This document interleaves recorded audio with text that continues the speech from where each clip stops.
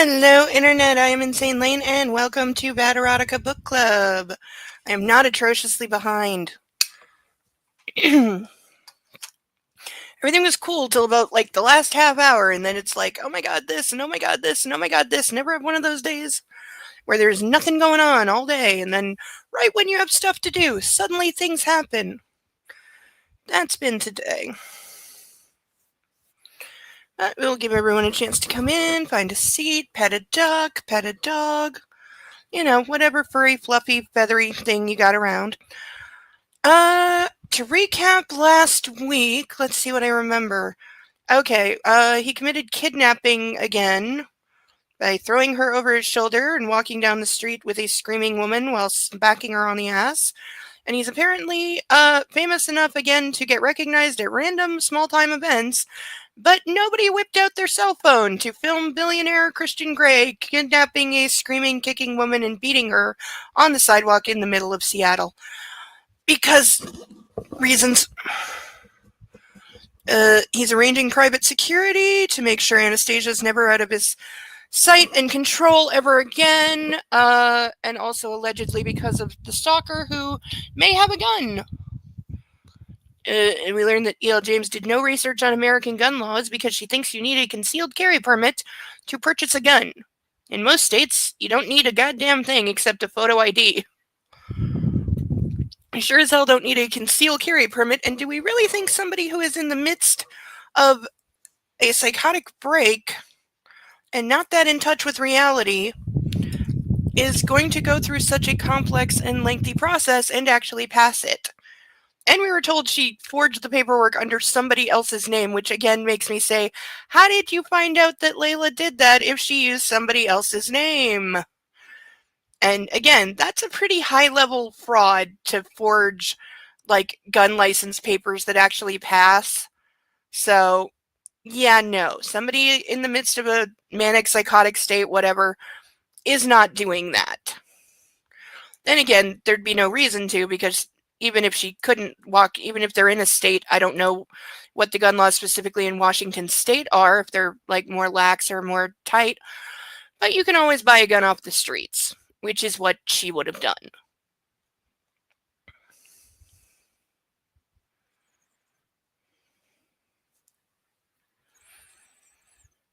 Other than that, I think we just had getting ready, or starting to get ready for the masquerade ball at his parents', which is probably where we're getting to tonight. We kind of have to be, because it's very much written in real time, and we went through the daytime, so he kidnapped her back to his place, said she can't leave because of the stalker, which is really just an excuse, but I think we're up to, heading to his parents for the masquerade ball, so we may get some interesting things there. It does, that scene in the second movie contains one of the biggest continuity errors in the entire series of movies, because, as I'm sure we'll read about, Anastasia puts on very expensive lingerie under the evening gown to wear to the event, and then in the movie, when they go to have sex, she takes the dress off and is just naked underneath. All the lingerie we saw her putting on has disappeared. How, nobody noticed this on set. Or maybe that was just the level of not caring. Could you really blame them?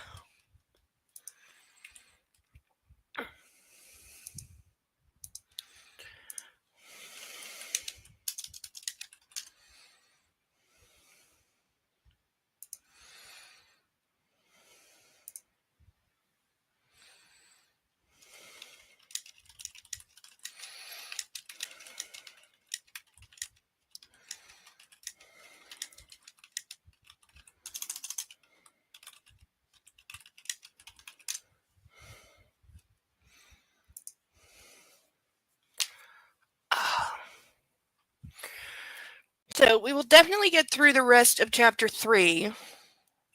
possibly a little into 4. The page count is almost 40 dead on, so it really just depends on time. And how pissed off I get. Or drunk. Either one will do. But I am planning to get very, very intoxicated tonight. It's been a very shitty week. And that was on the back of another shitty week, so it's been like 10 days, and what am I saying, like 15 days of a lot of bullshit and a lot of things going wrong and a lot of stress, so yeah.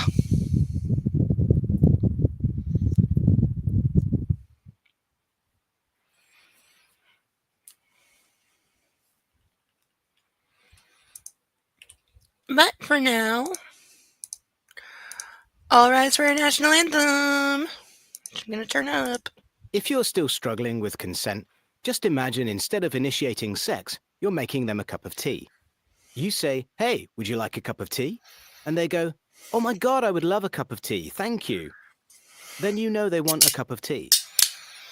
If you say, "Hey, would you like a cup of tea?" And they're like, I'm not really sure. Then you can make them a cup of tea, or not, but be aware that they might not drink it. And if they don't drink it, then, and this is the important bit, don't make them drink it. Just because you made it doesn't mean you're entitled to watch them drink it. And if they say, "No, thank you," then don't make them tea at all. Just don't make them tea. Don't make them drink tea. Don't get annoyed at them for not wanting tea. They just don't want tea, okay? They might say, "Yes, please, that's kind of you." And then when the tea arrives, they actually don't want the tea at all. Sure, that's kind of annoying as you've gone to all the effort of making the tea, but they remain under no obligation to drink the tea. They did want tea, now they don't. Some people change their mind in the time it takes to boil the kettle, brew the tea, and add the milk. And it's okay for people to change their mind, and you are still not entitled to watch them drink it. And if they are unconscious, don't make them tea. Unconscious people don't want tea, and they can't answer the question, "Do you want tea?" because they're unconscious. Okay, maybe they were conscious when you asked them if they wanted tea, and they said yes, but in the time it took you to boil the kettle or brew the tea and add the milk, they are now unconscious. You should just put the tea down, make sure the unconscious person is safe, and this is the important part again, don't make them drink the tea. They said yes then, sure, but unconscious people don't want tea. If someone said yes to tea, started drinking it, and then passed out before they'd finished it, don't keep on pouring it down their throat. Take the tea away. Make sure they are safe, because unconscious people don't want tea. Trust me on this. If someone said yes to tea around your house last Saturday, that doesn't mean they want you to make them tea all the time. They don't want you to come around to their place unexpectedly and make them tea and force them to drink it, going, "But you wanted tea last week," or to wake up to find you pouring tea down their throat going, "But you wanted tea last night." If you can understand how completely ludicrous it is to force people to have tea when they don't want tea, and you are able to understand when people don't want tea, then how hard is it to understand when it comes to sex? Whether it's tea or sex, consent is everything. And on that note, I'm going to make myself a cup of tea.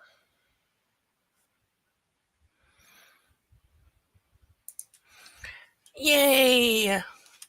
All right. Let's bring her up. There we go. And everything should be working. Hopefully. Oh, my hair. And I just brushed it. I brushed it right before because I forgot I had it up in a messy ponytail, so I had to take it down real fast. But we may have somebody joining us. They are trying. I'm not sure how well Mac products work with StreamYard, but we'll see.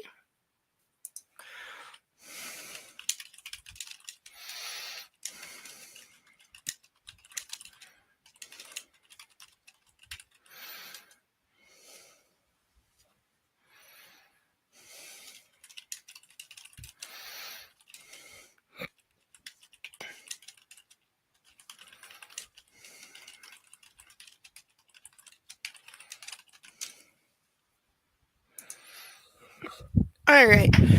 First things first, we will introduce our ducks. You may notice we have all our ducks out because literally right as I was saying goodbye last time, somebody sponsored the last 2 ducks and it came through like 5 seconds after I said goodbye. So I didn't get a chance to shout it out. I am sorry for that. They know who they are. I don't think they're here right now. But we have our last 2 ducks finally. I have sourced more ducks. They are not on their way yet because finances, but I know where they will be coming from. So hopefully we'll have new ducks soon. So for this week, if anyone wants to donate for a duck, I will write down the number of ducks, and if you have names already, I will write them down. And when we get new ducks, I will draw those first. Other than that, we do have handcuffs, of course, that are always available and oh so much fun. They certainly make me feel better. I don't know why, but they make it easier to read this garbage. I think it's because it gives me something physical to struggle against, so my brain gets a break from wrestling.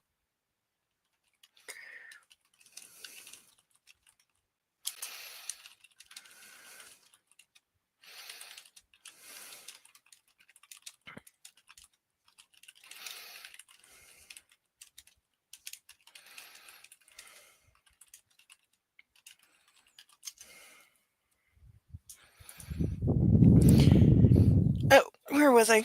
Oh, yes. We have our handcuffs, which there's a key in here. There's also a key tied around the monitor within reach at all times because we practice safety. I have all my other implements in case the book needs a spanking. We have our red flag, which I still forgot to wash. Damn it. I got to do a load of laundry this week that is just all the things that I have forgotten. The puppy pillow, the puppy bed because it needs it, and the red flag. I just need to throw all that in the wash in one load. Just probably like Wednesday when it's like really dead. Monday is a bad day to do laundry in a building. Always a bad day. Weekends actually are surprisingly good in this building, I've learned. So, for our duck roll call, our complete roll call, now that we have all 25 ducks, we have Ralph, Charlotte, Steve, Paddington, Caspian, Inspector Clouseau, Dumbo, Sally, Bill, Xavier, Eloise, Pongo, Mitch, Sasu, Bob with 2 B's, Sasha, Bartholomew, Alex, Chuckles, Melman, Naruto, Jeremy DeWitt, Cinemark, and introducing Alan Tudyk and Jeeves. Hey, hey! Good to see ya! Don't have to ask what you're a fan of. So I'm guessing you're not following the hockey, because the entire world, all of Canada is very invested in the Stanley Cup right now, which I think they played. I think don't quote me on this. I'm not a hockey person. Yes, somebody named. We have a motorcycle cop duck that somebody, the person who sponsored it, named it Jeremy DeWitt. Oh, you're on the Oilers bandwagon? Okay, yeah. I don't even know who all is playing. I know the Oilers because it's been like wall to wall on the news, so I know that. Um, but yeah, I think they played the first game of the Stanley Cup, which I believe is a total of 7. I don't know if somebody wins like 4 in a row, do they stop because like the other team can't win, or do they always play the full 7 games? They lost game 2 last night. I think they won the first one though, so they're tied.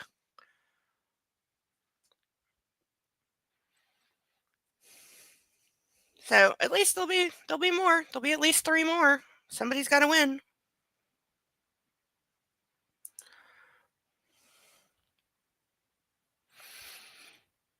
It is first team to win 4. So when somebody gets 4, they do stop even if it hasn't been 7 games.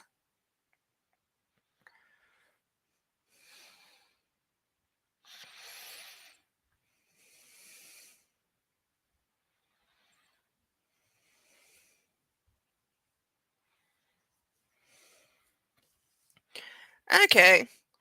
Wow, I know more than I think I do about this. Probably because I grew up around people who really liked hockey. So things just kind of sink in. I went to a Super Bowl party once and had questions nobody could answer. Football doesn't make a lot of sense when you get into the rules.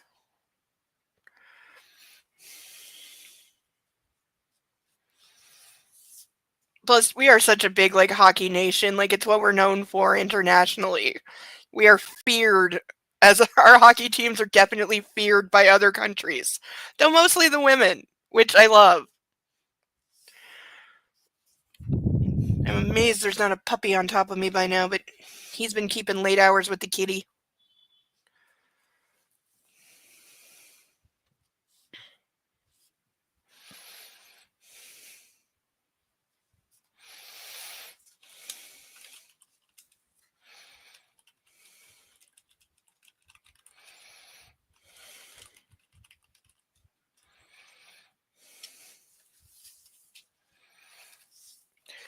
Alright, we dropped off. We're 146 pages into this somehow. I feel like we started it last week. Though I'm still afraid of the next one that is 754 goddamn pages. Because Jesus Christ. Like, I have no idea what the hell is going to be in there, but I'm predicting some hell.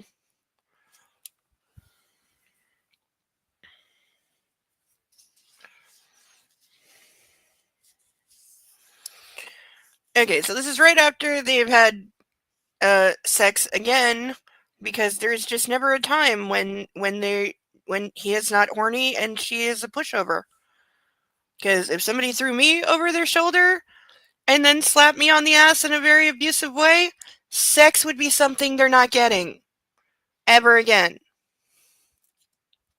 I did have a boyfriend threaten to throw me over his shoulder once. He had a valid reason at the time. Christian Grey did not. Oh, and there's a puppy. Somebody's on my leg. All right, come here, you. Come here. It's okay. You're sleepy. I can't come down there and rub your belly right now. All right, one quick belly. Quick belly rubs. Belly rubs, belly rubs, belly rubs, belly rubs. Belly rubs. Okay, come here. Come on, up, up. Yes, I love you too. Up, up. Now he's being lazy. As soon as I ignore him, he'll get up. Yeah, now you want up. Oh, no, I don't, kid. No, I don't, because I just want belly rubs. I just want to be a lazy puppy and get my belly rubbed. Right, come on, you. Up, up. Yes, come on, up. Show everyone you. Here's a...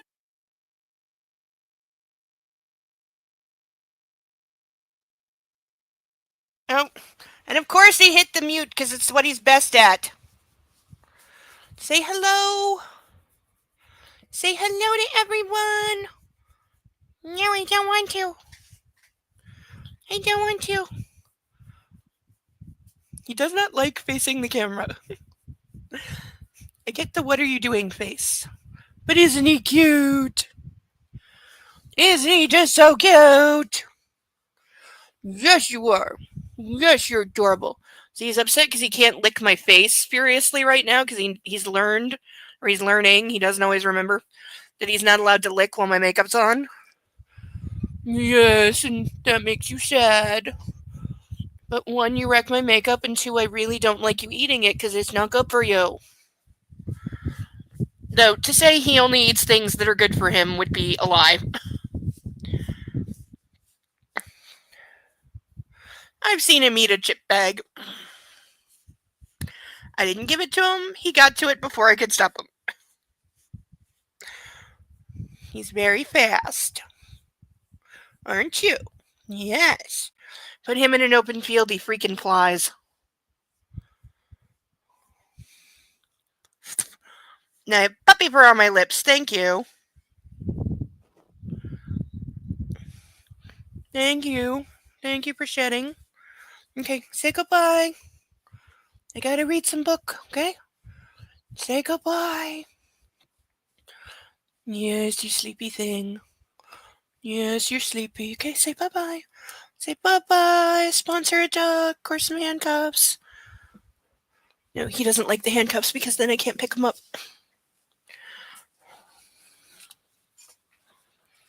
Oh, I need to straighten my tie. There we go. That's better. Oh. Yeah, most people haven't. I think the reverse of them because these came out several years after the originals. I think 4 or 5 years. We looked it up, but I don't remember. I think it was 4 to 5 years. And I think they just really kind of went a little bit under the radar. So I would definitely say not as many people have read the 50 Shades from his point of view, which is what this series is. Which it's still, I'm never going to stop laughing that E.L. James wrote it again from his point of view to try and defend her character and say he's not an abusive monster. And yet, with every page, he just gets more and more abusive.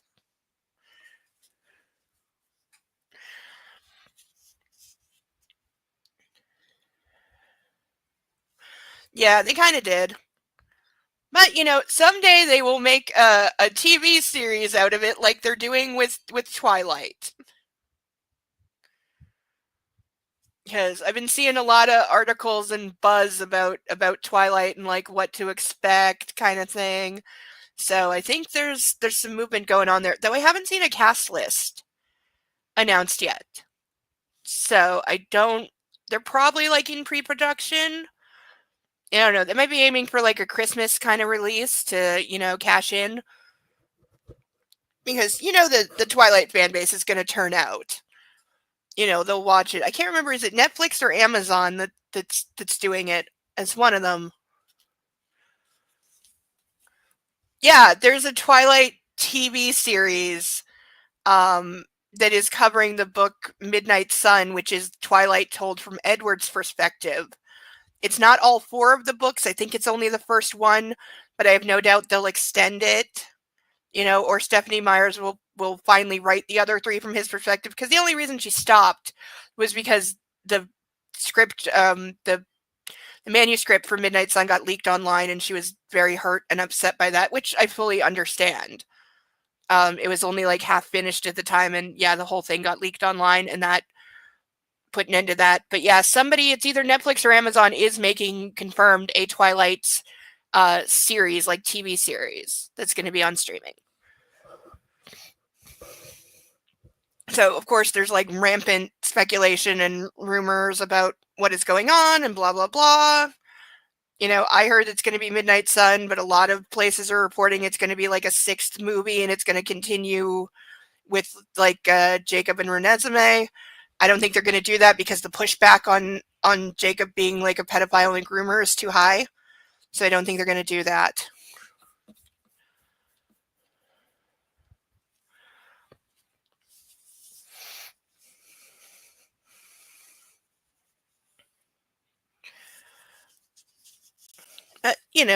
It's a cash grab. That's all it is. But they'll make their money.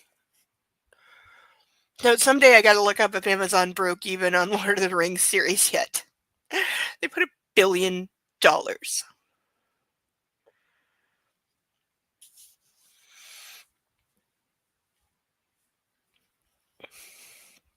Her head lolls on my chest, but I don't care. She subdued the darkness. I caress her hair, and with tired fingers I stroke her back as we both catch our breath. You are so beautiful, I murmur, and it's only when Anna lifts her head that I realize I've said the words out loud. She eyes me with skepticism. When will she learn to take a compliment? I sit up quickly, catching Anna off guard, but I hold her in place, and we're face to face again. You are beautiful. I emphasize each word. And you're amazingly sweet sometimes. She leans forward and gives me a chaste kiss. I lift her up and she winces as I ease out of her. That's not a good thing. Unless you're me. I kiss her Whoa. What was that?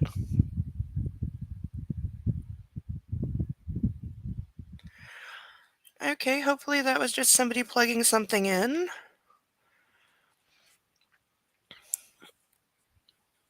I kiss her gently. You have no idea how attractive you are, do you? She looks nonplussed. All those boys pursuing you. Isn't that enough of a clue? Boys? What boys? Yeah. He also thinks that literally every man on the planet is after her, and but he likewise thinks every woman wants him. Like he's such a narcissist. Like, among his many other mental health issues, he is a raging narcissist.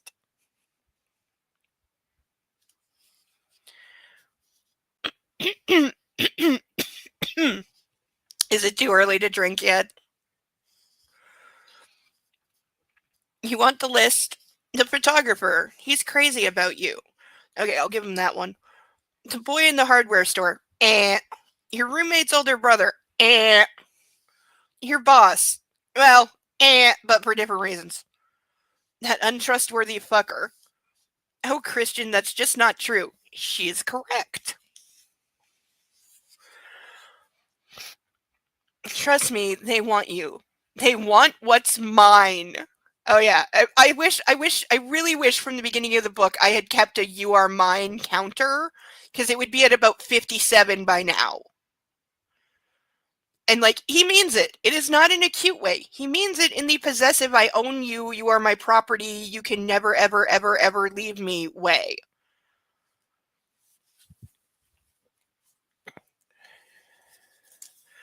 And we have our first highlight of the evening. Which reminds me, this week I'm getting on the burn video for the last one for Gray. So I'm going to be getting on that. So hopefully, if everything goes okay, we'll have the burn video for that next week.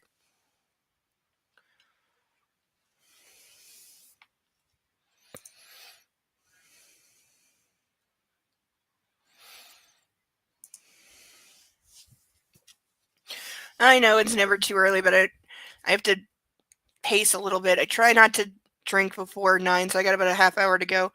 Plus, again, as I said, if anybody wants to, did I even go down the tiers? I didn't do it properly. Allow me to reiterate, because there should be a PayPal link at the top, which says Survival Fund, which is true now more than ever. Things are super tight right now, like in an unsurvivable, I don't know how I'm getting through the next 3 weeks kind of way. So ducks, which we will be getting more ducks, are at the $10 level. For $25, I will put the cuffs on for 20 pages, as tight as you want. And for $50, I will chug this entire glass of wine in one go.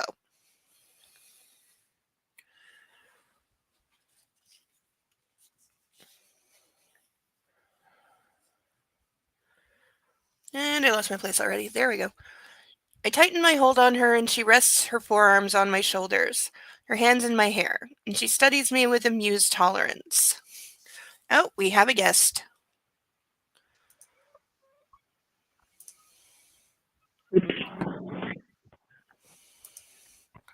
For some reason, my layout is refusing to shift. Oh, what did I do? Huh?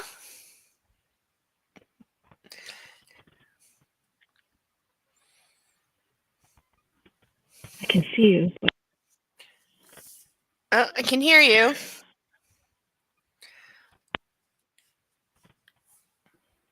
Okay, I won't touch anything. Okay.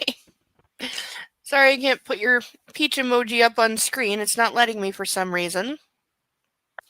Okay, I just closed my...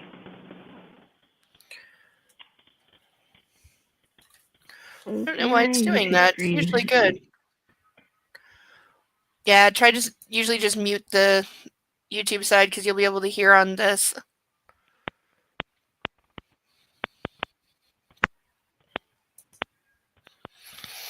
Mm.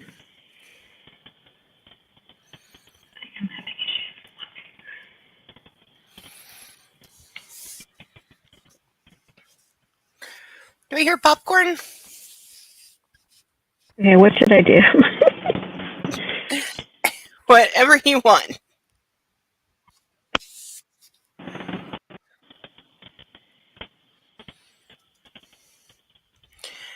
Her hands Is in I my like hair. reacting?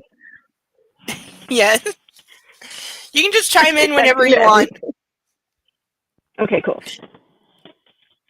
Yeah, we pause frequently. We rarely go an entire page without pausing, so it's fine. I mean, so much.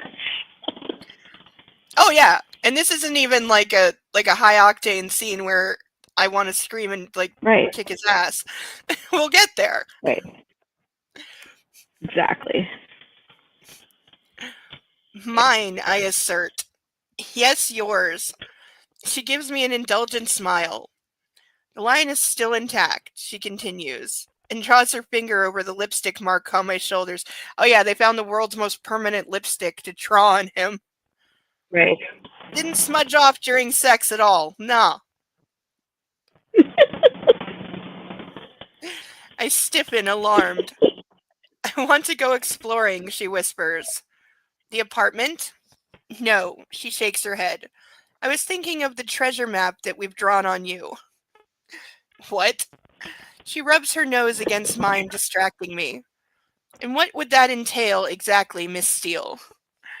She raises her hand and tickles my stubble with her fingertips.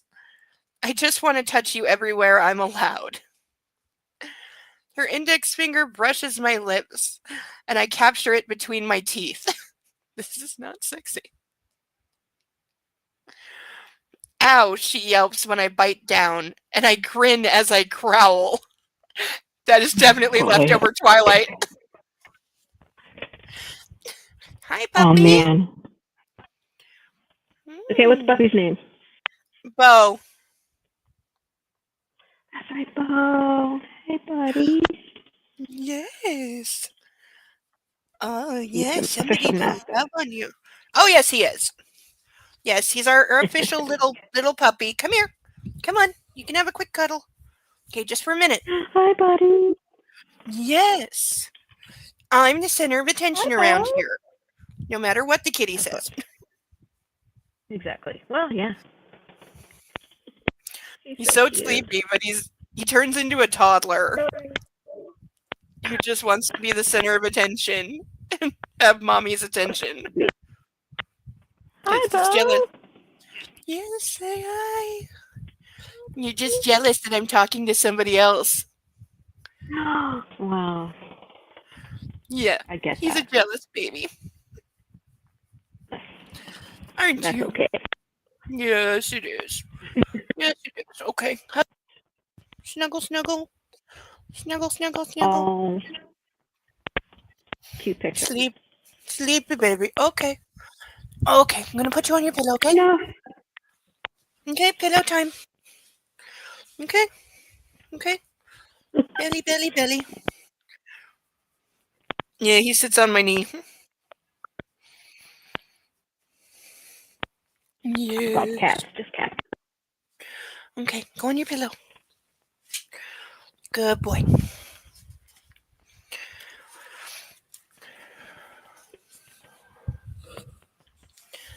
Yep, crack the neck.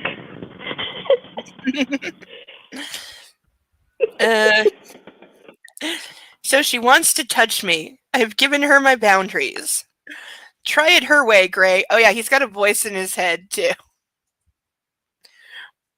Okay, I acquiesce. Wow. But That's actually interesting now to hear what he's thinking because he's a lunatic. oh yeah, his internal monologue shows a tremendous amount of insight that he never uses, and that he is in fact just an abusive bastard. Just, yeah. All kinds of messed up. Oh yeah. But I hear the uncertainty in my voice. Wait. I lift her and remove the condom and drop it beside the bed. Oh boy. No! I hate those things. I have a good mind to call Dr. Green around to Dr. Green around to give you a shot. Yes, because she's on some form of birth control that Book thinks works in. She's on the pill, which, if you know anything about being on the pill, you know it takes a month before it's effective. And yeah, and even then it's not. Yeah, not 100%. But she was taking it for like 4 days, and he stopped using condoms. And then they broke up for 3 days, and she stopped taking it, so she hasn't gone back on it yet. So that's why they're using condoms, and he's mad. Of course. You think the top OBGYN in Seattle is going to come running? She did the first time. I mean, if she's a top OBGYN, why was she available literally the next day after a random phone call from his assistant to be in his apartment?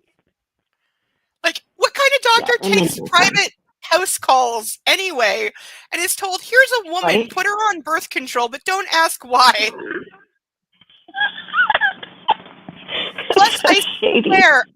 I swear in the original books, he said that Dr. Green had been the doctor for several of his previous subs, so she like kind of knew the arrangement Yes. and knew not to ask questions. I But think in he this did. one, thank you. I think so. But in this one, it's very think he clear did.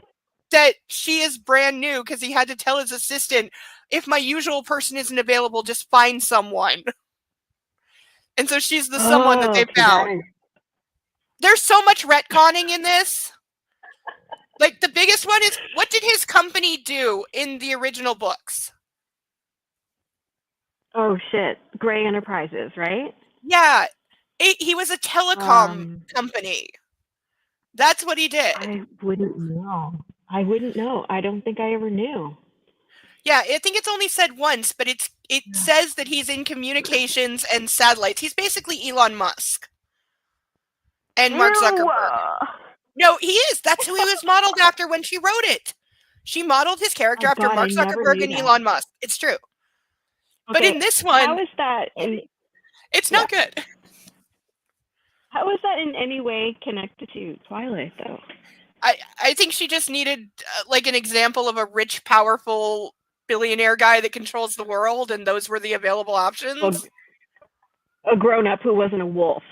Yes. But in this one, his company is no longer a telecom company. Now it's a finance company with a telecom division.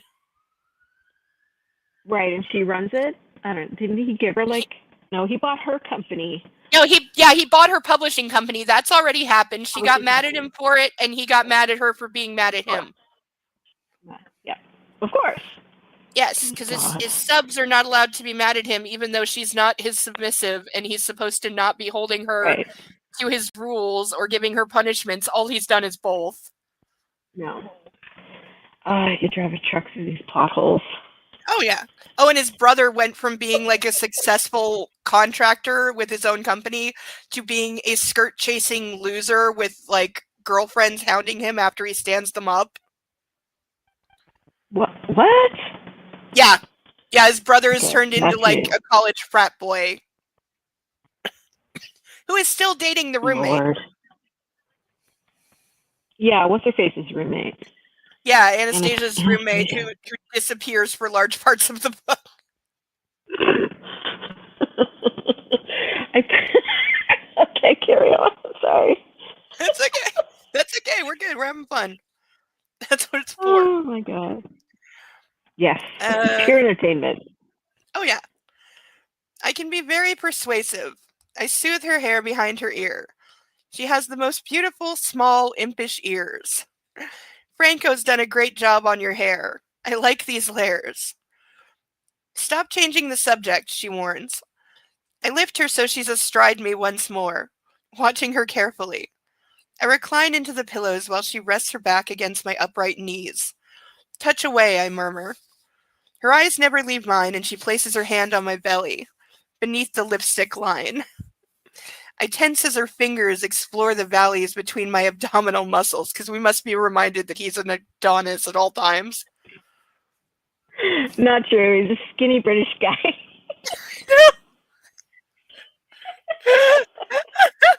Oh, sorry. He's Irish. My bad. Yeah, I think he is. My bad. He worked out like adorably Irish. He worked out so hard for those freaking movies, and like, there's almost nothing that shows it. I felt bad for him. No. Okay. This totally gonna interject, but who would be your Christian Grey? Ideally. Oh, like out of actors? Actor. Oh. Yeah. Because I have the same one for pretty much every male role. Oh. Can we pick them like at any time in their career? Can we like go back and say like a young somebody or? Oh yeah. Sure. Oh. Who see? Because the thing that I hated about Jamie Dornan's performance is that he never had the commanding presence that Grey is supposed to have. Like no, he didn't. The natural intimidation, and I'm Like, he didn't have the Right? tone. I didn't believe him as a dom or a guy who runs No. his own company. Who would I No, pick? he's I'm just not not big enough. big on. No, he just didn't have it. And he's very young when he's playing it too, which I think also, like, you're asking Yeah. a lot of somebody in their 20s. God, was he that young? That's more. Yeah, he was like 20, 23, 24. He was really young. That's So I think it? that was part of the Oh. problem. Yeah. Yeah. Who would I pick? I would say,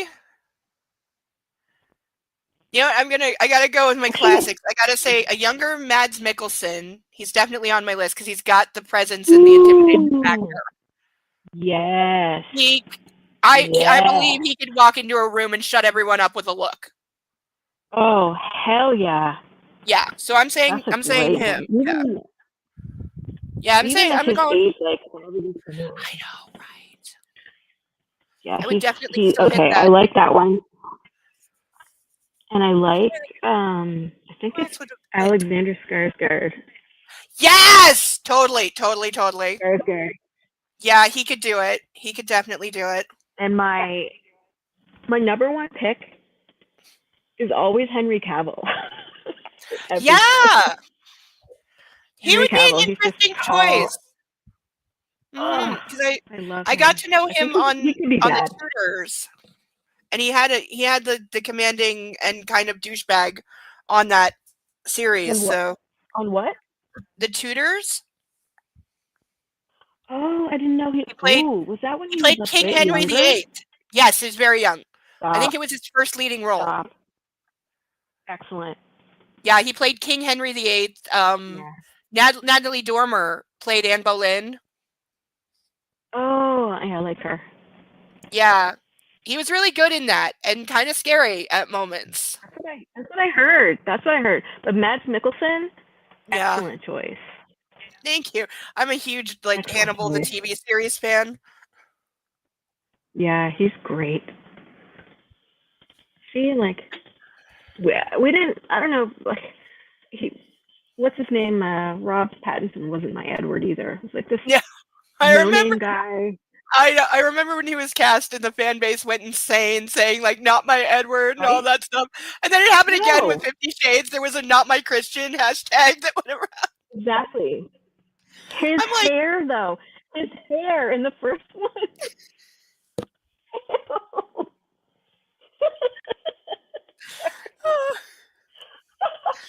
they are all garbage. Gross. I mean, yeah. Mhm.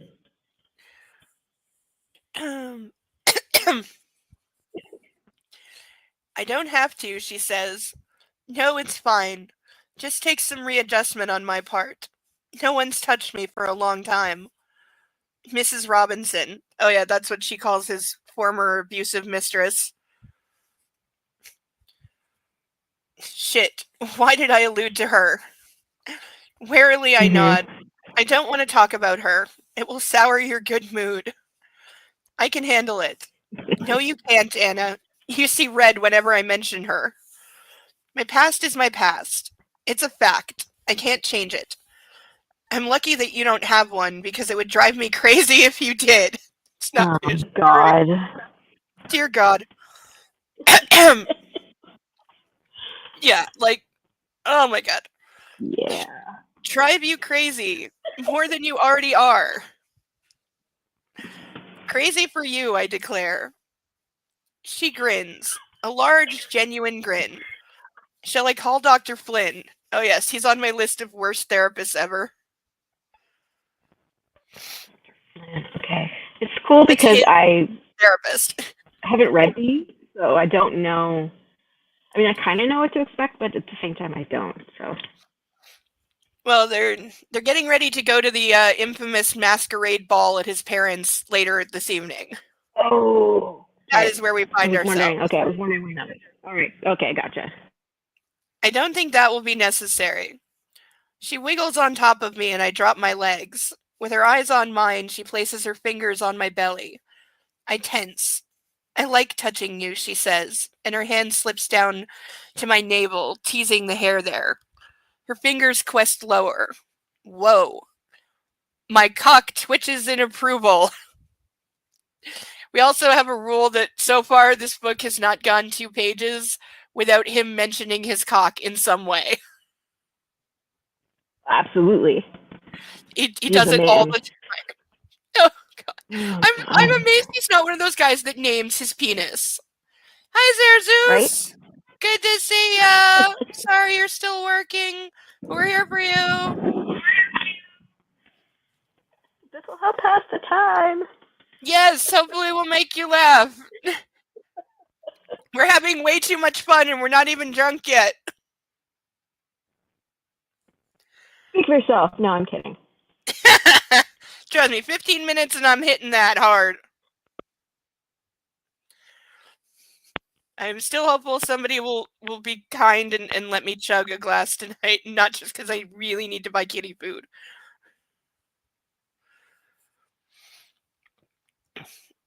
My cock twitches in approval. Again, she says with a carnal smile. Oh, Anastasia, you insatiable woman, because all women who were virgins 2 weeks ago are this randy. Oh yes, Miss Steele, again. I sit up and clasp her head in my hands and kiss her long and hard. You're not too sore, I whisper against her lips. No. I love your stamina, Anna. Stamina she should not have. I'm going to refrain from comment. Also, you're getting ready to go to a fancy party. Like, time is a factor here. Yeah. She dozes beside me, replete, I hope. After all of today's arguments and recriminations, I'm now feeling more at peace. Perhaps I can do this vanilla thing. You're still not doing it. I look down at Anna. Her lips are parted and her lashes leave little shadows across her pale cheeks. She looks serene and beautiful, and I could watch her sleep forever. Yet she can be really fucking difficult. Who knew? Wait, did she just like spontaneously fall asleep there? After they had sex again, yeah. Okay, gotcha. She's implying, yeah, she often falls asleep after they have sex. I often think it's because he roofies her quite frequently. Bingo. Yeah, no, it's been a running gag as we've been reading, even from the original series, that at least 10 of his former subs, he murdered them, and that he regularly drugs Anastasia. We've got a couple places where it's like it's so there. Okay. He was in a show with, oh god, I think it was called The Fall, where he was actually a serial killer. That was a great show. Really? Yeah, I think it's called The Fall. Him and Julian Anderson. He's great. He's great. And the irony is, I think I like it. She makes me question myself. She makes me question everything. She makes me feel alive. Because she is his literal savior. That's why she keeps the darkness at bay. Oh, God. You know, and in the other series that she wrote after this, she just drops all pretense and blatantly says that the female character who is religious in that one is the angel saving the handsome British Earl. That one's actually set in England. And he infantilizes her so much. Sure. Okay, I didn't pay attention to what she wrote after these books. I don't think anybody did. And yet they're supposedly making a movie out of the first one of the next series. Like, Universal bought it right when the pandemic started. So it's been like in like production. Yeah. It's been in production hell for like 5 years. Yeah, but there has been some movement. There's producers attached now, and like IMDb pages going up. So, well, they spent $20 million on it, and that was just for the rights to it. And then they supposedly Oh, and then they supposedly paid E.L. James another $10 million to write the script. Oh my god. Okay. To something she's already written. Yeah, 20 mil was just Gotcha. for the rights to it, not a script. I mean, she and Stephanie Myers are just rolling. They're rolling in it. Oh yeah. Oh yeah. Yeah, they're up there with Good for like them. J.K. Rowling. Absolutely. Yeah. No, Rowling has now been forced out of her own IP. She has nothing to do with the Harry Potter Really? TV series that they're doing. Oh no. No, because of all Okay. her comments of her homophobia and transphobia and all that crap. So True. she got True. ousted from her own project, basically. For the best. But she's made billions, so I mean, yeah. yeah, she still has a piece of the Universal theme park, that alone. Whoa. Can you imagine? Every ticket. No, it's insane. And the merchandising. All everywhere. Yep. Okay, Bo, It's everywhere. you're being annoying. I know I love No, you. buddy. And you're very cuddly. And you want to cuddle and you want all the attention in the entire Yes. world. I know. Okay. Lay down on your pillow, Gonna have to be okay? a bow. Gonna have to be a fan club. A bow fan club. Oh, he would love that. Yes. Yeah. Good baby. Yep. Yes, he just does want everyone to love him and cuddle him. And oh yeah, as But soon as we I put the book do. down, he's like, no, rub my belly, rub my belly, lay on my pillow, Oh, man. rub my belly. No, if you want cuddles, you come up. Okay, next You time gotta show yourself. next time you get on my leg, I'm not gonna lift you up, little baby. Too cute. Back in the living room, I gather my papers from the sofa and head into my study. I've left Anastasia asleep. She must be exhausted after last night, and we have a long night ahead at the ball. At my desk, I fire up my computer. One of Andrea's many virtues is that she keeps my contacts up to date and synced across all my devices. I look up Dr. Green, and sure enough, I have her email address. I'm so over condoms. I'd like her to see Anna as soon as possible. I send her an email, but I don't imagine I'll hear from her until Monday. After all, it's the weekend. Love how he just emails the doctor to come and drug his girlfriend without her permission and without asking her. Yeah, pretty sure it's a whole What? doctor stuff. I'm sure it violates a whole bunch of Oh, yeah. Hell yeah. doctor. Think of the word. Hell You know yes. what I mean. Doctor patient privilege, confidentiality, HIPAA laws, all of it. HIPAA, that's the one. Yeah. Oh, hello. All right, last time, then you need a nap. Come here. No, you're not going to do Puppy this. time. You're not going to paw at me and then lay down. Come here. Okay, belly, belly, belly. Only because you're suck. Pause for Yes, the belly rub. yes, you're sucky. Sucky baby. All right, you want up? Come on. Up. Yes, there we go. There we go. It's a puppy. Oh, hello, boy. Yes, yes, yes. Oh, snuggle, baby. Okay, quick Hello, one. Bo. Yes, you're so cute. Yes. Yes. Here, say hello. Say hello. Yeah. Yeah, he won't bark unless he has something to bark at. Yes. Yeah. I'm sure you can find something to bark at. You usually can. You ever want to hear him sound off? Vacuum. Ooh. No go. Whenever they vacuum the hallway, Oh yeah. and he will not be told. He's just trying to protect you. Oh yes, he absolutely thinks the vacuum is going to come in here and try to eat him. Yep. Yes. It's a bad thing, right? Yeah.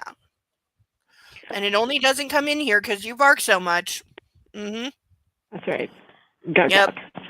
Oh yes, yes. This is the face of a guard dog. This is a guard puppy. Yeah, the guard Aww. who's just splat. Just got some cuteness. Doesn't care. She's like, you're holding me. Okay. Yes. Okay. Mwah. Yes. Yes. Yes. Yes. Yes. Yes. Okay. Go lay down. Go, baby. Yeah, I'll be right back. Okay.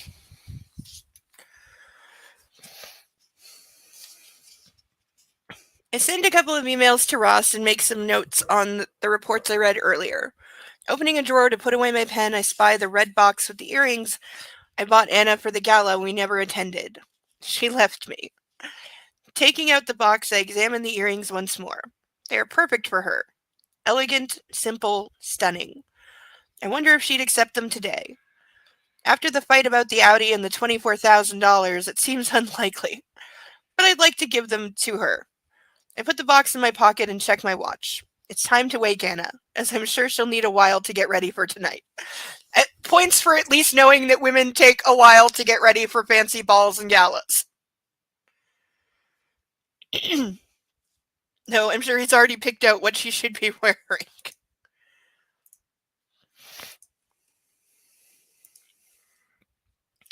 But as we are seeing the crack of 9 o'clock, Estrovia.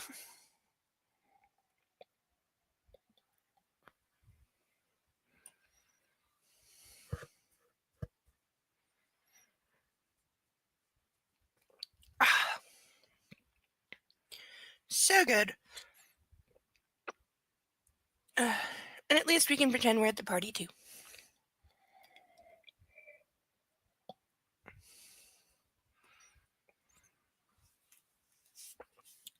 Ow! She's curled up in the middle of the bed, looking small and lonely. She's in the subs room. I wonder why she's up here. She's not my submissive. She should be asleep in my bed, downstairs. Hey, sleepyhead. I kiss her temple. She grumbles, and her eyelids flicker open. I would absolutely hate, taking a decent nap right before I have to go out to a party. I wouldn't be awake enough. Time to get up, I whisper, and kiss her quickly on the lips. Mr. Gray. Her fingers caress my stubble. I've missed you. You've been asleep. How can she have missed me? I missed you in my dreams. I can relate to that. When I don't see people for a couple weeks, sometimes they appear in my dreams because I miss them. It happened this week. I've had more dreams that I remember in this past week than the majority of my life. It's really weird. I don't know why. Because usually I don't dream. Or if I do, I don't remember it, that kind of thing. So it's always been super rare. And I remember anything that I was dreaming. Maybe a handful of times till I was about 30. Now I'm dreaming more and I don't know why. It's very weird.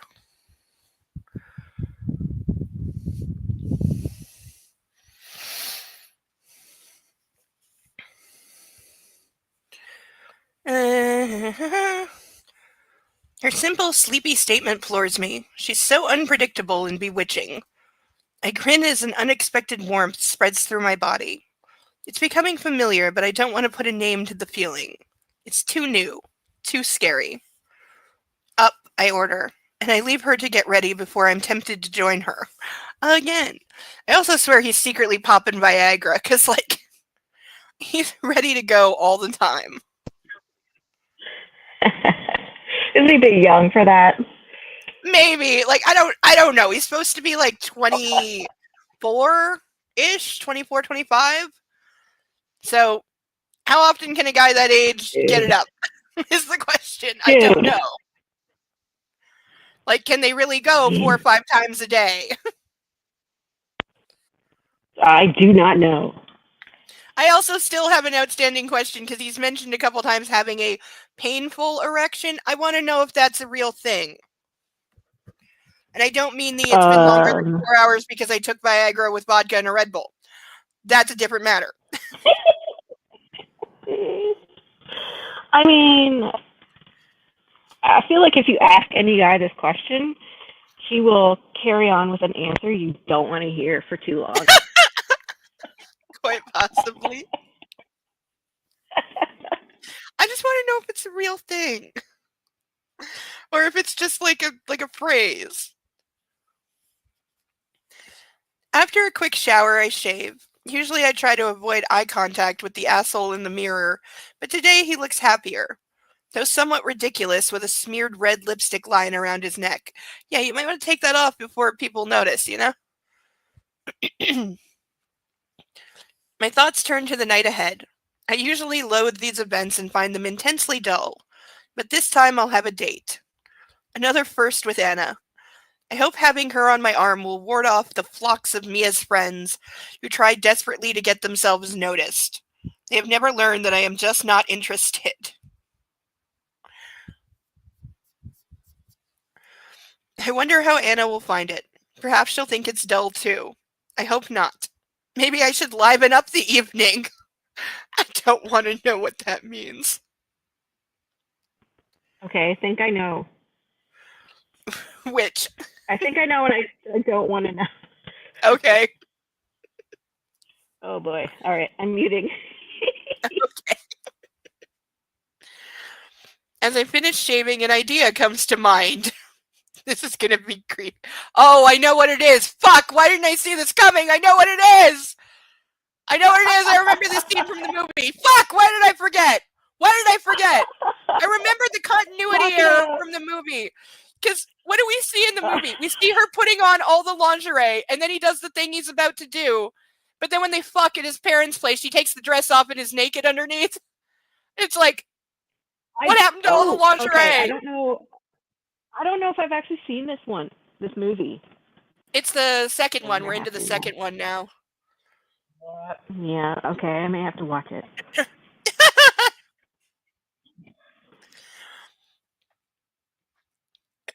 After a few minutes, wearing my dress pants and shirt, I head upstairs, pausing outside my playroom. Is this a good idea? Anna can always say no, because that's just gone so well every time she's ever done that. You've totally listened. I unlock the door and step inside. I've not been in my playroom since she left me. It's quiet, and ambient light glows on the red walls, giving the place an illusion of warmth. But today this room is not my sanctuary. It hasn't been since she left me alone and in darkness. It holds the memory of her tear-stained face, her anger, and her bitter words. I close my eyes. You need to sort your shit out, Gray, says the voice in his head. I'm trying, Anna. I'm trying. You are one fucked up son of a bitch. There's benefit for knowing yourself. Fuck. If only she knew. She'd leave. Again. I discard the unpalatable thought and from the chest fetch what I need. Will she go for this? I like your kinky fuckery. That phrase needs to die. Her hushed words from the night of our reconciliation give me some consolation. With Anna's confession in mind, I turn to leave. For the first time ever, I don't want to linger in here. As I lock the door, I wonder when or if Anna and I will revisit this room. I know I'm not ready. How will Anna feel about the, what does she call it? Red Room of Pain. We'll have to see. The thought that I may never use it again depresses me. Brooding on this, I walk to her room. Perhaps I should get rid of the canes and belts. Maybe that would help. I open the submissive's room door and stop. A startled Anna whirls around to face me. She's dressed in a black corset, tiny lace panties, and thigh highs. All thought is erased from my mind. See, that I know is accurate. Hi. 100%. Oh, yeah. I've seen guys, like, struck stupid when, you know, a girl in a string bikini walks by. They just, yeah, there's no thinking. It's just, right, Bo? They turn into one of you. It'd be like if I hung a pork chop in front of you. I love bones. With him, it's chicken. He will do anything for some chicken. Ooh. It's one of the words that make his ears go up. Oh my! Just a spell. Oh, yes. Yes. But, oh, you are his best friend forever if you give him chicken. Like, if we were Good out in the to know. country, he's the dog who would get shot for going in the neighbor's chicken coop and trying to eat one. The fox in the hen house. Oh, God, yes. Not that he would ever get one. My What would dog. probably happen is he would approach the hen house, one of the chickens would flap at him, and he'd run away very quickly.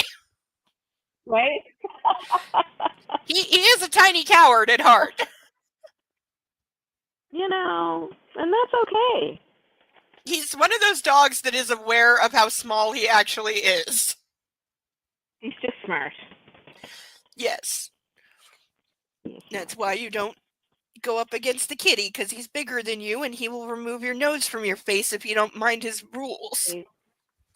You just know. Oh, the cat has definitely taught him what to not do. Oh boy, cats are vicious. Yes. And I have 3. I only have 1 now. I used to have 3, but 2 of them have passed away. I desperately tough. want a Oh new my pet, God. though. So bad. I want a new pet, Yeah. but it's just not a good time right now. Yeah, I hear ya. Because I want a German Shepherd. Oh, babies.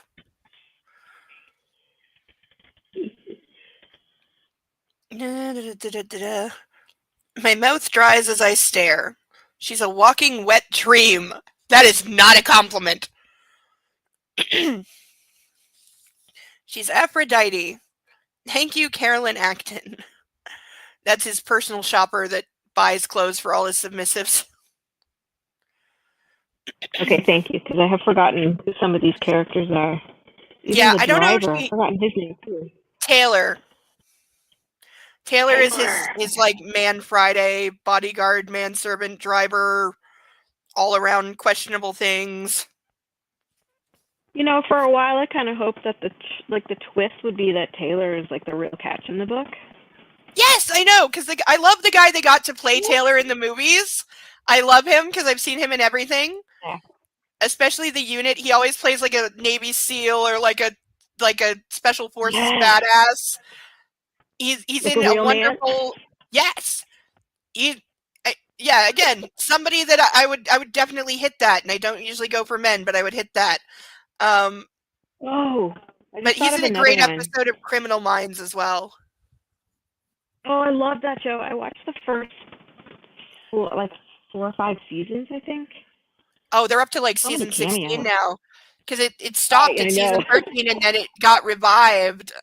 And I haven't watched the revival yet, but I heard it's really good. And so I am eventually going to get there. But yeah, he's in the other guy. one of the later seasons. You might have made a good Christian. But the other guy I was thinking of was the guy from Outlander, the Scottish guy. I don't know Outlander. He It's could on be my interesting. list of I need to watch. I'm trying to read the books, but I haven't been able to get into them. But oh my gosh, he's so cute, this guy. That counts. Okay, I'm done interrupting. That's okay. Can I help you, Mr. Gray? I assume there's some purpose to your visit other than to gawk mindlessly at me. There's a hoity edge to her voice. I'm rather enjoying my mindless gawk, thank you, Miss Steele. I step into the room. Remind me to send a personal note of thanks to Carolyn Acton. Anna gestures with her hands. She's wondering what I'm talking about. The personal shopper at Neiman's, I clarify. Oh, I'm quite distracted. I can see that. What do you want, Christian? She says, sounding impatient, but I think she's teasing me. I pull the Kegel balls out of my pocket for her to see, and her expression changes from playful to alarmed. She thinks I want to spank her. I do.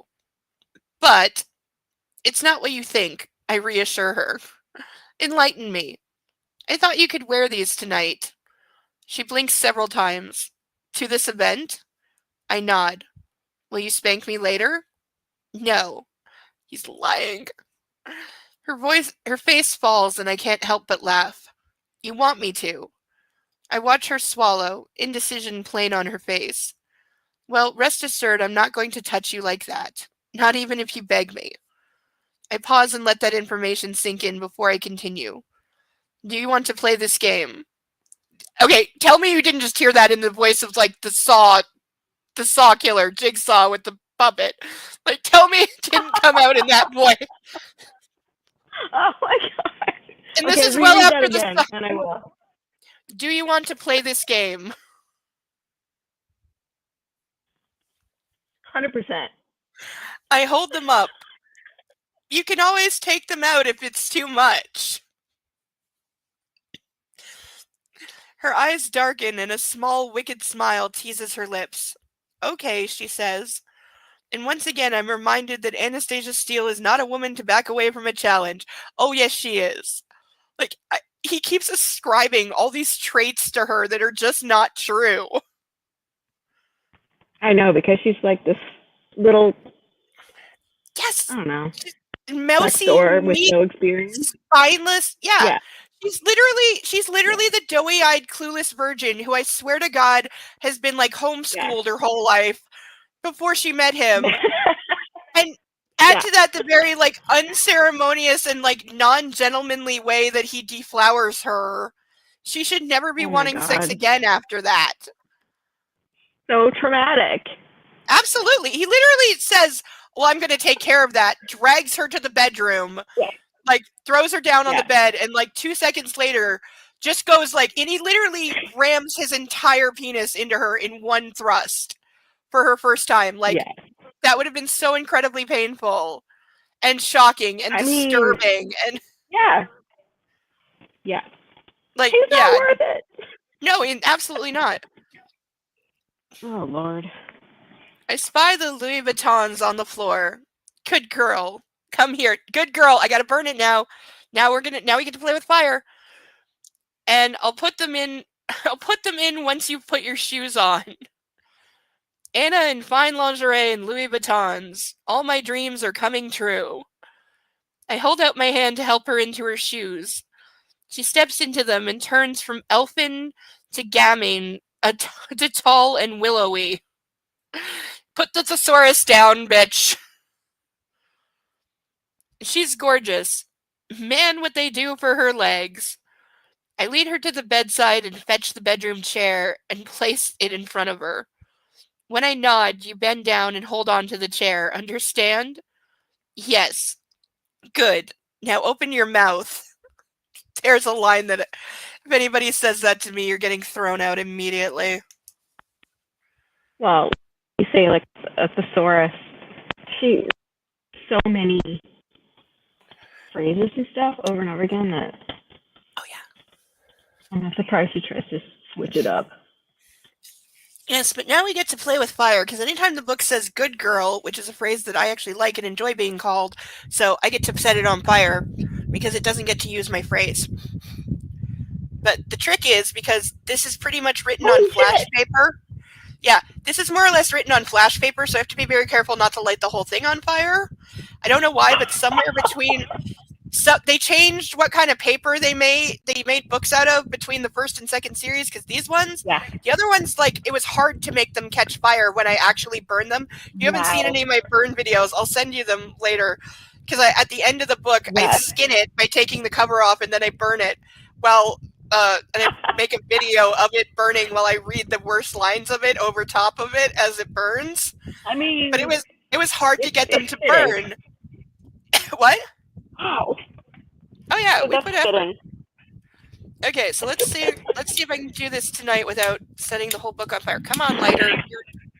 You know what? It's the fan. I gotta turn it. The fan. There we go. Okay, now it won't interfere. There we go. Okay. Now let's scorch the book without lighting it entirely on fire, please. Come on. See, it's not burning the way I want it to. Wow. You see, it's not... Of course it's not doing it. Come on. Whoa. Come on. I just want to eradicate the words. Come on. I'm not trying to light the whole... Are you going to make me do this? Like... Holy shit. I know, it's not even... What? Yeah, and sometimes it gets a little crispy like that. It didn't even burn where I wanted it to. Oh, I can't hear you now. Oh, It didn't burn where I wanted it to, and it cracked the page.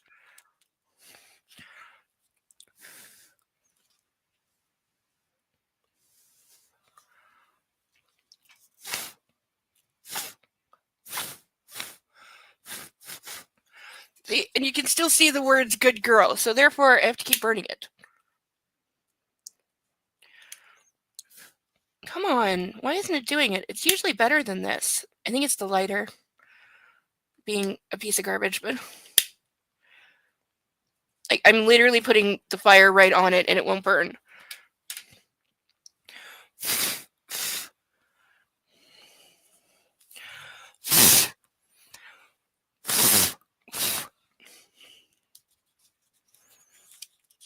Oh no. Okay, let's see if I hold it out a little bit and we can get it.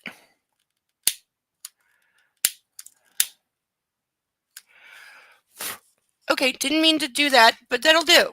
It at least got rid of the offending words. My playmate seems to be having technical difficulty. But we got rid of the offending words. And I didn't highlight anything on the other side, so we're okay. It smells really good in here now.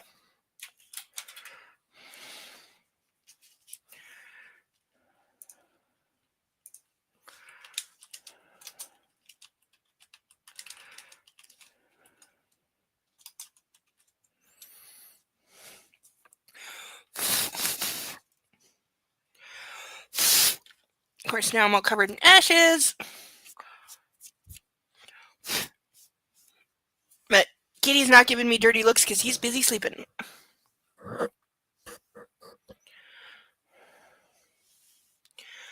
There we are.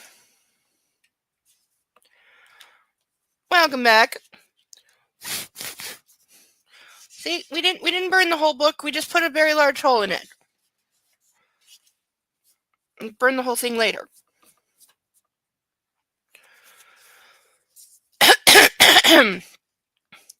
She does, and I slide my index finger between her lips.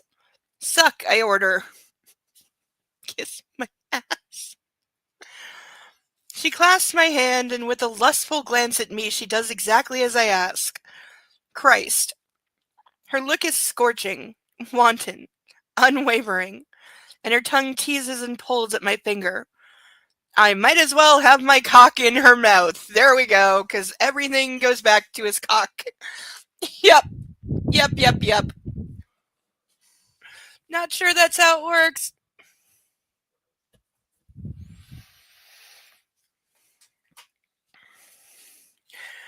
I'm hard. Instantly. Oh, baby. When is he not hard? He's always hard. Always. Absolutely always.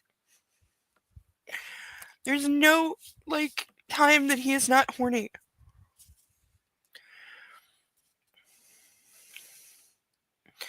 I've known very few women who had this instant effect on me, but none as instant as Anna. And given her naivete, it surprises me. But she's had this hold on me since I've met her. Get to the matter in hand, Gray. To lubricate the balls, I slip them into my mouth while she continues to pleasure my finger. When I try to withdraw it, her teeth clamp down, and she gives me a winsome smile.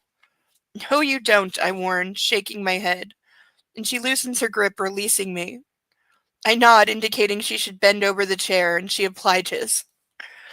Kneeling behind her, I move her panties to one side and slide my filleted finger inside her and slowly circle, feeling the tight, wet walls of her vagina.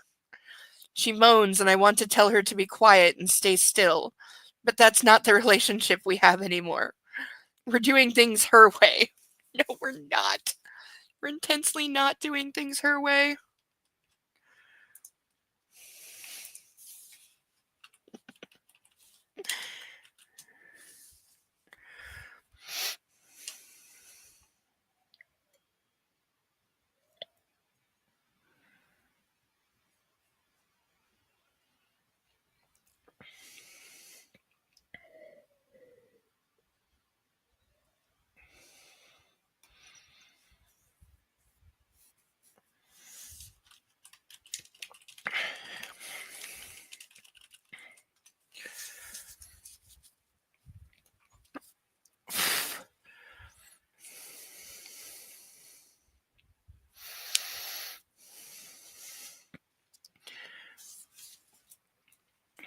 Oh, there's my peach.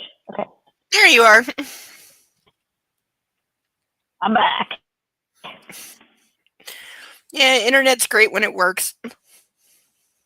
I know. That's when it doesn't. So she gave his finger a blowjob, and now he's putting the balls inside her. All right, we're caught up. Yep. I withdraw my finger, then gently ease each ball inside her, carefully pushing them as deep as they can go. As I slip her panties back in place, I kiss her delectable derriere. I sit back on my heels and run my hands up her legs, and kiss each thigh where her stockings stop. You have fine, fine legs, Miss Steele. I stand and grasp her hips, pulling her against my arousal. Like that's not gonna, leave traces of certain things on the front of his pants? He's already dressed. Maybe I'll have you this way when we get home, Anastasia. You can stand now. She does, her breath quickening when she's upright, and she shimmies in front of me, her ass brushing my erection. I kiss her shoulder and extend my arm around her, palm up, holding out the Cartier box. I bought these for you to wear to last Saturday's gala, but you left me, so I never had the opportunity to give them to you. I take a deep breath. This is my second chance. Will she accept them? It seems symbolic somehow.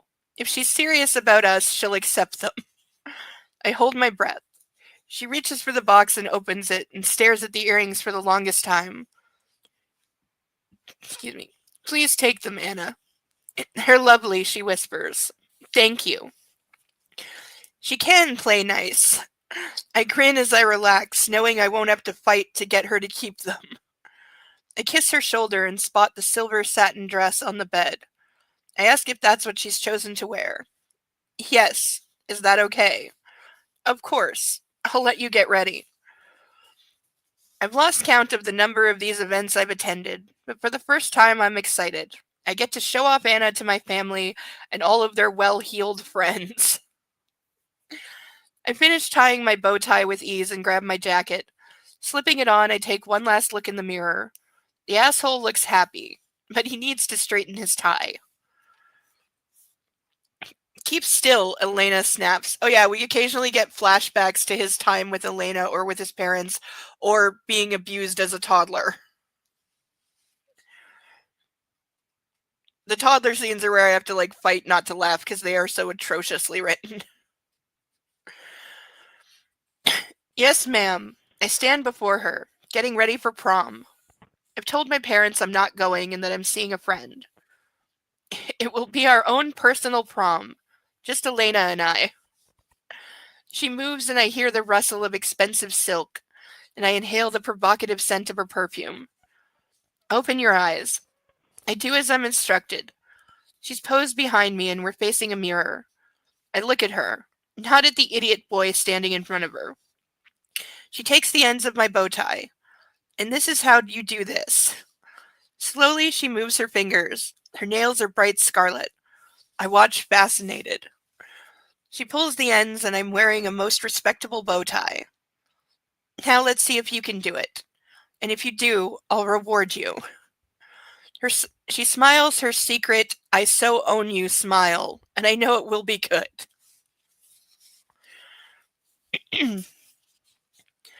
I'm rehashing the night's arrangements with the security team when I hear her footfalls behind me.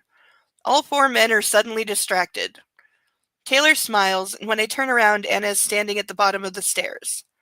A vision. Wow. She's stunning in her silver gown, and reminiscent of a silent movie siren. I saunter over to her, feeling a disproportionate sense of pride, and kiss her hair. Anastasia, you look breathtaking. I'm delighted she's wearing the earrings. She flushes. A glass of champagne before we go, I offer. Oh yeah, he also is constantly pouring alcohol down her throat because, in his own words, it gets her to relax and she doesn't tell him no as much. God, I hadn't noticed that. It's true. He gets her drunk at every opportunity. Because again, she also had never had a drink before she met him. Right. So right. she has no tolerance. And he knows this. Yeah, he admits to getting her deliberately drunk. Especially when they're about to have sex. He usually tries to get at least 2 or 3 drinks down her throat in the space of about 5 minutes right before they have sex. That's telling you a lot right there. Oh, hell yeah. A glass of champagne before we go, I offer. Please. I nod to Taylor, who leads his 3 colleagues out into the foyer, and with my arm around my date, we head into the living room. From the fridge, I take a bottle of Cristal Rose and open it. Security team? Anna asks as I pour the bubbling liquid into champagne flutes. Close protection. They're under Taylor's control. He's trained in all that, too. I hand her a glass. He's very versatile. Yes, he is. You look lovely, Anastasia. Cheers. I raise my glass to meet hers. She takes a sip and closes her eyes, savoring the wine. It's champagne, not wine. There are people who will slap you for making that mistake. How are you feeling? I ask, noting the pink flush on her cheeks. The same blush of the champagne, and I wonder how long she'll tolerate the balls. Fine, thank you. She gives me a coy smile. Tonight will be entertaining. Here, you're going to need this. I give her the velvet bag that contains her mask. Open it. Anna does and pulls out the most delicate silver masquerade mask and runs her fingers through the plumes. It's a masked ball. I see. She examines the mask in wonder. This will show off your beautiful eyes, Anastasia. Are you wearing one? Of course. They're very liberating in a way. This is again where the movie fell down so hard, because while there are a number of very good masks on the other cast members and anyone in the background, the masks for the main 2 characters, for Christian and Anastasia, literally came from the fucking dollar store or Spirit Halloween. And notably, her mask in the movie doesn't have the feather plume. It's not there. I'm not even kidding. The mask that she wears in the actual movie, I had because I bought them 2 for 1 from Spirit Halloween for $5. It's on the cover of the book, is it not? Yeah, on the original one, but it's hard to tell that there is dark black feathers there because it's the same color as the background. Yeah. So I think the movie just forgot that there was supposed to be this plumage of feathers because it's not there. Oh, nobody will notice. No, nobody will notice that she's wearing a $2 mask when there's these gorgeous Venetian masks all around the background behind her. Budget problems. Oh yeah, I think they did have budget problems at that point. Yeah. Okay, puppy doodles. No, you like your head on my leg because you don't want to go to sleep because you're a little baby. And right now you're a toddler who's up past his bedtime. He's going, I don't want to go to bed. Something's going on and I want to be part of it. I'm not sleepy. Yeah, that's you. That's you, little buddy. Okay, you lay down on your pillow. Yes. Belly. Sucky baby. He's a good boy.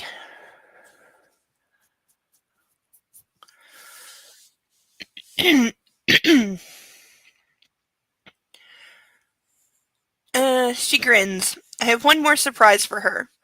Come, I want to show you something. I hold out my hand and lead her to the back of the corridor and into my library. I can't believe I haven't shown her this room. You have a library, she exclaims. Yes, the ballroom, as Elliot calls it. The apartment's quite spacious. I realized today when you mentioned exploring that I've never given you a tour.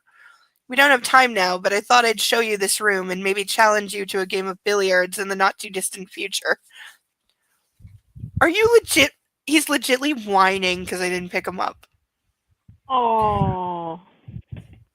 Yeah, he went under his puppy bed because he's got pillows and blankies in a crate that's here, and then he's got a puppy bed that he prefers to flip upside down, and crawl underneath, so then he has like a personal like oven because he's surrounded by warm and fluffy. So once he curls up in there, it like heats it up, and he's in a nice cozy bubble of warm. That's so cute. Yeah, he'll be fine. He'll be asleep in 2 minutes.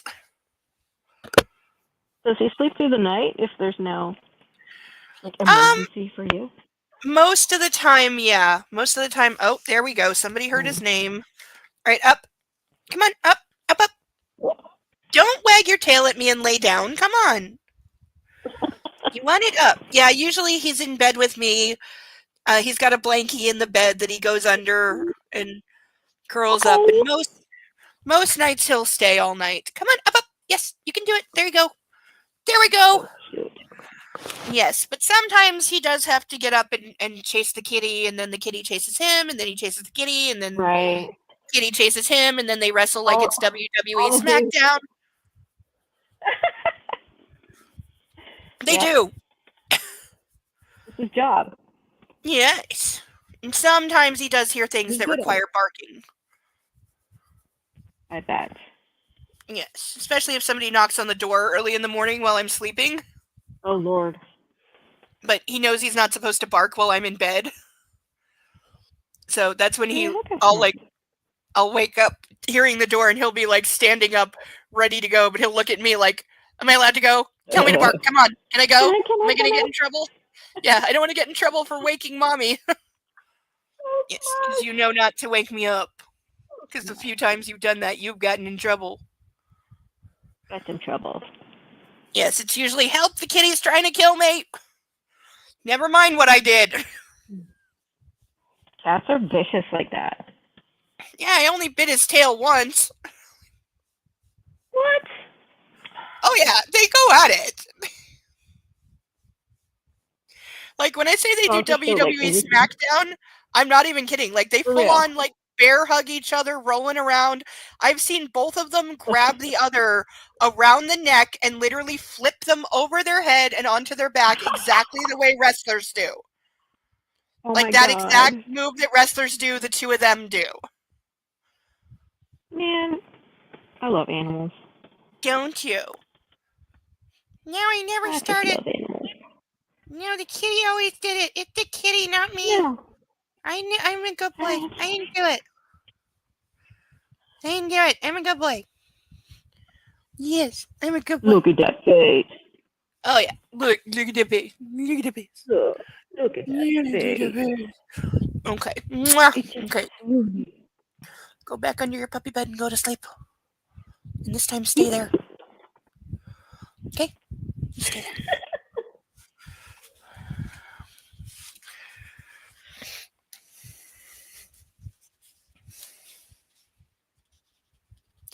He's going. He knows when he's pretty good at listening sometimes. And so cute. Oh, he knows it. That's how he gets away with things. Exactly. Her eyes are bright with wonder as she takes in the collection of books in the billiard table. Bring it on, she says with a self-satisfied grin. What? She's hiding something. Can she play? Nothing, she says quickly, and I know that's probably the answer. She really is a hopeless liar. Well, maybe Dr. Flynn can uncover your secrets. You'll meet him this evening. The expensive charlatan. The very same. He's dying to meet you. Shall we go? She nods and excitement shines in her eyes. Just the fact that his therapist is coming to a charity ball being hosted by his parents is already like so far over the line. Just keeping in line with his weirdness. Mm-hmm. Friends, but like gynos on speed dial. Yeah, who are willing to come to your apartment. And shrinks that think he should not try to repair the damage of his abusive childhood. He should just learn to live with himself as he is and find women that are willing to be abused by him. Well, he's been successful so far. He very much has. Again, the book series would make... Oh, I know. The thing that would make it make so much more sense is if he actually paid his submissives. If he was paying them like $100,000 Yeah. a month, then it makes total sense Oh, why he's had hell 14 yeah. previous submissives. But he doesn't pay them. They get like nothing. They get like he buys them all the same car, and I don't know if they get to No. keep the car and the clothes afterwards. I mean, I wouldn't see why not because he already bought them. I But doubt it. yeah, I doubt it too because he's that kind of Well, yeah, bastard. maybe. But if he was, yeah, if part of the What did he do contract with was them? and you make 100,000 a month, that would make way more sense. I'm like, where would you like me, sir? Exactly. I'll put up with a lot for Good to $100,000. me. Absolutely. I'm not naturally submissive, but I can fake it. Right. That's a good number. I I can do mean, that. hell, I'm the girl with this next to her. Oh, hello. Yes, this is my favorite. This is my spiky whip. It's my favorite. I've also got a leather whip That's here, more silicone whip, silicone paddle, wooden paddle, baton, and riding crop. Oh, and this is our I red am flag that I definitely. keep forgetting about. Oh.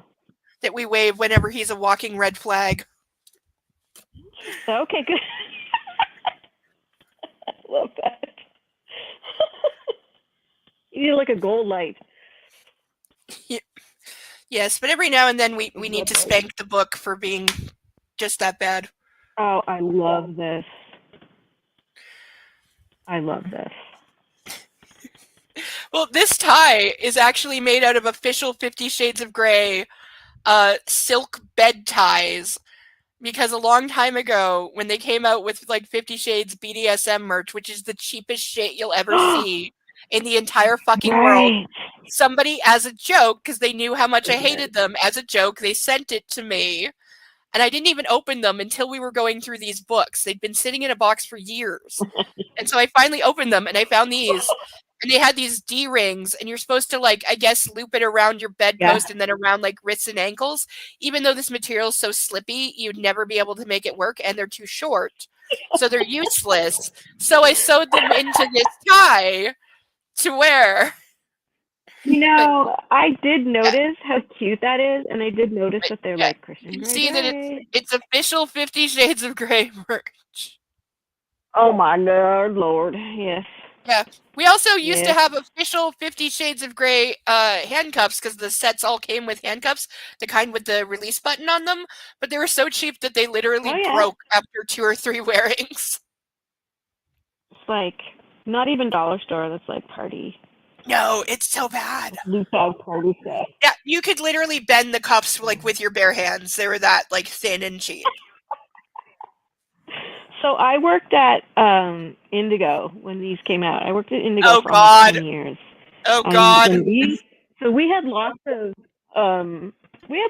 stuff that came with books like Game of Thrones and other stuff, but I do not remember. What could they even? Because they couldn't. Not in a normal like store where children can walk in. Like, what are you gonna have? At the time, I was like, "Dang it, we didn't get any of that stuff." Now you know why. That's exactly why. The books sold like, oh my god, like crazy. Obviously. I remember being on a bus. I was going to school, and I looked around, and I swear to God, I counted. There were 16 people on that bus reading the first 50 Shades. It was creepy. Awesome. Yeah, that is kind of creepy. That felt like Harry Potter in public. Mm-hmm. Yeah, that's one of the reasons. Thank you. I worked hard on it. I bet you did. But yeah, that is one of the reasons that it went so big. It was the first, like, it birthed the term mommy porn. And it was the first, like, porno book that people were not ashamed to be seen reading in public.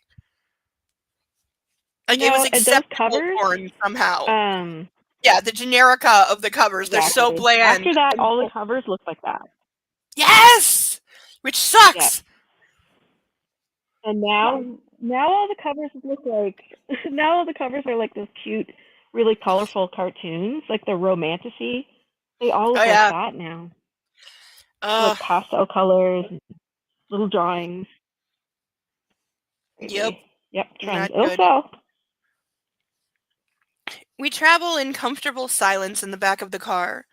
I skim my thumb across her knuckles, sensing her growing anticipation. She crosses and uncrosses her legs, and I know the balls are taking their toll. Where did you get the lipstick? She asks out of the blue. I point to Taylor and mouth his name. She laughs, then stops abruptly, and I know it's the Kegel balls. Relax, I whisper. If it's too much. I kiss each of her knuckles and suck the tip of her little finger, rolling my tongue around it, as she did with my finger earlier. Anna closes her eyes, tips her head back, and inhales. Her smoldering eyes meet mine when she opens them again. She rewards me with a wicked grin, and I respond in kind. So what can we expect at this event, she asks. Oh, the usual stuff. Not usual for me. Of course. When would she have been to an event like this? I kiss her knuckles once more as I explain. Lots of people flashing their cash. Auction, raffle, dinner, dancing. My mother knows how to throw a party. The Audi joins the line of cars arriving at my parents' house. Hannah strains to have a look. I glance out the back window to see Reynolds from the security detail following us in my other Audi Q7. Masks on. I retrieve mine from the black silk bag beside me, and when we pull up into the driveway, we're both in disguise. Hannah looks spectacular. She's dazzling, and I want to show her off to the world. Taylor comes to a stop, and one of the valets opens my door. Ready, I ask Anna. As I'll ever be. You look beautiful, Anastasia. I kiss her hand and climb out of the car. I put my arm around my date, and we walk alongside the house on a green carpet my mother has rented for the occasion. I glance over my shoulder and observe our 4 security personnel walking behind us, looking everywhere. It's reassuring. Imagine walking into a ball at your parents' house being followed by 4 armed bodyguards No. that your parents are not expecting. No. Right? Not at all. Yeah, I think mom would be giving you the come here face and hi, great to see you. What's going on? The hell, dude? Yeah. Like, and why would you take them to an event at your parents' house? Like this is literally Exactly. their Of all first places. day. Yeah, like your psycho stalker is not going to show up there because, in case you forgot, one of his former subs is stalking him because she's gone crazy. But she's not going to show up at a charity ball at your parents' house. And really, she would kind of stand out. Oh, dear Lord. Yeah, but this is also the girl that, after trying to slash her wrists in his apartment when he wasn't there, gets taken to a hospital, put on a psych hold, and then manages to just walk out the door and disappear.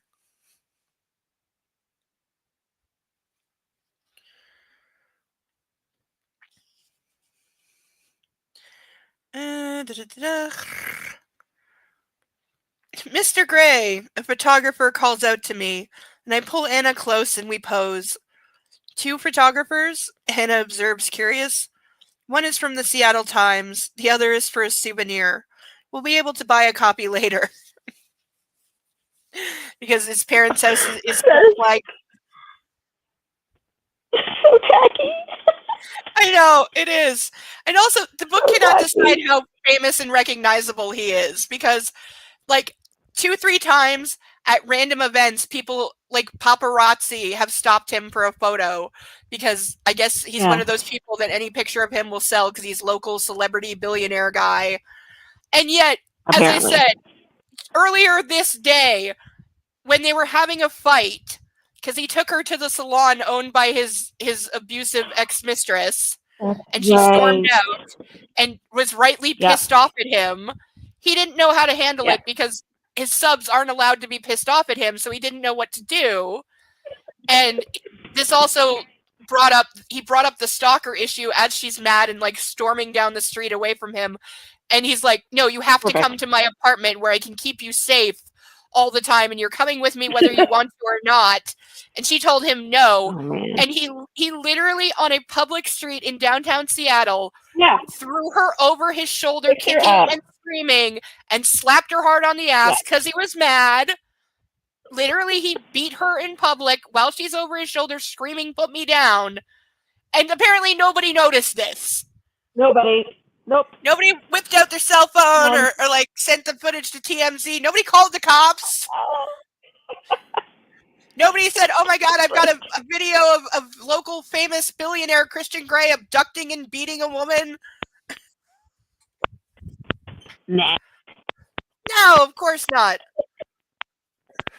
But like everywhere they go, people notice who he is. No. Yeah. We pass a line of servers holding flutes of champagne, and I hand a glass to Anna. My parents have gone all out, like they do every year. Pavilion, pergolas, lanterns, checkered dance floor, ice swans, and a string quartet. By the way, that's a ball thrown by tacky people. I watch Anna as she takes in the surroundings with awe. It's gratifying to see my parents' generosity through her eyes. It's not often I get the opportunity to stand back and appreciate how lucky I am to be part of their world. How many people are coming? She asks, sizing up the elaborate tent next to the shoreline. About 300. You'll have to ask my mother. Christian, I hear the shrill, not-so-dulcet tones of my sister. Then she's throwing her arms around my neck in a melodramatic display of affection. She's a vision in pink. He really hates, like, every member of his family. And I don't get it, because they're all, like, really nice. Yes, exactly. But it's supposed... I know what E.L. James was going for, and what she was going for is that he's so traumatized by abuse that, honest to God, he was so young he shouldn't even remember. Not saying it wouldn't have an effect, but he shouldn't remember it the way that he does. And he shouldn't be having nightmares and night terrors every night when he's, like, in his 20s. That is not how that works. Yeah. But it's supposed to be that he's so traumatized by the abuse, he feels unworthy of love, and so he doesn't believe that his family ever really loved him. He was just a thing that they adopted like a dog, and so that's why he doesn't have a connection to them, and, like, you know, he kind of tolerates them, but also, and again, him being a narcissist, everyone is beneath him, including his family. Yeah. You know, he makes it very clear. He tolerates these out of, like, obligation, and that's it. Oh, yeah. It's excellent. Mia, oh, I know. It's so very, like, it's not even one-dimensional. It's whatever's less than that. It's zero-dimensional. Right? It's so very surface level. Very good. It would be. Exactly. Mia! I return her enthusiastic hug. She spies Anna, and I'm forgotten. Anna! Oh, darling, you look gorgeous. You must come and meet my friends. None of them can believe that Christian finally has a girlfriend. She hugs Anna and takes her hand. Anna gives me a quick, appreciative look before Mia drags her to a group of women who coo over her. All except one. Shit. I recognize Lily. Mia's friend since kindergarten. Spoiled, wealthy, gorgeous, but spiteful. She embodies all the worst attributes of privilege and entitlement. And there was a time when she thought she was entitled to me. I shudder. I watch Anna as she's gracious with Mia's friends, but she steps back suddenly, looking uncomfortable. I think Lily's being an asshole. This will never do. I walk over and put my arm around Anna's waist. Ladies, if I could claim my date back, please. Lovely to meet you, Anna says to the throng as I pull her away. Thank you, she mouths. I saw that Lily was with Mia. She's one nasty piece of work. She likes you, Anna observes. Well, the feeling's not mutual. Come, let me introduce you to some people. Anna is impressive. The perfect date. Gracious, elegant, and sweet. She listens attentively to anecdotes, she asks intelligent questions, and I love the way she defers to me. Of course! Of course! Also, how much of this is in his head? Because he sees her as completely perfect all the time. And Yeah. it has to be false, because nobody is like that. So It's the messed up. same way, like, she is as plain Jane and average as you get, but he sees her as the most stunningly beautiful woman in the world, which normally is not a She's bad thing, adorable. but No. with him, he takes it to like a whole other fucking level, and and the thinking every guy that comes within a millimeter of her wants her all the time, Right. and I do mean every I'm guy. shocked. Like, right down to, like, a fucking waiter in the Right. restaurant or random guy passing on the street. He really does. He's Um, like, no, that guy is looking at you. Stop looking at my girl. That's Yeah. mine. Yeah. I had a boyfriend like that in university. I knew guys like that. Super protective and insecure, and I thought it was, oh, Mhm. he's so cute, he's so protective. Yeah, you But, fall for it when you're young. Dakota, exactly. There's always one. Yep. But I think it's Dakota Johnson. Is that her name? In the movie, Dakota it's Dakota Johnson plays Anastasia, yeah. I really like her. Really? Yeah. I thought she was good as Anna. Plus, I mean, I have a thing for Don Johnson. I mean, I think she played it confidently enough, but she herself has said she said every line with a hint of sarcasm because it was so poorly written. I mean, you might as well get your digs in while you're there. I'm glad she did that. No, but I mean, by the time they got to filming, they were the fifth couple cast in the roles because everyone else had quit. And literally everybody else. Yeah. They had hired on 4 other actors for both roles, more for her. I think they'd gone through 8 Anastasias and 4 Christian Greys. What? Before they actually got to filming. And that was after 100% of Hollywood turned them down. There's a reason that these 2 roles in these mega blockbuster movies went to 2 completely unknown actors at the time. Like, at the time, neither of them had any credit. Oh. Nobody knew who either of them were. I think the only thing Jamie Dornan had been in at the time was he is in the Taylor Swift music video for Blank Space. Where he wears a tux and doesn't speak and just stands there and looks handsome as her date. Yeah. Oh my god. What? Yeah. Oh my god, I didn't know that. Watch the music video for Blank Space. You will see why he got cast as Christian Grey. That and because 100 other guys turned him down. Okay, what's the song again? Blank Space.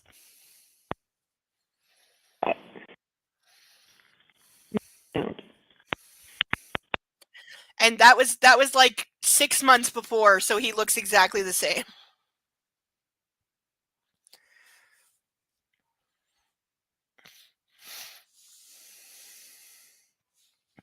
Yes, I especially love that. It's novel and unexpected. But then she's always unexpected. What's more, she's oblivious to the many, many admiring glances she receives from both men and women.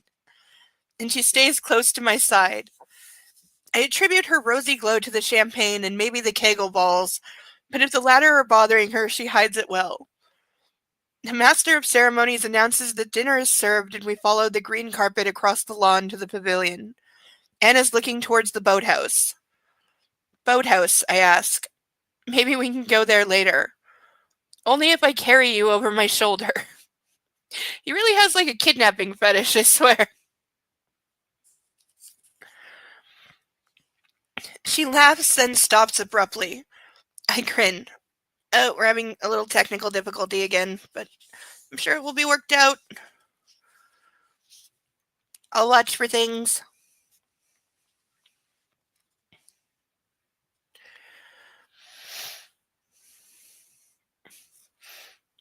I'm surprised the book does not smell more like burnt. But whatever these pages are made out of, I don't know. Yeah, our friend will be back in a few minutes. Technology is great when it works. Da-da-da-da. She laughs, then stops abruptly. I grin. How are you feeling? Good, she says with an superior air, and my grin broadens. Game on, Miss Steele, because he takes everything as a challenge or a sex game. Behind us, Taylor and his men follow at a discreet distance, but once in the tent pavilion, position themselves so they have a good view of the crowd. My mother and Mia are already at our table with a friend of Mia's, and somehow nobody in his family has noticed that he's being followed by security guards and asked questions. Like, his little sister is supposed to be the obnoxious, like, in-your-face, nosy, impertinent one. She definitely would have immediately said, like, why are you being followed by bodyguards? What's going on? Tell me everything. Oh, Kitty's on the pillow now, and Puppy actually did as he was told. He's under his puppy bed sleeping.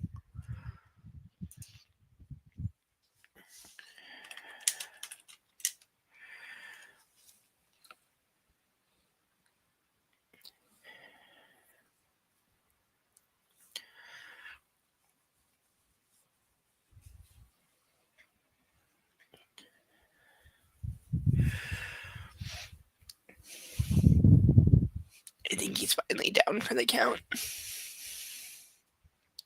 He really is a little toddler. At least he doesn't know the kitty's on his pillow, so he won't nag me to make him move.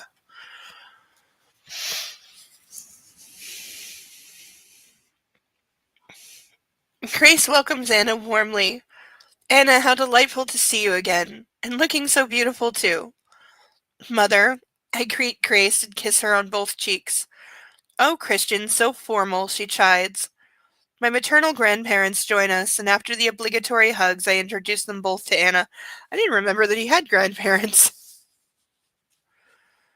Oh, he's finally found someone. How wonderful. And so pretty. Can you imagine being on a first date and the family's like acting already like you're engaged?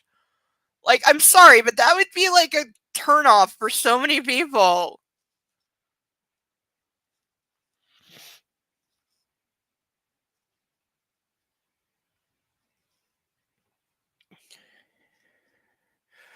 Inappropriate, Grandma. Welcome back.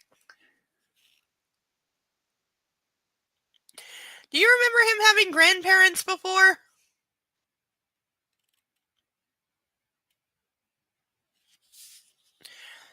Oh, we may still be having some technical difficulties.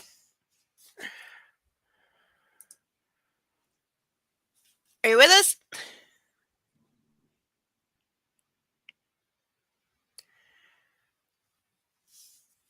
Oh, we're on mute. We'll see. Fuck. I stare at my mother. Help, Mom. Stop her.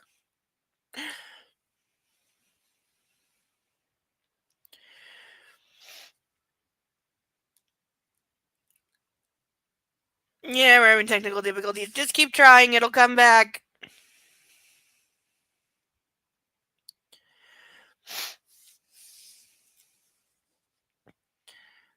Mother, don't embarrass Anna, Grace admonishes her mom.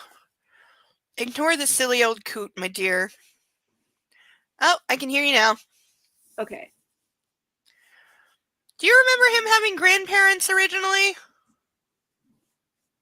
I do not, but I swear they weren't. I swear he didn't have grandparents in the first telling, but now all of a sudden there's grandparents making her uncomfortable because they're acting like they're engaged already. She thinks because she's so old, she has a God-given right to say whatever nonsense pops into that woolly head of hers. My grandfather gives me a wink. Theodore Trevelyan is my hero. Oh, there's the other. I'm going to wait till she gets back in. But for anyone who's forgotten, there we have the name drop Trevelyan, because that is the name of the leading guy in the next series, which leads to my alternate universe, which I'll get into in a second.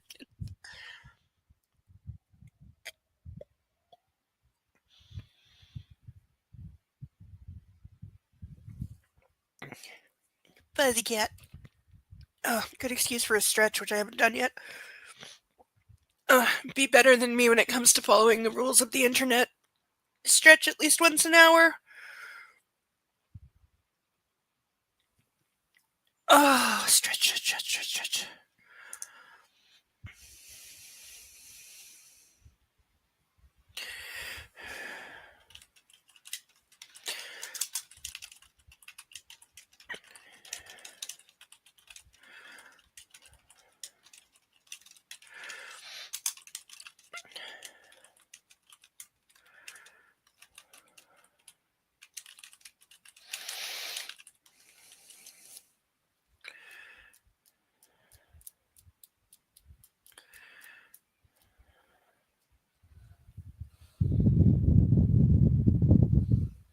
People driving like idiots.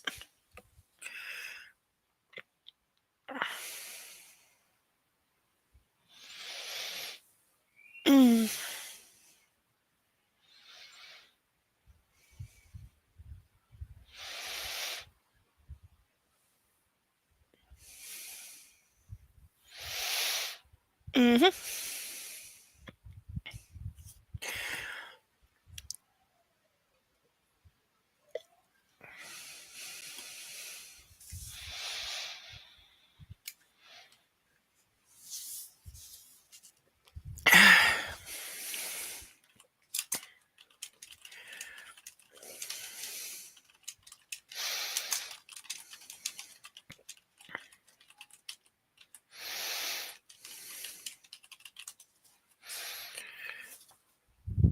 Now there's people yelling. I'm wondering if somebody hit something. Alright, we've got our friend back. She can't be on audio right now, but that's okay.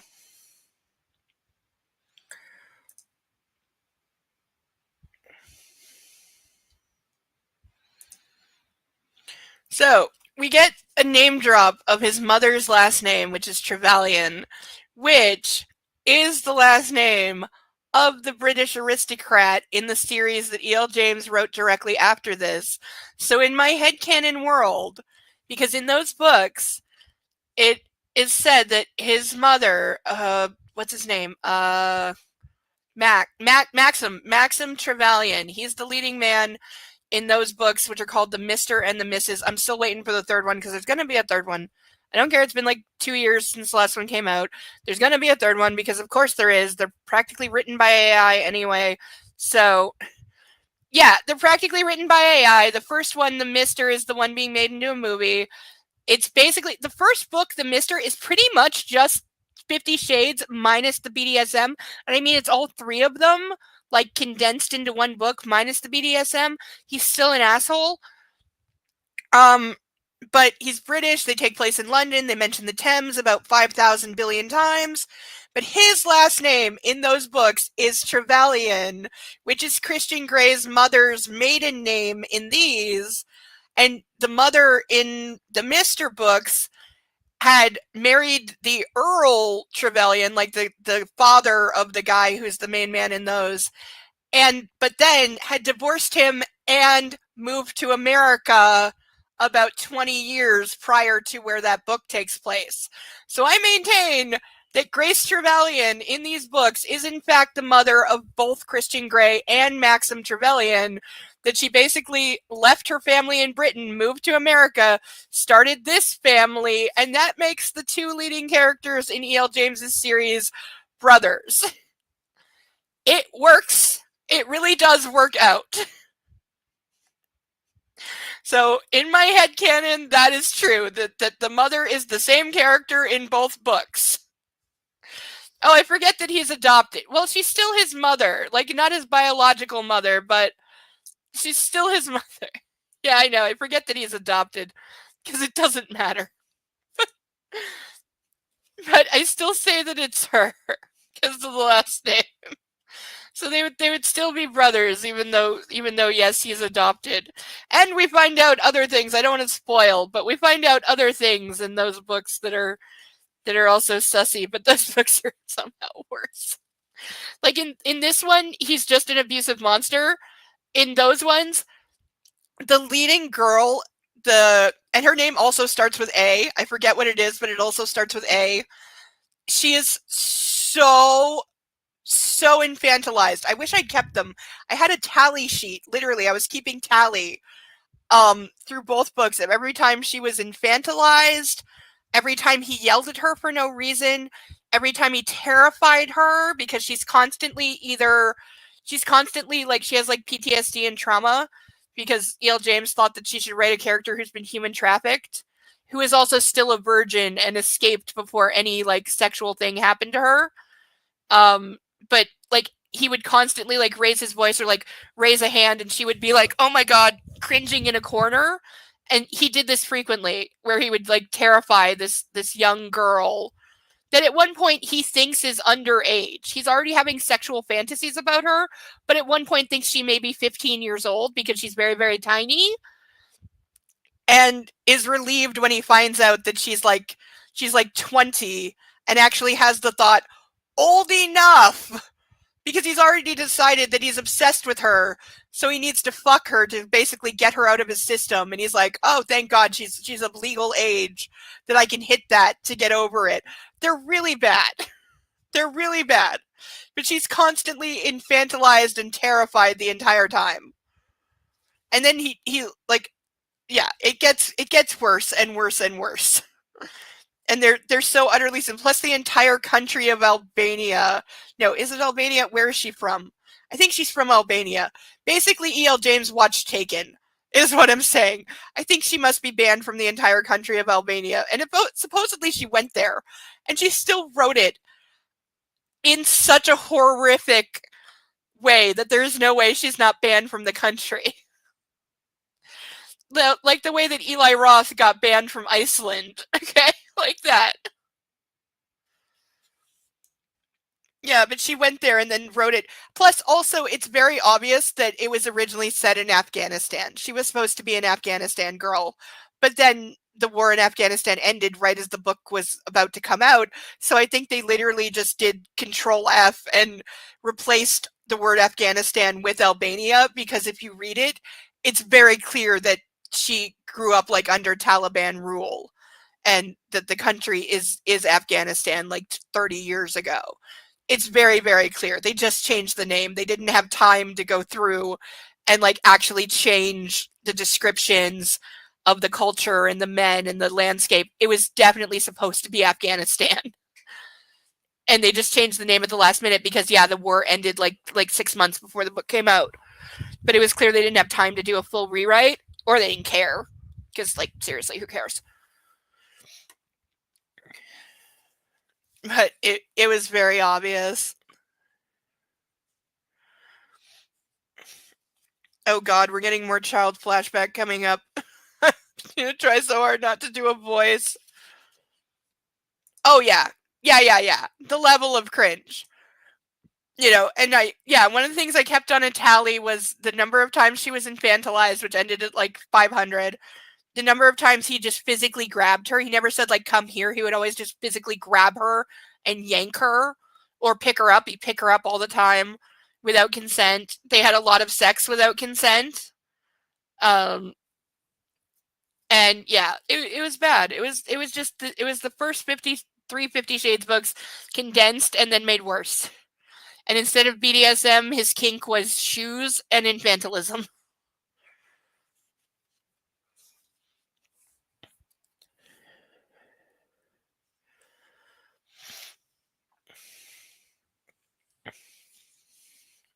Oh yeah, lots of shoes. He definitely had a thing for like thigh-high stilettos. And coke. Yeah, he does a lot of drugs. You know, until he meets her, because she's a golden. He literally has visions of her as the Madonna, which, in case like for the non-Catholics, that means he literally has visions of her as the Virgin Mary.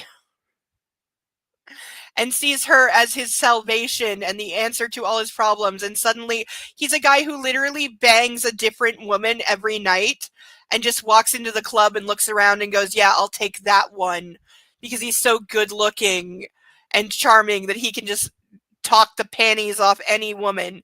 And he doesn't care how drunk they are, because he makes it clear, because we see him bring home multiple women before he sleeps with her.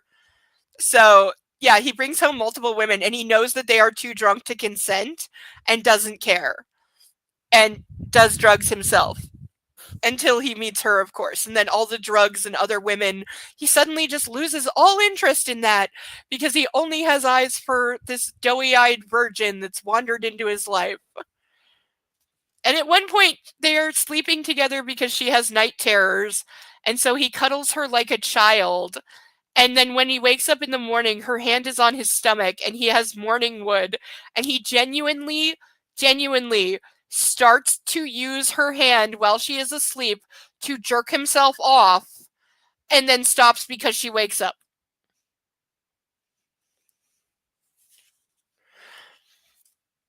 Oh, I think I did a couple times. I don't know where, but on my past live streams, there have been 2 or 3 times where I genuinely have had to get up and run to the bathroom and legitly throw up at things in this book. In these books and in the other one. I think the other ones made me hurl twice. These ones have made me hurl probably also twice. But yeah, I've genuinely thrown up. It is. I don't know. I know they did a lot less in sales than the original series. A lot less. But still, like I said, she got 20 million for the rights and 10 million to write the script, so somebody's willing to pay. And they are still, even though it's been in production hell for 5 years, the movie is still getting made. It will come out at some point. When, I don't know, but it will happen because they're not going to throw away that kind of money.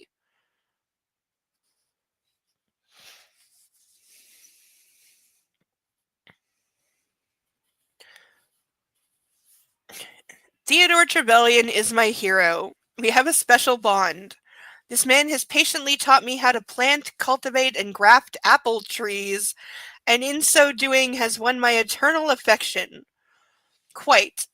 Quiet, strong, kind, patient with me. Always. Oh, and the other weird thing in the other series is that E.L. James assigned a scent to both characters that gets mentioned about 5,000 times. So I guarantee you that's going to be the promo merch, is going to be the scents that she assigned. I don't remember what they are. One of them was apples, because she's got an obsession with apples. But it's going to be like the his and hers perfume. And because she is afraid of the dark from being kept in a shipping container, he literally buys her a children's nightlight that is frequently mentioned throughout the books. And he specifies that it is a children's nightlight to keep her safe and keep the night terrors away. And it is mentioned through both books that it is always with them because she needs her children's nightlight. So that will be the other piece of merch. It's a little dragon nightlight that will say the Mister on it, and parents will buy it having no idea what it is. No, she's definitely oh god, yes, she's pre-playing. Honey, read those 2 books. The entire soundtrack is listed, because the other thing she did was brand name drop every expensive thing you can fucking list. Like, she brand name drops so much shit that I'm sure she wants them to, like, have product placement in the movie. But the entire soundtrack is listed throughout the book, and it's actually in the back of the book. I would show you, but I burned them. But in the back of the book, it actually listed, because she plays piano as well. So there's a bunch of piano songs, and then he, like, listens to all the popular artists, like Dua Lipa was mentioned frequently, Beyonce, what is it, QRX or whatever one is Q, the rapper. And so yeah, the whole soundtrack and all the product placement is written throughout the book. Those books were 100% written to be a movie script, because as I was reading them, I remember saying more than once, this is already written as a movie script. That's why, like, all these brand names are in here. That's why all these artists and specific songs are in here, because she's writing this in preparation for it becoming a movie. Oh, very much so. Very much so. Yeah, entirely so. Okay, now we're in a flashback. Here, kiddo, Grandpa Trevian says, "You don't talk much, do you?" I shake my head. No, I don't talk at all. That's no problem. Folks around here talk too much anyways. Do you want to help me in the orchard? I nod. I like Grandpa Trevian. He has kind eyes and a loud laugh. He holds out his hand, but I tuck my hands under my arms. As you like, Christian. Let's go make some green apple trees make red apples. I like red apples. The orchard is big. There are trees. And trees. And trees. But they are small trees. Not big. And they have no leaves. And no apples. Because of winter. I have big boots on. And a hat. I like my hat. I'm warm. This is how E.L. James thinks children think. And she has children. Grandpa Trev Yan looks at a tree. See this tree, Christian? It makes bitter green apples. But we can fool the tree to make sweet red apples for us. These twigs are from a red apple tree. And here are my pruning shears. Pruning shears. They are sharp. Do you want to cut this one? I say yes with my head. We're going to graft this twig that you've cut. It's called a scion. Scion. Scion. Scion. I say the word in my head. He takes a knife and makes one end of the twig sharp. He cuts a branch on the tree and sticks the scion in the cut. Now we tape it up. He takes green tape and ties the twig to the branch. It kind of is. Yeah, it's really bad. It's really, really bad. Right?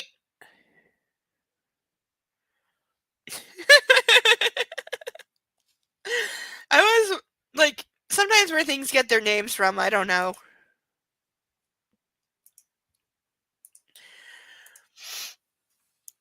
Oh. But yeah, I wouldn't want to use them to cut prunes. No. Okay, this is just inside of my head. Just had to go there. I'm not saying it out loud. But you can imagine what my very sadistic evil mistress side is imagining around the words pruning and shears and cutting things. And nice to know you're still with us there, Zeus. Very kind of you.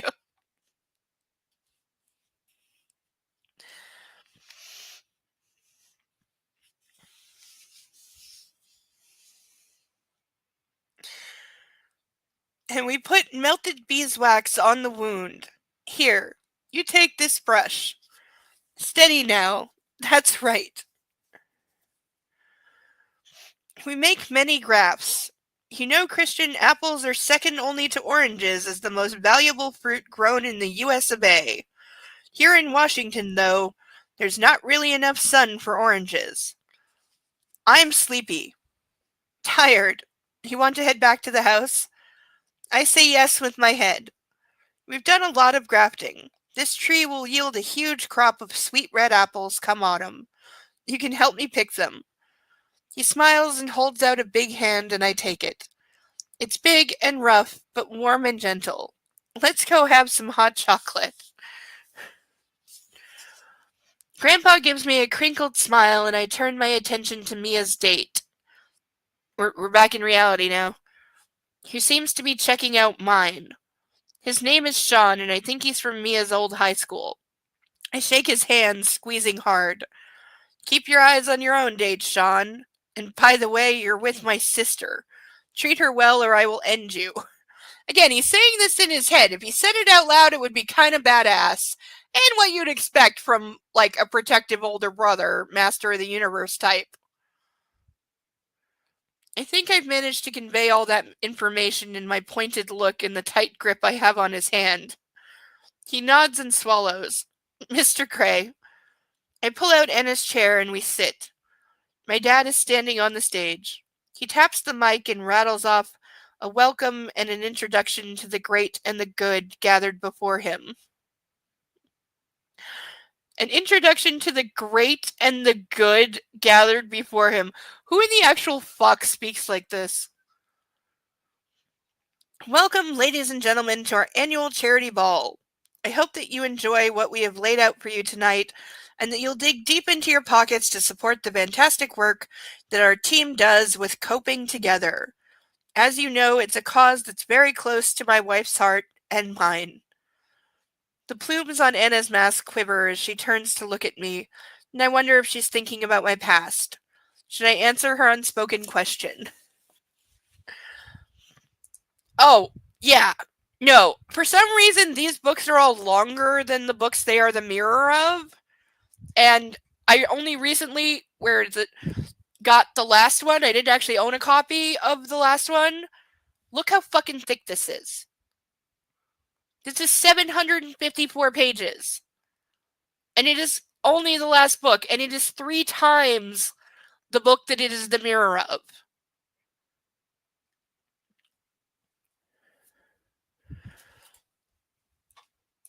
Oh, I'm worried. I'm very worried.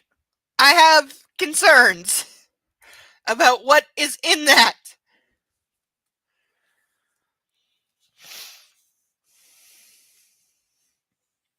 Yes, this charity exists because of me. My parents formed it because of my miserable start in life, and now they help hundreds of addicted parents and their kids by offering them refuge and rehabilitation. But she says nothing, and I remain impassive. I'm not sure how I should feel about her curiosity.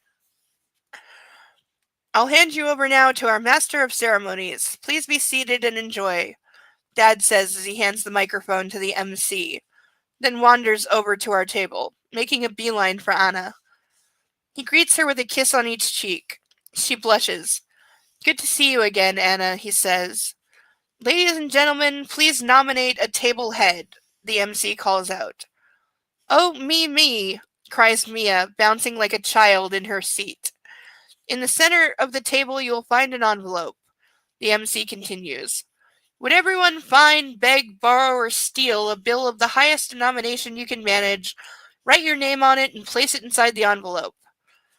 Table heads, please guard these envelopes carefully. We will need them later. This is the setup for a bad magic trick. Here, I give a $100 bill to Anna. I'll pay you back, she whispers. Sweetheart, now I have to burn it again. I don't want that argument again. Saying nothing because a scene would be unseemly, I hand her my Mont Blanc so she can sign her name on the note. Grace signals a couple of servers standing in front of the pavilion, and they pull back the canvas, revealing a picture postcard view of Seattle and the Maidenbauer Bay. At dusk, I'm assuming this is a real place.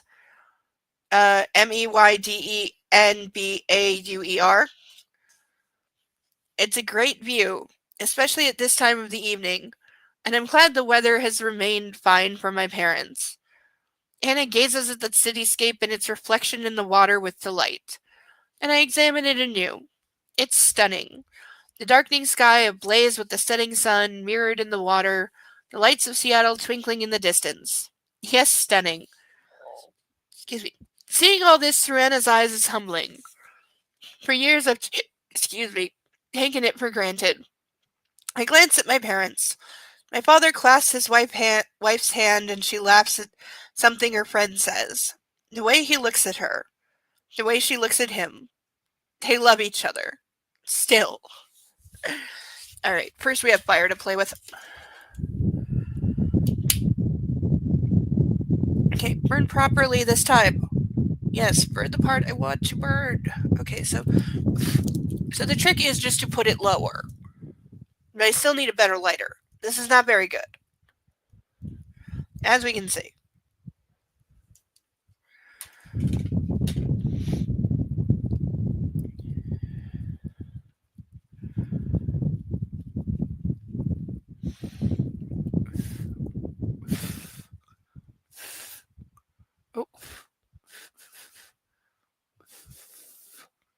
There we go. That's better.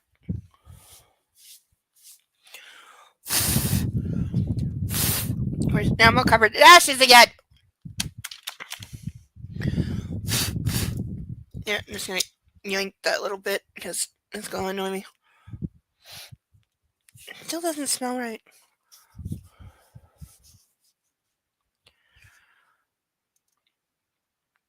I shake my head. Is it weird that I'm having a strange new appreciation for my upbringing? I was lucky. Very lucky. Our server arrives, 10 of them in total, and as one they present our table with the first course. Anna peeks at me from behind her mask. Hungry. Very, she replies with serious intent. Damn. All other thoughts evaporate as my body responds to her bold statement, and I know she's not referring to the food. My grandfather diverts her, and I shift in my seat, trying to bring my body to heel. The food is good, but then it always is at my parents' place. I've never been hungry here. I'm startled by the distraction of my thoughts, and I'm glad when Lance, my mother's friend from college, engages me in conversation about what GEH is developing. I'm acutely aware of Anna's eyes on me as Lance and I debate the economics of technology in the developing world. You can't just give this technology away, Lance scoffs. Why not? Ultimately, whose benefit is it for? As human beings, we all have to share in the finite space and resources of this planet. This is where he's at his most, Elon Musk. The smarter we are, the more efficiently we'll use them. Because what is one of his big things? It's literally giving technology and internet access to places that don't have it.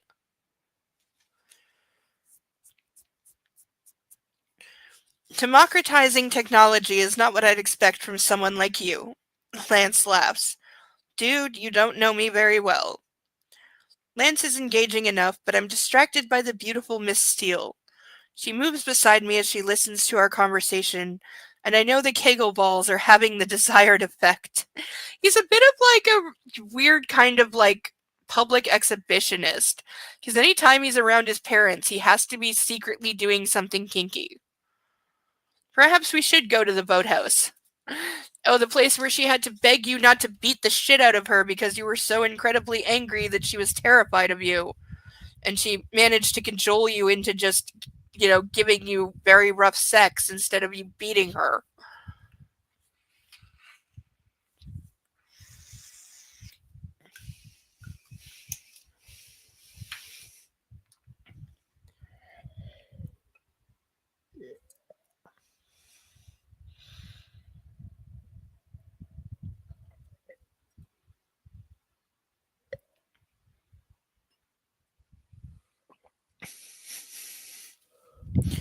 It's so nice when both the fur babies are asleep. And we got kitty there, puppy there.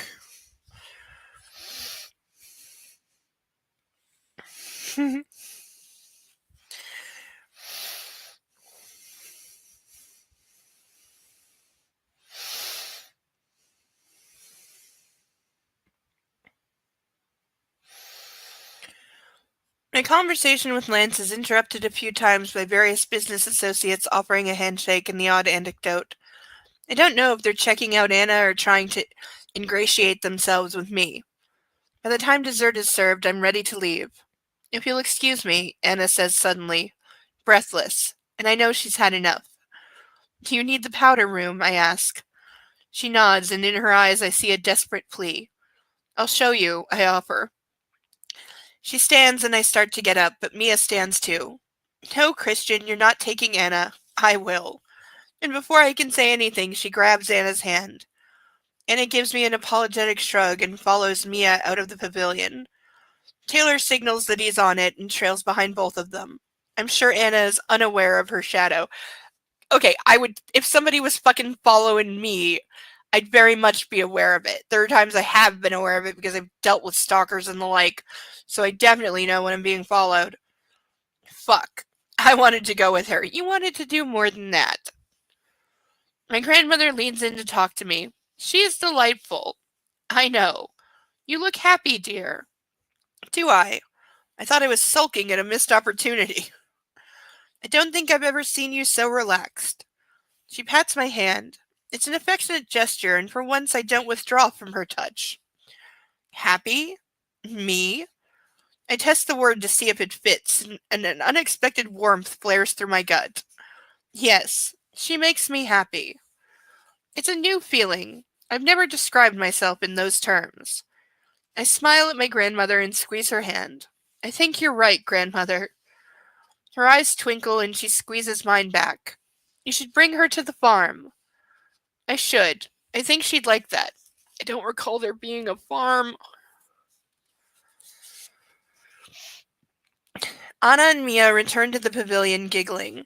It's a pleasure to watch them together and to witness my whole family embrace my girl. Even my grandmother has concluded that Anna makes me happy. She's not wrong. As Anna takes her seat, she gives me a swift, carnal look. Ah, I mask my smile. I want to ask if she's still wearing the Kegel balls, but I presume she's removed them. She's done well to wear them this long. Taking Anna's hand in mine, I give her a list of auction prizes. I think Anna will enjoy this part of the evening. Seattle's elite flashing their cash. You own property in Aspen? She asks, and everyone at the table turns to look at her. I nod and put my finger to my lips. Do you have property elsewhere? She whispers. I nod, but I don't want to disturb everyone at the table with conversation. This is the part of the evening where we raise a sizable sum for the charity. As everyone applauds the sale price of $12,000 for a signed Mariners baseball bat, I lean over and say, I'll tell you later. She licks her lips and my earlier frustration returns. I wanted to come with you. And all that implies. Oh, I need to stretch. I still have ashes on my dress. Ugh.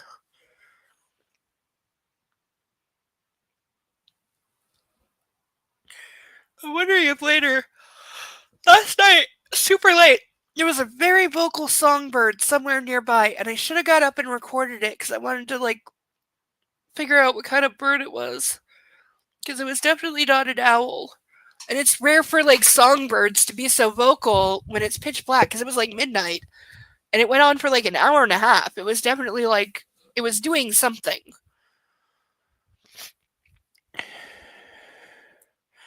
Right? Completely odd. Yeah. No, when I first started hearing it, I actually looked out the window. I'm like, wait, is it earlier than I thought? No, it's pitch black. So why is there, a songbird that normally they, sing in the morning and at the sunlight, going on for an hour and a half? It was loud, too. Really loud. Very lyrical. Not a chirp or a tweet. More of a trill.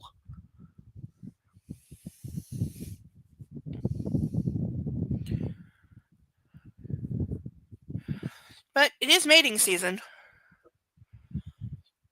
Some of the balconies around here have nests full of pigeon eggs on them. But this wasn't a pigeon. Pigeons don't sound like that.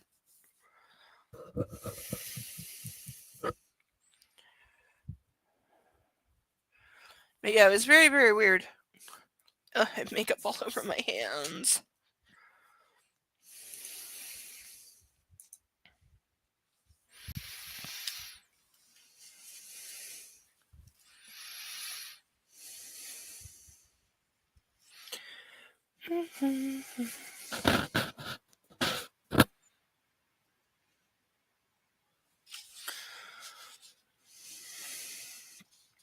She shoots me a quick, aggravated look, which I think means that she is of the same mind, but she settles down to listen to the bidding.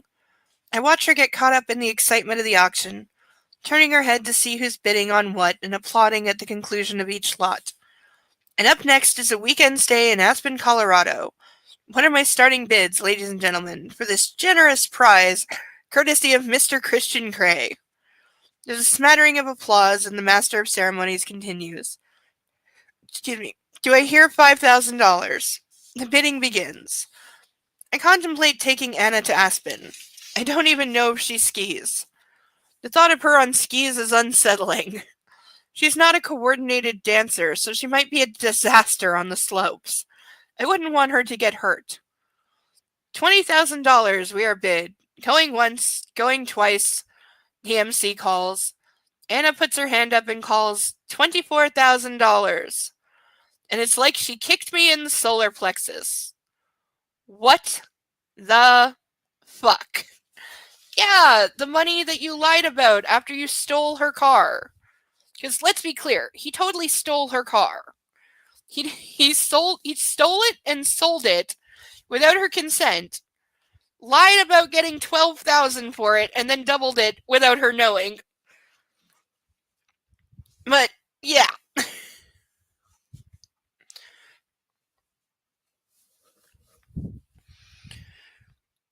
But she didn't want the money, so she tore up the check and then he wired it to her bank account, leading to the "how do you know my bank account details" conversation, the answer is which he broke the law. A lot of them. And had like a CIA level dossier put together on her because he knows people who can do that and are obviously willing to break the law for significant amounts of cash.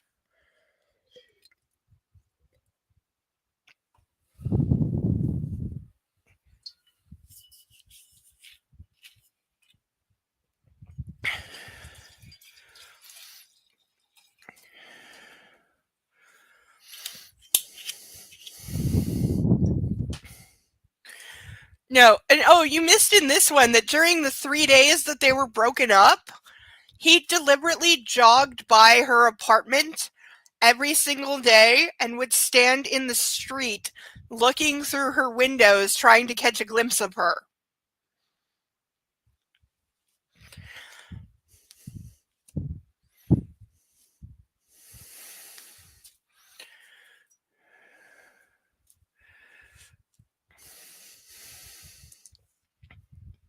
Oh yeah. Oh, also one of the things that got retconned was how many times her mother was married and how long. Because in the first series, it very specifically says that mom is on husband number 5. Yet in this series, she's on husband number 4. And also, again, in the original series, it says that Ray, the stepfather that Anastasia likes and considers most to her father, it says very clearly that her mother and Ray were only together for a collective total of about 2.5 years, including married and divorced during that time. Yet in this book, it says they were together for 16 years, which is not possible. Oh yeah, totally normal to stand in a darkened doorway across the street and spy through the windows trying to catch a glimpse of the girl who dumped you yesterday. No, her mother. Her mother, Anastasia's mother. Because her mother's a gold digger. We all know this. Her mother's a gold digger. That's why she's marries like athletes and like up and comers, and she doesn't have a relationship that lasts more than 2 years. Her mom is a gold digger. That's very clear. That's why when she runs to her mom in Georgia, her mom is like, "Oh, maybe he's not the one for you." But as soon as she says he's rich, and he shows up, she's like, "Girl, go jump on that dick and try to get pregnant." That was her mother. So her mom is a gold digger.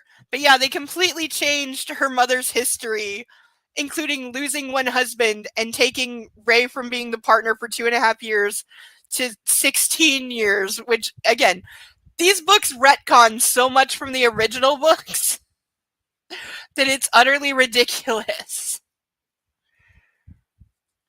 And it's like, really? It's the same story. Those are the things you need to get correct. Because you already wrote them. It's not like you can't look at a copy of your own book to see what you wrote the first time and make it match.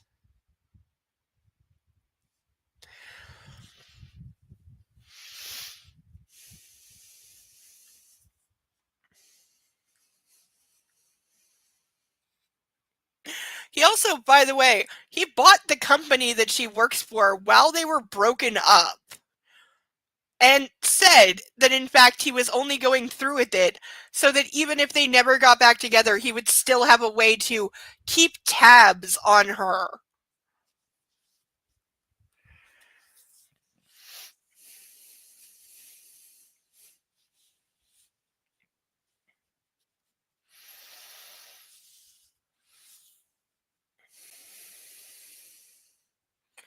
$24,000 to the lovely lady in silver, going once, going twice, Sold. The master of ceremonies declares to the rapturous applause.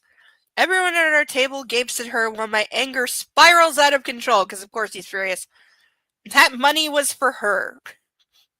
And she told you repeatedly she didn't want it. You couldn't listen. Taking a deep breath, I lean forward and kiss her cheek. I don't know whether to worship at your feet or spank the living shit out of you. I hiss in her ear. That's getting highlighted.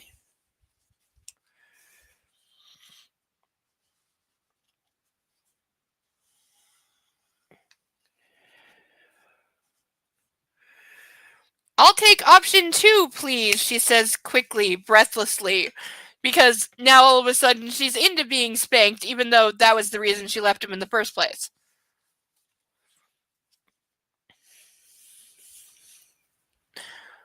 What? For a moment I'm confused, and then I realize the Kegel balls have done their work. In other words, I dipped them in something that absorbed into her body and has made her super, super horny. I'm saying you put drugs on the balls, okay? She's needy. Really needy. That's not the word. She's not needy. She's horny. Big difference. And my anger is forgotten. Suffering, are you? I whisper. We'll have to see what we can do about that. I run my fingers along her jaw. Make her wait, Gray, says the voice in his head. That should be a punishment enough. See, and again, there's supposed to be no punishments and no rules in the relationship because he's doing it the vanilla way. And yet, none of that has ever gone away for a second. Or perhaps we could prolong the agony. A wicked thought comes to mind. She wriggles beside me as my family congratulates her on her win. I drape my arm over her chair and begin to stroke her naked back with my thumb. With my other hand, I take hers and kiss her palm. Then rest her hand on my thigh. Slowly, I ease her hand up my thigh until her fingers are resting on my erection. Ah! If somebody did this under the table, like, so much ew. Like, okay. Like, again, he's got some kind of, like, public voyeur fetish going on, that especially when he's around his family.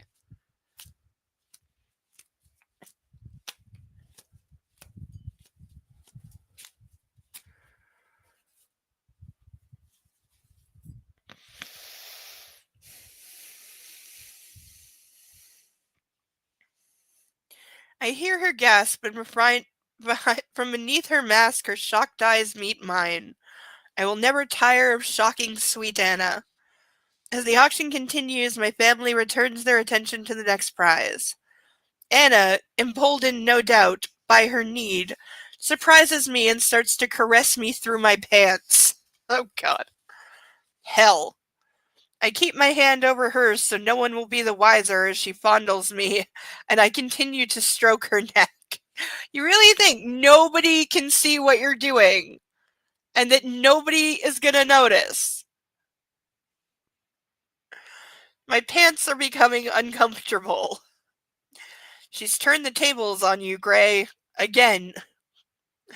Sold for $110,000. The MC declares, bringing me back in the room. The prize is a week in my parents' place in Montana, and it's a colossal amount of money. The whole room erupts with cheers and applause, and Anna takes her hands off me and joins the clapping. Damn. Reluctantly, I applaud too. And now that the auction is over, I plan to give Anna a tour of the house. Right? Like, seriously, somebody's gonna have their phone out, like, and again, tabloid headline tomorrow is gonna be this.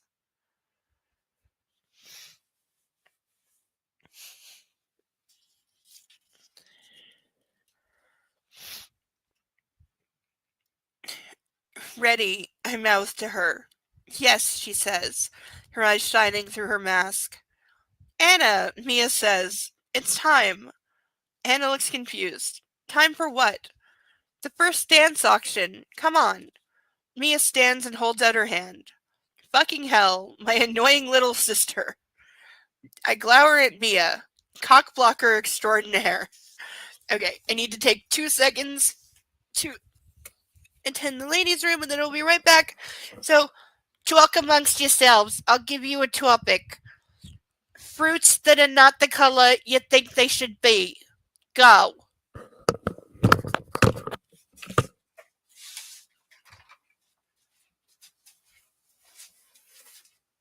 Oh, and the kitty's coming with me.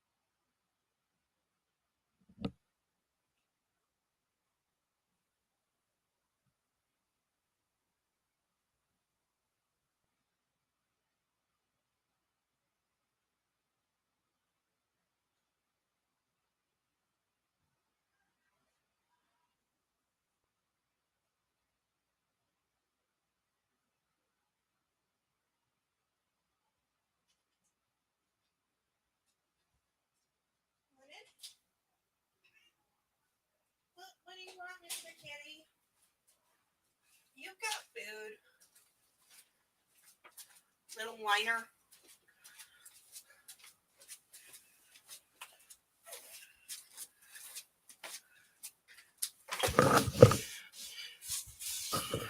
Chili is not a... Chili de Castro is not a food. Nobody wants to snack on that.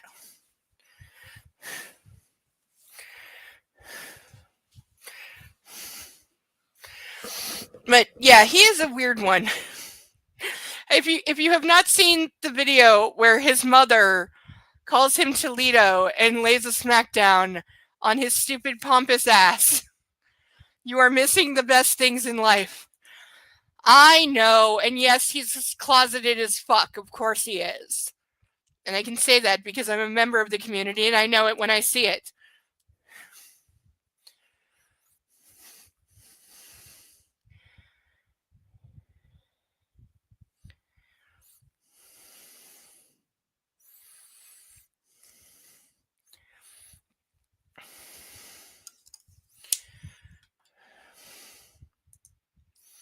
Oh, it's true. Yeah, there's a video out there. I'll try to find it for you later. But yeah, he got into a shouting match with the neighbor because he was in the garage. He was living with his mother and he was in the garage doing his live streams and he was shouting and ranting and being loud. And the neighbor came over to complain about him being too loud, to which Chili stormed in and started telling the neighbor off with his, I have the right to, blah, blah, blah. To which his mother was like, Toledo, don't you talk to him like that. You sit down. And he's like, but Mom. She's like, Toledo, I said stop. And his mama, who I guarantee you she's like 4 foot tall, tiny little Mexican lady, I'm sure, just absolutely kicks his fucking ass in front of the neighbor. It's one of the best things ever. It's one of the absolute best things ever. He gets completely, like, his mama lays the smack down so hard. It's so funny.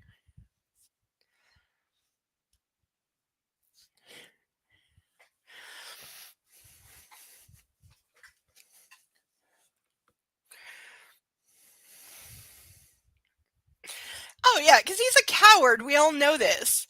Like, how many times has he challenged people to fights, and when they accept, he suddenly has come down with some mysterious medical ailment where he just can't fight right now because his doctor won't let him, or he's having surgery, or his knee is fucked up or something. So he never has gone through with it because he challenged several police officers to, like, one-on-one fights, and a couple of them accepted, but he never went through with it. Because of course he didn't. Like, this is a guy who had a legit, like, good job in Hollywood. He was going to play the Black Power Ranger in one of the movies and the TV series. He got hired. He lasted 1 day on set because he mouthed off to somebody and got fired. And also look up, like, there's old commercials of him, like, hawking, like, infomercial products that are so goddamn hilarious.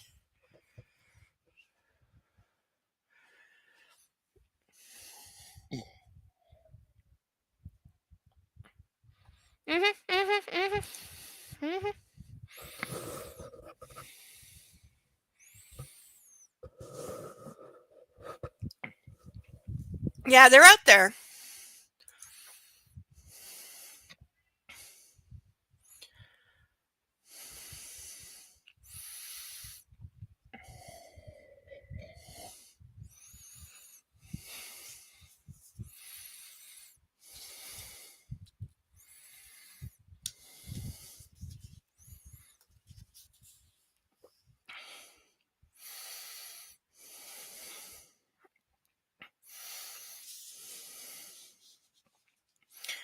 Anna looks at me and starts to giggle.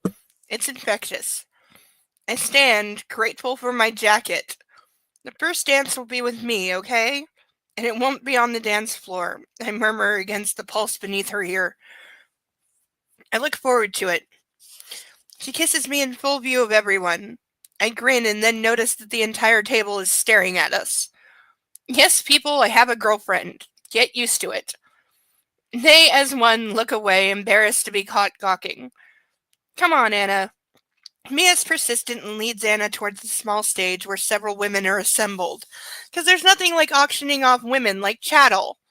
The fact that this still goes on.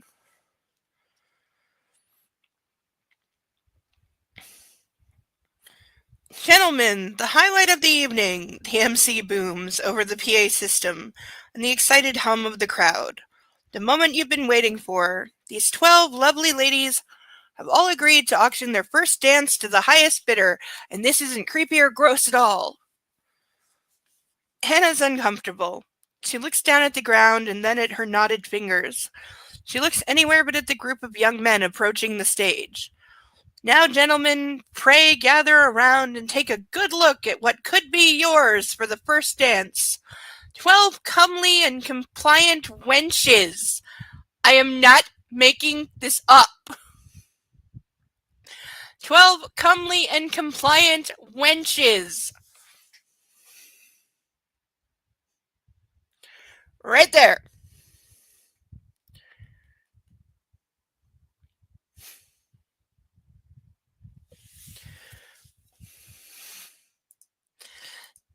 Indeed.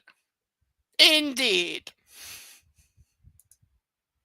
For anyone not Catholic, that's Jesus fucking Christ.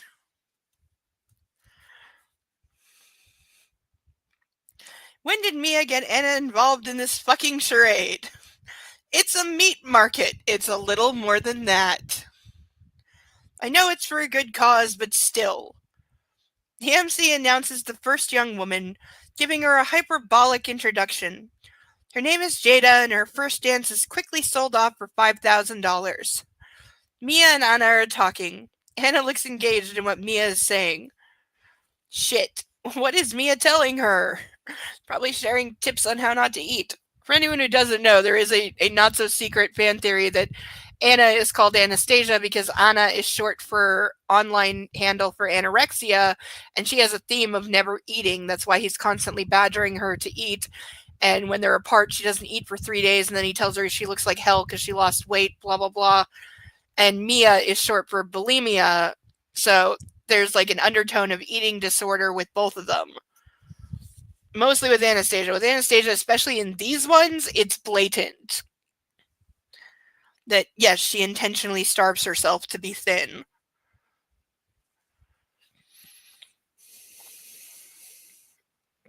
Mariah's up for sale next. She seems embarrassed by the MC's introduction, but I don't blame her.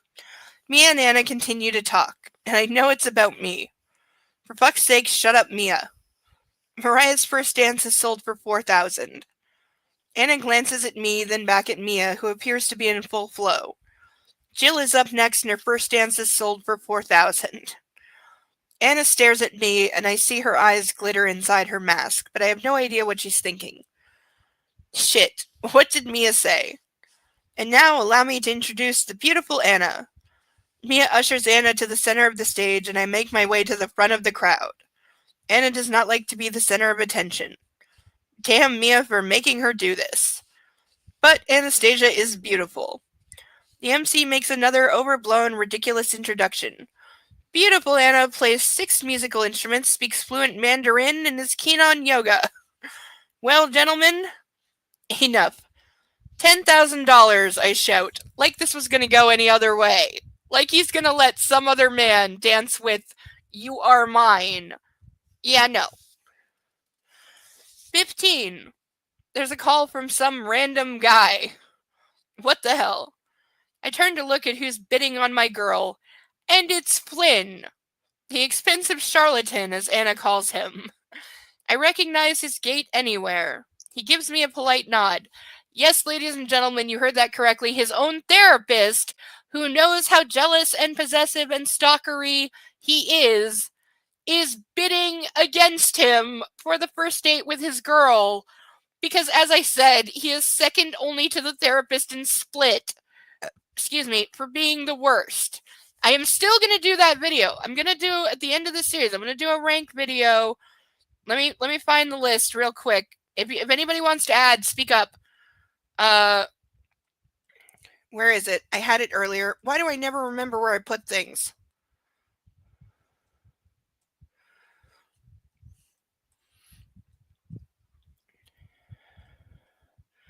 Nope, it's not on that one. I have too many notes. Nope, not on that one. I know I saw it like earlier today. Like 2 shakes of a lamb's tail, and I will find it. Oh, I also found my list of things I've researched for my fan fiction, which I'm trying to staple my ass to a chair and get on to part 6 because I really need to. I've got it in my head. I just I've been too stressed out to write. Oh, there it is. List of TV and movie therapists. So far, we've got the therapist from Split, this guy, 2 from United States of Terror, Orphan, the first movie. I haven't seen the second one yet. 4 characters from Law & Order and Law & Order SVU that are therapists. Faye Dunaway in the Thomas Crown Affair. 2 from the Hannibal Lecter TV show. 3 from the movies. Deanna Troi on Star Trek. And Billy Crystal in Analyze This. Those are so far the movie and TV therapists in contention to be ranked. Oh my god, how did I forget Fraser? I love Fraser! Though I will say as a therapist, that's another thing, and that's 2, because there's his brother as well. They're both therapists. They're both psychiatrists. Yes, how did I forget that? Thank you. You're a genius. I love you.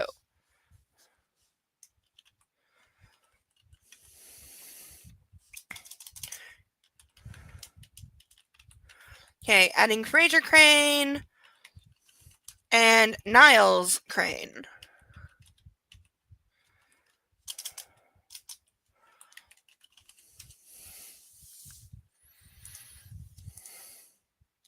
Yes! I've seen enough Lucifer to know who that is. Yeah, I've seen like 3 or 4 seasons of Lucifer. What is her name? God damn it. I can see her face. She's adorable. She's so adorable. And a really good actress. What is her name in the show? Fuck.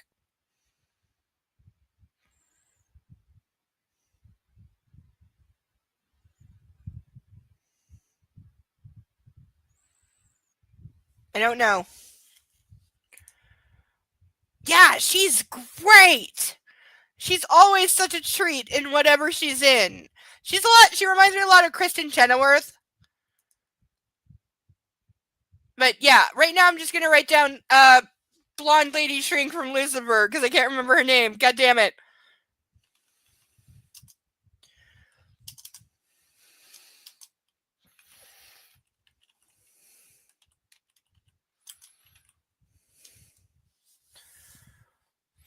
Yeah, I will look up her name, but yeah, she's on the list now. Thank you for that. That is a very worthy suggestion. She was in Suits too. I don't know Suits. I never watched it. The only reason I know it exists because Meghan Markle.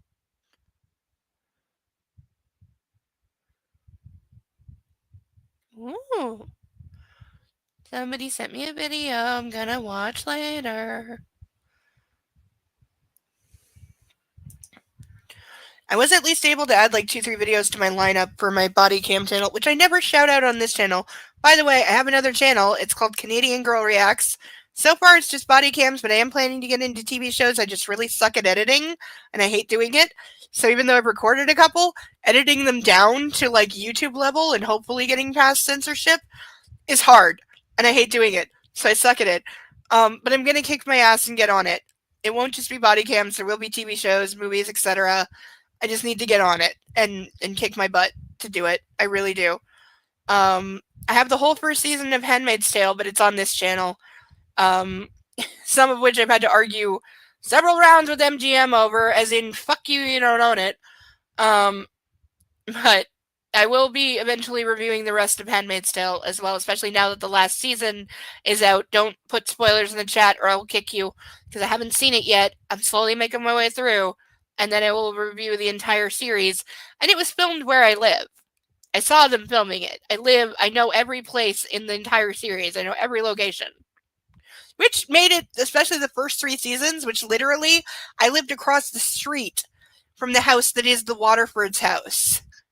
I lived across the street. I watched them film.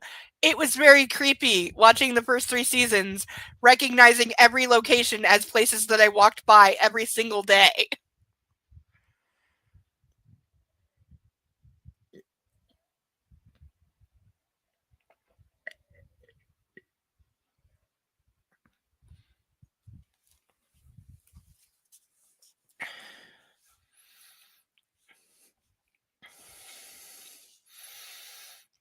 Well, gentlemen, we have high rollers in the house this evening, the MC announces.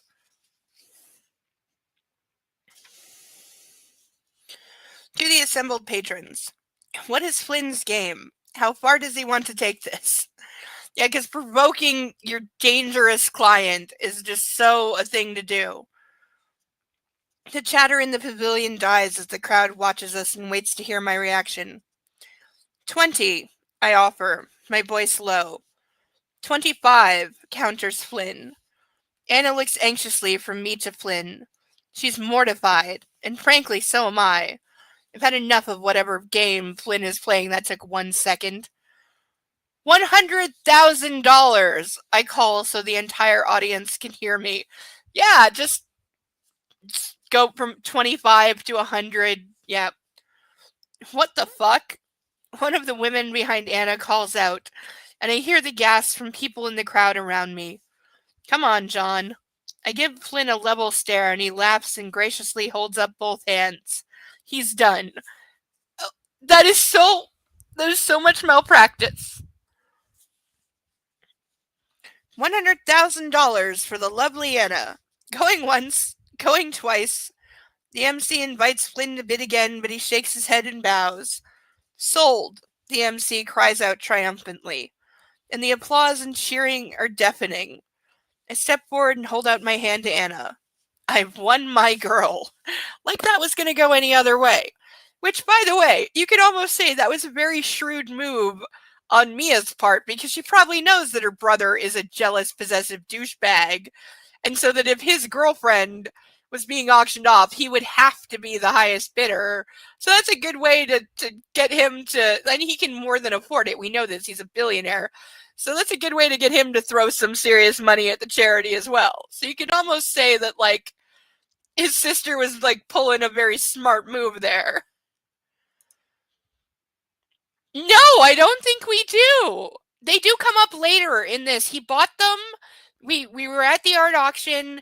Then he kidnapped her out of there and forcibly dragged her down the street and then threatened to beat her in a diner if she didn't eat fast enough. And this is when he was still trying to win her back. He hadn't actually asked her to come back to him yet. But that was part of his sales pitch. But no, the pictures will arrive later, but he bought them all. And honestly, the only thing I'm surprised about, of course he bought all the pictures. The thing I am surprised about is that he doesn't make Jose deliver them because he hates Jose. But that he doesn't make Jose deliver them and then literally throw them on a bonfire in front of him. Because that would be a very Christian Grey thing to do.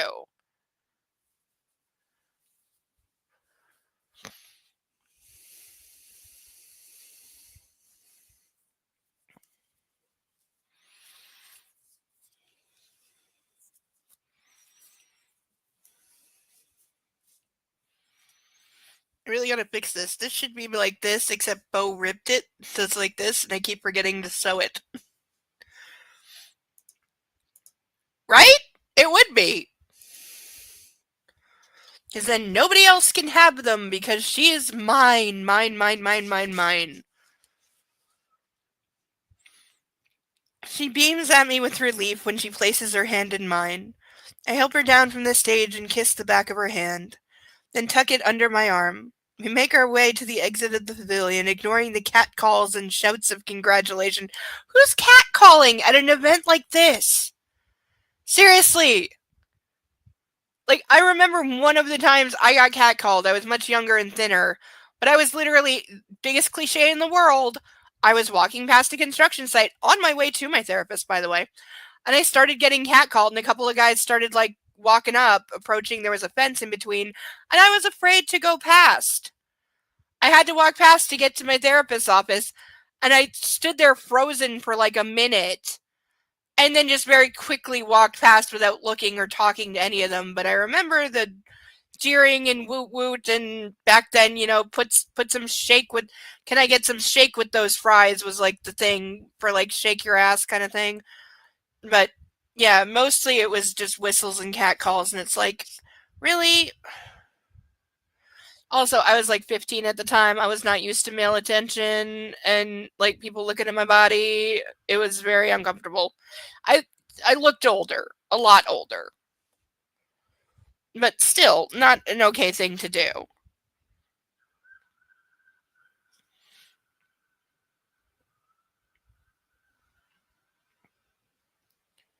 Who is that? She asks.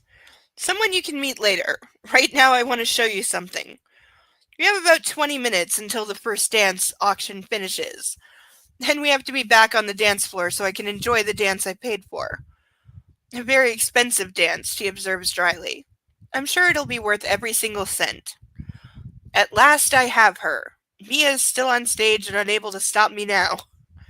I guide Anna across the lawn towards the dance floor, aware that two of the close protection guys are trailing us.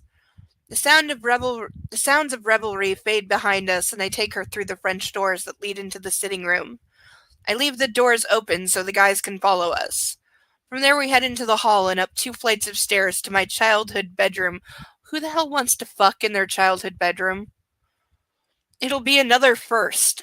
Inside I lock the door. Security can wait outside. And no doubt listen and probably record this, because then once they're done with this job, they'll have something worth selling. A sex tape of Christian Grey and his first ever girlfriend. This was my room. Anna stands in the corner drinking it all in. My posters, my bulletin board, everything. Her eyes scan it all, then settle on me. I've never brought a girl in here. Never. I shake my head. There was an adolescent thrill running through me. A girl. In my room. What would my mom say? Oh, thank God you're acting normal.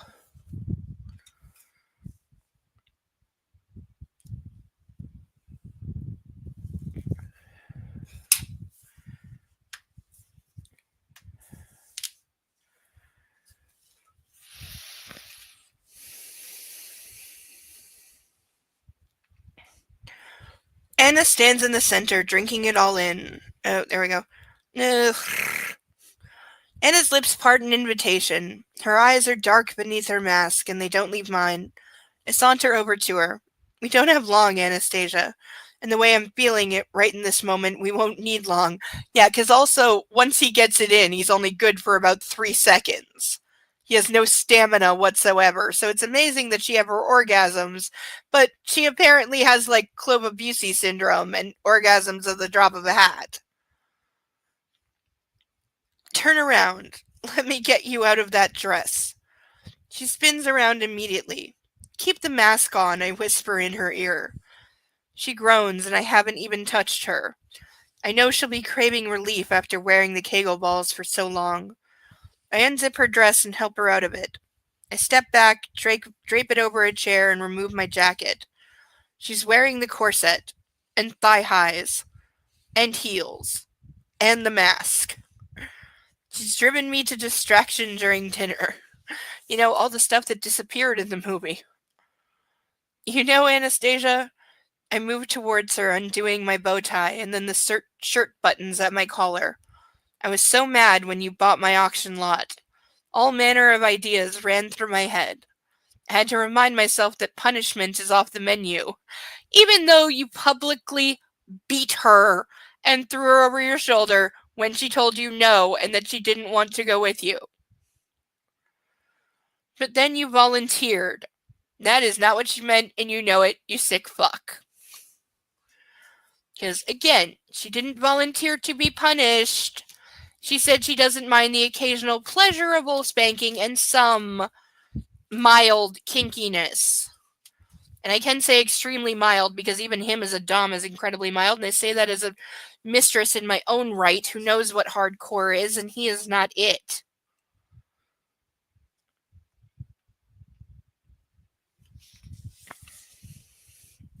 Like, if I ever had a client like him, if somebody ever hired me as mistress to, like, dom somebody like him, I don't even know if I could give him a second appointment because I would be so trying not to laugh, and also that he's such a whiny little bitch and can't take anything that I couldn't go there. Like, I'm at an extreme end. I need people who can keep up with me.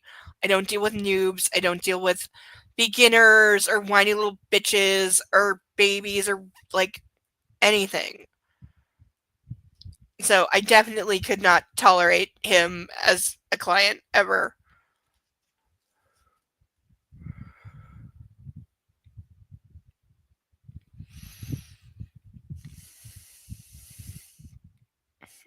Standing close, I stare down at her. Why did you do that?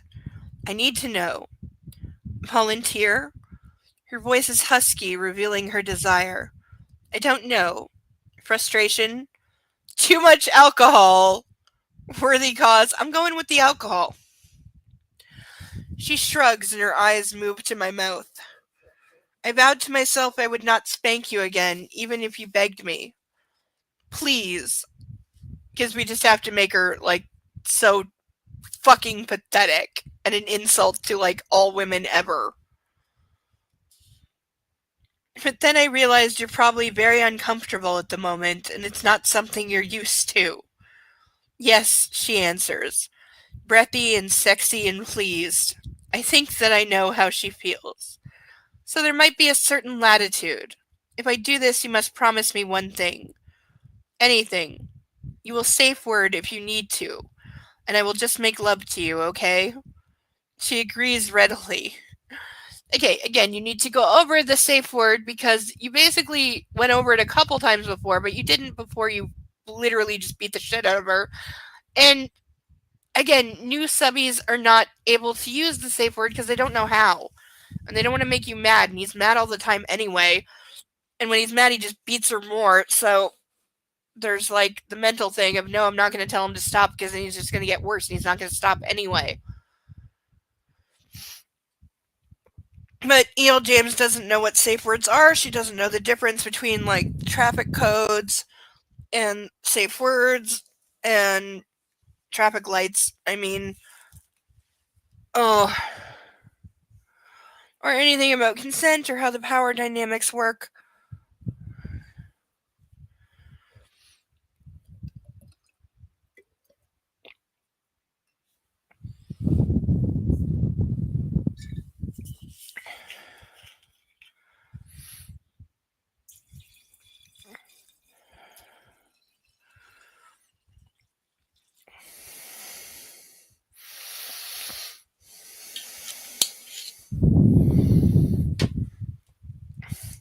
Oh yeah, less than nothing. Like, I remember when these books came out, I was very active in the BDSM community and going to events, and these books changed everything. I stopped going to events because of them, because there were too many wannabe douchebags and just plain abusive fuckwads that would show up in gray slacks and a white button-down shirt trying to be Christian Grey, and they would think they could just walk up to any woman, even I'm clearly dressed as a mistress, which at these events means if I don't know you, you don't fucking speak to me. You don't look at me. If you're a subby, even if I know you and we've been introduced, you don't look at me or speak to me without my permission and the permission of whoever you're with. Because if you're a subby and you're there, you were brought by someone. And these douchebags would just come up to me, and because I'm female, they would start talking to me, which fuck off, don't talk to me, you don't have consent, and you're a fucking douchebag wannabe, don't fucking talk to me. And when I would tell them to fuck off and don't talk to me, they would often grab me or like start saying, you can't talk to me like that, you're my submissive woman. And one of them even raised his hand like he was about to hit me. 4 other guys jumped on him, beat the shit out of him, and threw him the fuck out. And he wisely did not try to come back. But it ruined, absolutely ruined, like, the active community at the time. Because too many douchebags and wannabes or like, you know, women who wanted to like try to walk on the wild side and like, oh, I want you to spank me like Christian Grey. Honey, go home to your husband. You're a fucking useless slut. Go away. You have no idea what you're asking for. You don't belong here. Go away. Putting on some kitty ears and a halter top doesn't make you a submissive. Get the fuck out of my sight. You're a useless, pathetic waste of space, and I don't ever want to look at you again. You know, but these are the books that literally, and again, Google me if you don't believe me on this, when these came out in England, because again, E.L. James is British, so which I think probably contributed to them going very big over there. But when the books came out, and especially when the movie came out, the NHS, which in England is the National Health Service, that is their entire like medical health service, because they're like Canada, they have free healthcare. So the healthcare services actually took out public ads, like full, like, you know, those giant posters they put on bus shelters, those, and posters in like the underground and TV ads.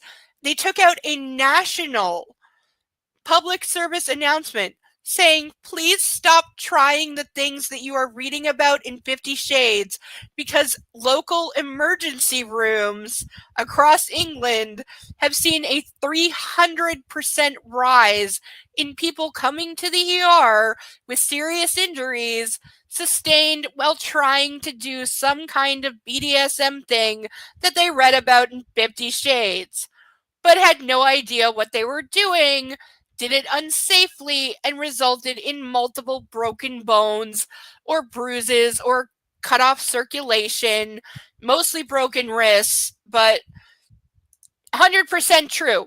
100% true. You can Google me all day long, left and right, up and down, and twice on Sunday. It's 100% true. That happened. It is a fact. Yeah, the National Health Service of England took out, like, spent millions of dollars putting out public service announcements saying, please stop trying these things. You don't know what you're doing. And people are really getting really seriously injured trying these things. Please don't. 100% true.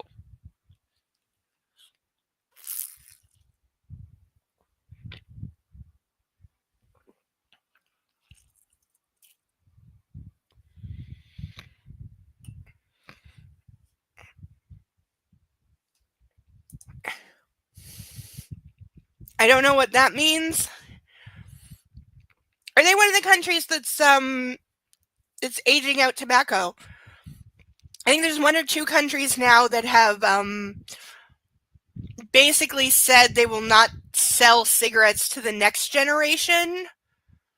That basically only if you are like above 50, like at this point, you can still buy cigarettes because you've been smoking your whole life, but they will not sell to anyone like under that. They will not allow like new smokers. I think New Zealand is one. Where basically they're phasing out tobacco products like generationally, basically saying the current generation is the last one that will ever be allowed to smoke. Anyone from the up and coming generation will never be allowed to buy tobacco because we're phasing it out and making it illegal. Oh, those ones. Yeah, I've seen those. I used to smoke. Like, I smoked for like 10 years off and on. Not the whole time, but like off and on. So yeah, I know what you mean, the images on the packs. This is not the worst idea in the world. Is it kind of naive? Yes. But it's not the worst idea in the world. But I used to smoke Rezzies, so...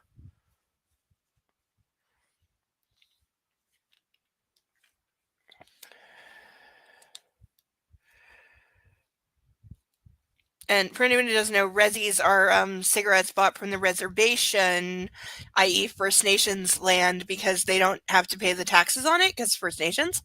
And so they make their own cigarettes, which some people say are, like, better because they don't have all the chemicals and shit that, like, a pack of Players has. But they are... Some people also say they're really harsh to smoke because it's just, like, pure raw tobacco. So again, they don't have any of the chemicals that the cigarette companies put in to make it like smooth or shit like that. So you can debate whether like which is better. They're both bad, but the main thing is the Rezzies are cheaper. I.e., for $10, I could get 200 cigarettes, whereas like in a shop, $10 isn't even enough to buy a pack of like 20. So yeah, a lot of people buy Rezzies. I have ash on my face. I look like Clarice Starling.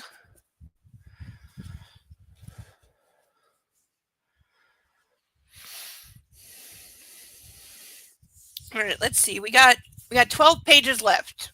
We can get there. We may go a little over midnight, but we're going to get there. We got 12 pages left to the end of the chapter. 12-ish.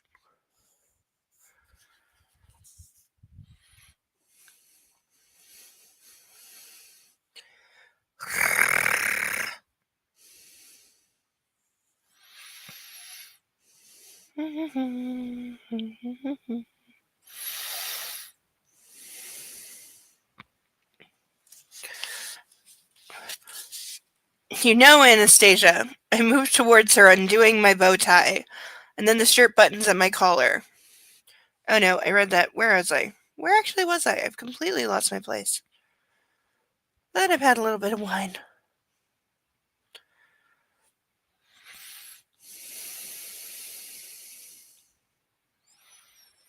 Oh yes, she readily agrees. I lead her to the bed, throw the comforter aside, and sit down as she stands before me in her mask and corset. She looks sensational. I grab a pillow and place it beside me. Taking her hand, I tug so that she falls across my lap. Her chest on the pillow. I sweep her hair off her face and the mask. There. She looks glorious. Now to spice this up. Put your hands behind your back. She scrambles to do my bidding and squirms on top of me. Suck my fucking dick. Eager. I like that. I tie her wrists with my tie. She's helpless. In my power. Honey, I can still stand up and grind these Louis Vuitton heels right into your fucking balls. Never call a woman in stilettos helpless.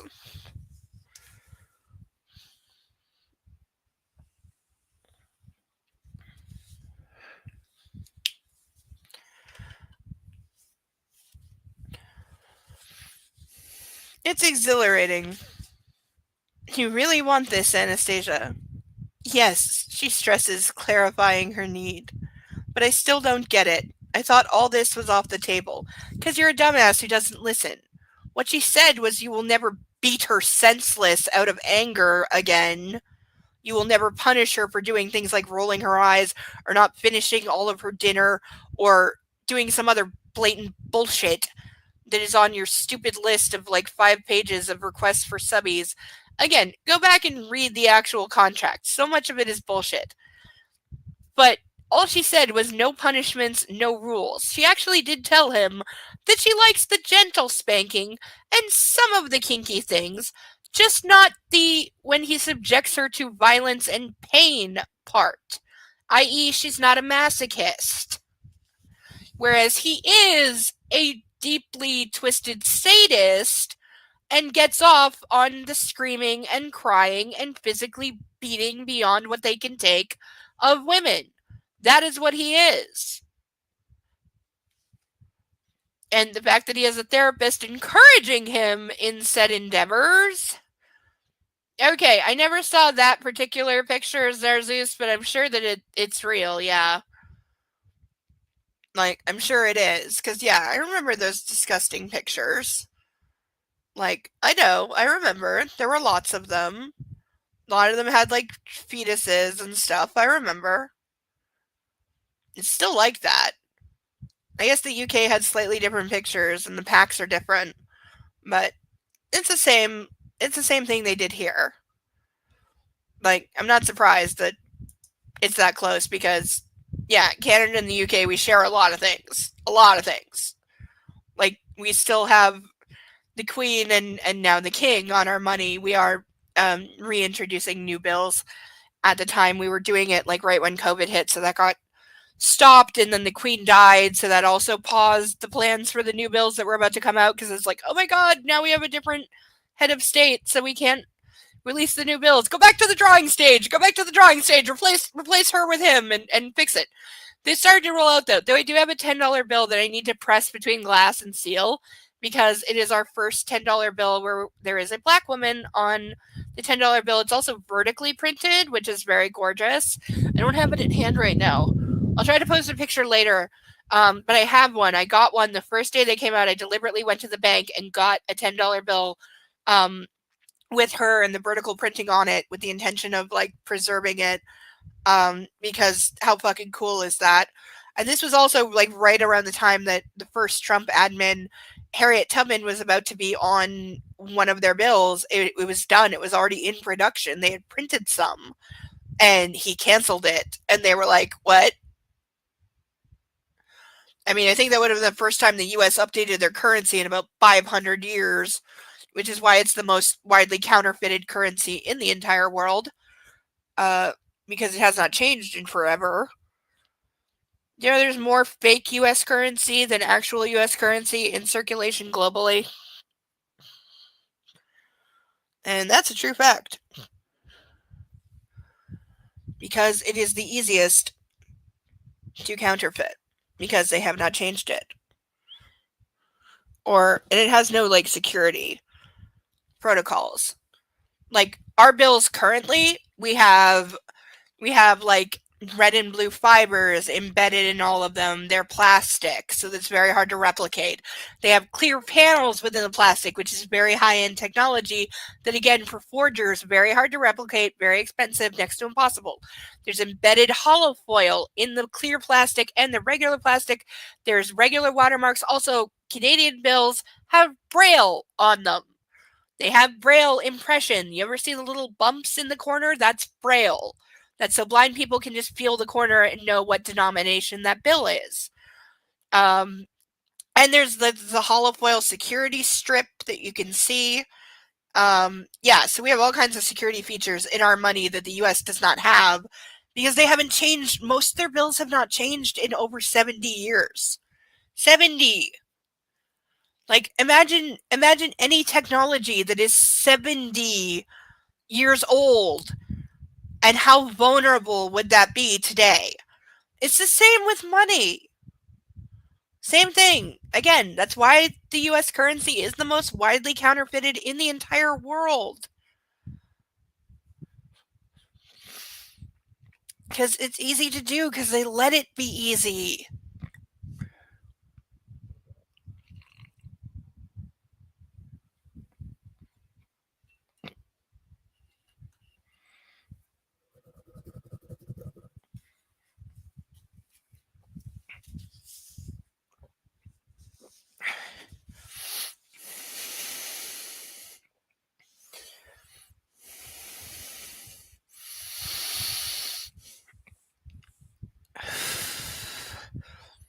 Why? I ask as I caress her behind. Do I need a reason? No, baby, you don't. I'm just trying to understand you. Be in the moment, Gray. She wants this, and so do you. I stroke her ass once more, preparing myself. Preparing her. Leaning over, I hold her down with my left hand, and I smack her once with the other, just at the junction of her fine ass and her thighs. She moans an incoherent word. Not a safe word. I smack her again. 2. We'll go with 12. I start counting. I smooth her behind and spank her twice, once on each cheek. Then I pull off her lacy panties, trailing them down her thighs, her knees, her calves, over her Louis Vuittons, where I discard them on the floor. It's arousing, in every way. Also, by the way, if you told me you were gonna, punish me or even, warm me up with 12 spanks, I'm gonna laugh my ass off at you. Possibly quite literally, because anything less than 100, I'm not even hearing you or feeling anything.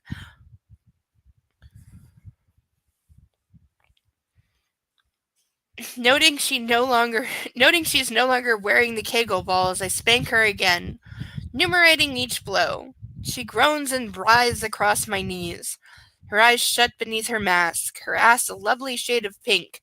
Not after 12 spanks, it's not. No way in hell. 12, I whisper when I'm done. I caress her glowing ass and sink 2 fingers into her. She's wet. So fucking wet. So ready. She moans as I rotate my fingers inside her. And she comes loudly, frantically around them. She's that much of an orgasm slut. That just, yeah. And also, just for anyone who doesn't know, Eel James can't spell comes. See, right there, she can't spell comes. She never has. It's been wrong in all 8 books, and I'm preemptively putting that one in the category. But yes, she cannot spell comes, because that is not how you spell come when it comes to sex. And those of us that are grown-ups know that. Wow, that was quick. She's such a sensual creature. That's right, baby, I murmur and untie her wrists. Or it could be she was raised extremely conservatively and taught that sex was bad and naughty, and only when she first met you and you raped her and then gave her an orgasm, which she took to mean consent.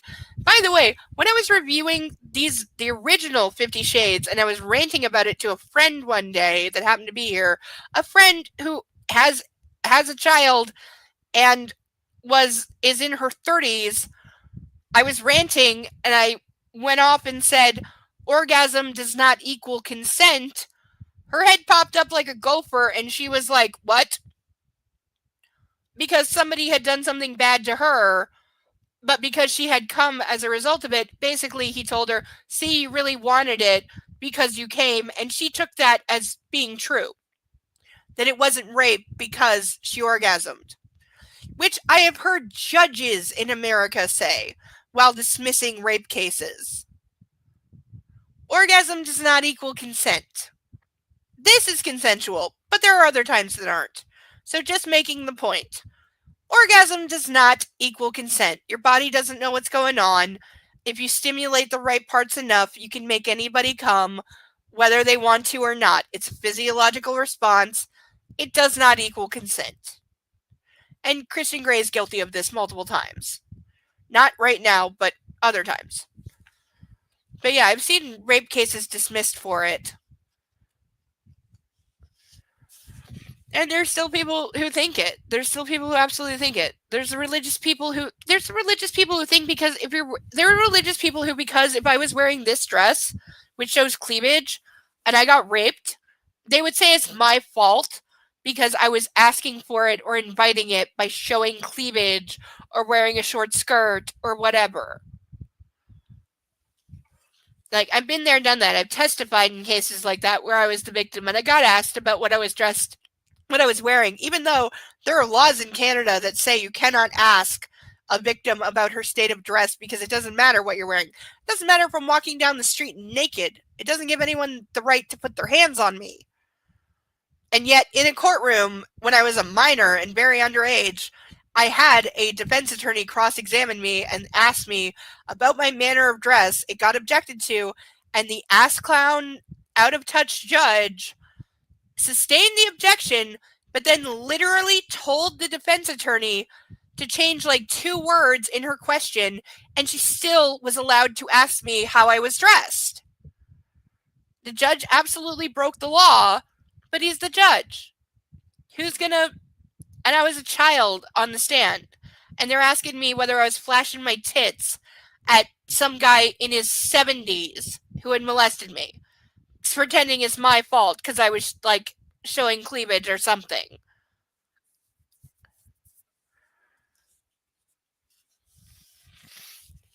That's like the extremely short version of that.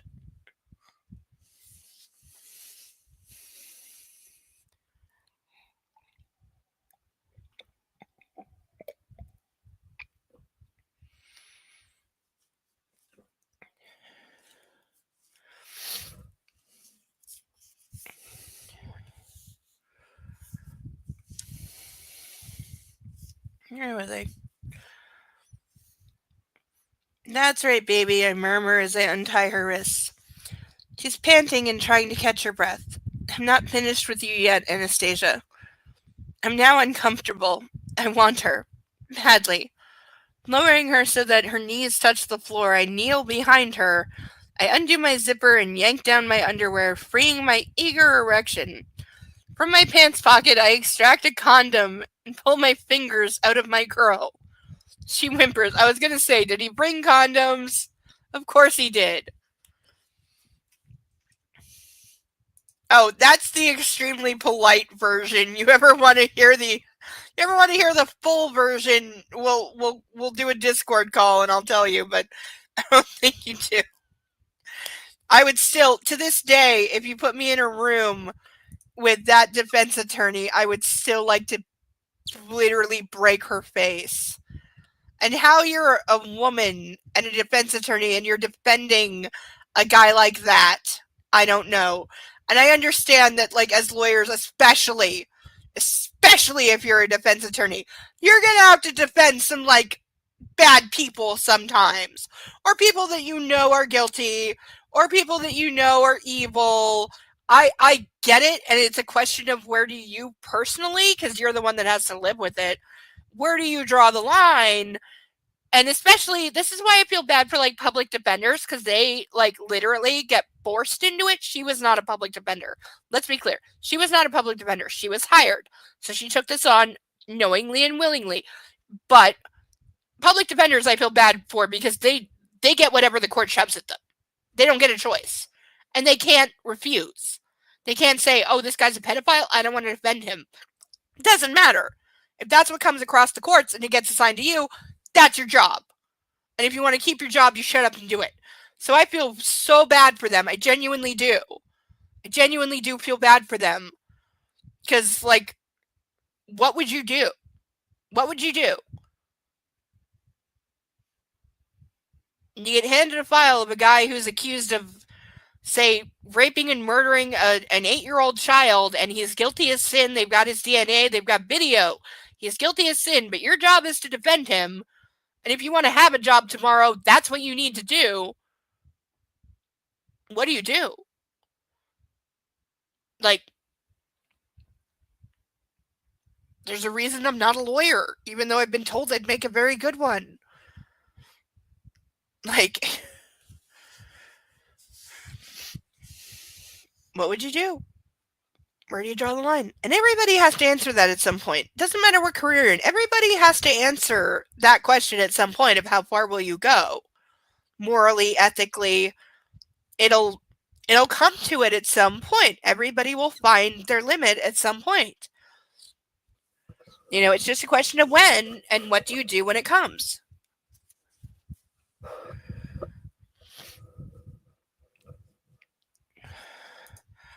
Yeah, that's to a law firm, though.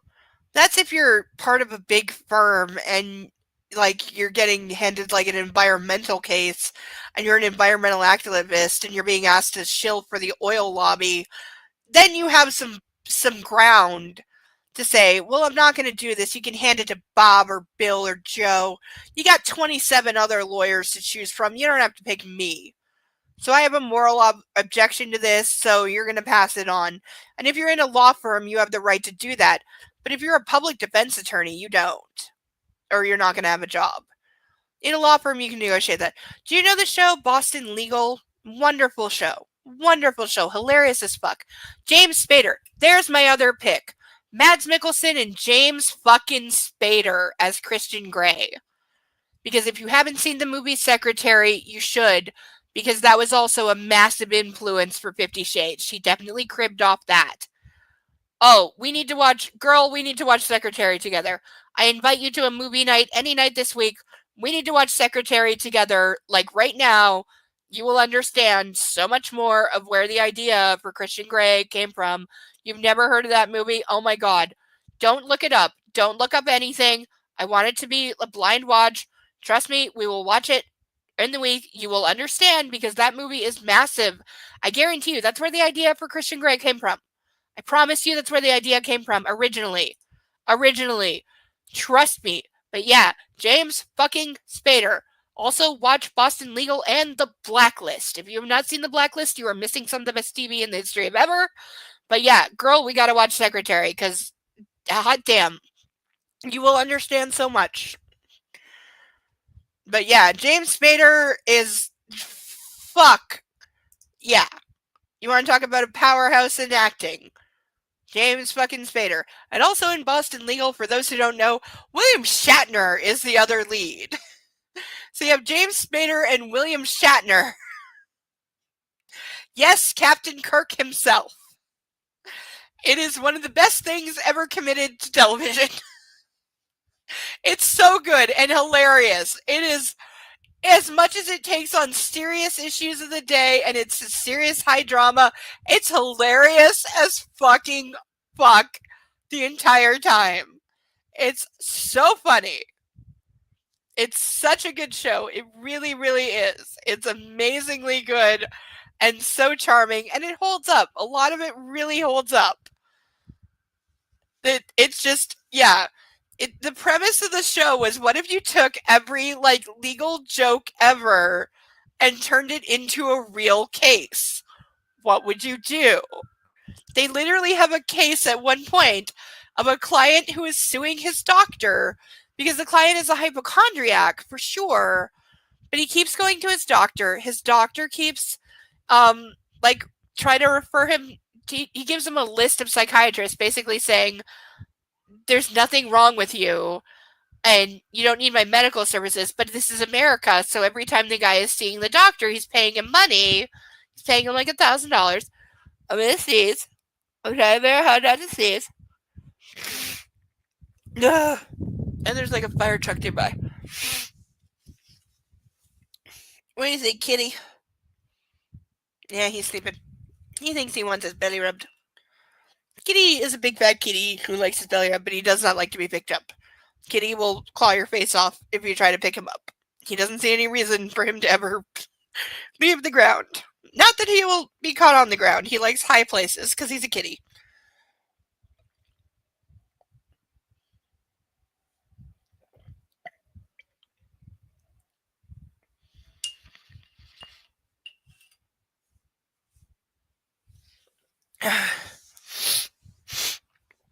But yeah, they had an actual episode where they literally took the joke as serious of just an old joke of, my doctor told me I'm a hypochondriac.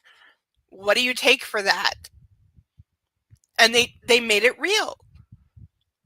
And they had this guy that has gone to his doctor multiple times saying, I think this is wrong with me. I think this is wrong with me. I think this is wrong with me. And he's naming like obscure, super rare diseases from places he's never been, etc. So his doctor basically just blows him off. But the doctor is getting paid. Every time this guy comes in, he's paying like $1,000 to see the doctor and get no treatment. And while the doctor is like, yeah, you might be hypochondriac, you should maybe seek psychiatric support, he never actually does anything to facilitate that. And so the guy, after several years, is like, this doctor is just taking my money. He's not helping me. So I'm suing him. And the doctor's defense is, well, he doesn't have any actual physical condition that for me to treat. I can't prescribe antibiotics for hypochondria. True. But the question becomes, so you knew he was a hypochondriac, you knew he has a mental health disorder. What did you do about that? Because that is a medical condition. That is something that you should treat. You're not qualified to, but you should have seen to it that he got to a specialist to treat this. You should have done that, and you didn't. Because the doctor's answer was basically, not my specialty. I'm not a psychiatrist. What am I supposed to do with it? I did everything within my specialty. But you didn't treat the patient. You just kept taking his money, and you didn't provide any treatment, which you could have done by referring him to a psychiatrist and demanding that he see one and following up with that. You didn't do that. So you just took his money and then did nothing. Like, that is why that show is great, because they take a ridiculous premise and then make it very real. And a lot of them are very real. And there's a lot of Star Trek crossover because William Shatner's in there, so you'll see a lot of Star Trek people pop up in Boston Legal. But yeah, the hypochondriac case was one of my favorites because it's like, yeah, the guy's a hypochondriac. I know that. But what did you do about it? Nothing. You took his money. So yeah, the ability to take a joke and make it serious is where that show shines. And also William Shatner being William Shatner. Like, it's a really good show. It's on my list of shows to review. I might move it higher, honestly. Criminal Minds, Hannibal, Handmaid's Tale, and Boston Legal, and Boston Public, for anyone who remembers, because Boston Legal is in fact a spin-off of Boston Public, which got unceremoniously canceled, but was also filmed here. It was filmed at Delta High School, the only high school in the whole city I never went to. But it was filmed at Delta while I was in high school, and I knew about it. And Jerry Ryan's also in that. She is in Boston Public and Boston Legal. Good on her. Leverage is also on my list. You know, since Twitch doesn't seem to care, and apparently there's one called like Rumble or something that doesn't care, so I might just start live streaming an episode of whatever once a day, because they don't care if you live stream protected property, apparently. And then at least it would be out there, and then I'd have to edit it for YouTube, but at least it would be, out there. So maybe I'll start doing that. But yeah, the hypochondriac episode of Boston Legal, very good one. Okay, we got like 10 pages left and I'm rambling. Ugh. I need more booze. Or less, depending on, your point of view. Mostly more.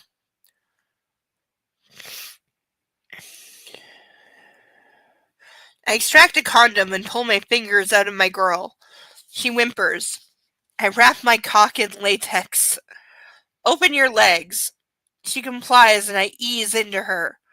This is going to be quick, baby, I whisper. He's always quick. I hold her hips and slowly pull out of her, and then I slam into her, because that's what women want. She cries out, with joy, with abandon, with ecstasy. This is what she wants, and I'm only too happy to oblige. I thrust, and then she's meeting me, thrusting back. Shit, this is going to be even quicker than I thought. Anna, no, I warn. I want to prolong her pleasure. But she's a greedy girl, and she takes all she can. A voracious counterpoint to me. He is so delusional. Anna, shit. It's a strangled cry as I come, and it sets her off. She screams as her orgasm rips through her, pulling on me as I sink into her. Man, that was good. I'm spent. He was literally inside her for the space of 5 complete sentences. No, actually not. Like 4 complete sentences. So despite him saying Mrs. Robinson, trained him to have self-control and restraint, he has none when it comes to coming. After all the teasing and the anticipation during the meal, this was inevitable. I kiss her shoulder and pull out of her and remove the condom, tossing it into the wastebasket by the bed. That will give my mother's housekeeper something to think about. Again, he also has a sick pleasure in like leaving condoms around for other people to clean up. Anna's still in her mask, panting and smiling. She looks satisfied. I kneel over her, resting my forehead on her back, and we both find our equilibrium. I murmur in satisfaction and plant a kiss on her flawless back. I believe you owe me a dance, Miss Steele. She hums a contented response from somewhere deep in her throat. I sit back and pull her onto my lap. We don't have long. Come on. I kiss her hair. She moves off my lap and sits on the bed, beginning to dress as I do up my shirt and redo my bow tie. Anna gets up and walks to where I've placed her dress. Wearing only her mask, corset, and shoes, she embodies sensuality. I knew she was a goddess, but she's beyond all my expectations. I love her. I turn away, feeling suddenly vulnerable, and straighten the comforter on my bed. The uneasy feeling ebbs like a receding tide as I finish and see Anna examining the photographs on my bulletin board. There are many, from all over the world. My parents were fond of foreign vacation. Who's this? Anna asked, pointing to an old black and white photograph of the crack whore. That's right, in the entirety of the books, he only ever refers to his mother as the crack whore. We never even get a name for her. I'm pretty sure she never even has a name. No one of consequence. I slip on my jacket and straighten my mask. I'd forgotten about that picture. Carrick gave it to me when I was 16. I tried several times to throw it away, but I could never quite bring myself to dispose of it. Oh, now I have a flashback. Strap in. Son, I have something for you. What? I'm in Carrick's study, expecting a dressing down, but for what I don't know. I hope he hasn't found out about Mrs. Lincoln. You seem calmer, more collected, more yourself these days. I nod, hoping that my expression gives nothing away. I was going through some old files and I found this. He hands me a black and white photograph of a sad young woman. It's like a gut punch. The crack whore. He studies my reaction. We were given this at the time of your adoption. Oh, I managed to say through my closing throat. I thought you might want to see it. Do you recognize her? This is so not the way to ever, give him this photo. Ever. Ever, ever, ever. This is the worst. Yes. I squeeze the word out. He nods and I know he has something else to say. What more does he have? I don't have any information on your biological father. By all accounts, he wasn't part of your mother's life in any way. So he's probably a trick baby, which is fine. He's trying to tell me something. It wasn't her fucking pimp? Please tell me it wasn't him. If you want to know anything else, I'm here. You just said you don't know anything. That man, I whisper. No, nothing to do with him, my dad says to reassure me. I close my eyes. Thank fuck, thank fuck, thank fuck. Is that all, Dad? Can I go? Of course. Dad looks troubled, but he nods. Clutching the photo, I leave his office, and I run. Run, run, run. The crack whore was a sad, pathetic creature. She looks every bit the victim in this old black and white. I think it's a police mugshot, but with the numbers cut off. I wonder if things would have ended up differently if my parents' charity had existed then. I shake my head. I don't want to think about her with Anna. Shall I zip you up? I ask to change the subject. Please, Anna says and turns her back to me so I can zip up her dress. Then why is she on your bulletin board? Anastasia Steele, you have an answer and a question for everything. An oversight on my part. How's my tie? She examines my tie and her eyes soften. She reaches up and straightens it, pulling on both ends. Now it's perfect, she says. Like you. I fold her into my arms and kiss her. Feeling better? Much. Thank you, Mr. Gray. The pleasure was all mine, Miss Steele. I'm feeling grateful, content.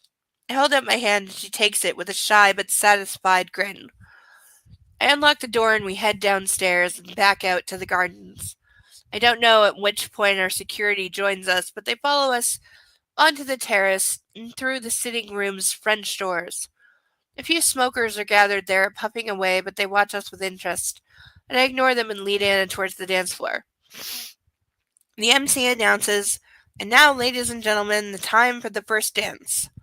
Mr. and Dr. Gray, are you ready? Carrick nods, and my mother in his arms.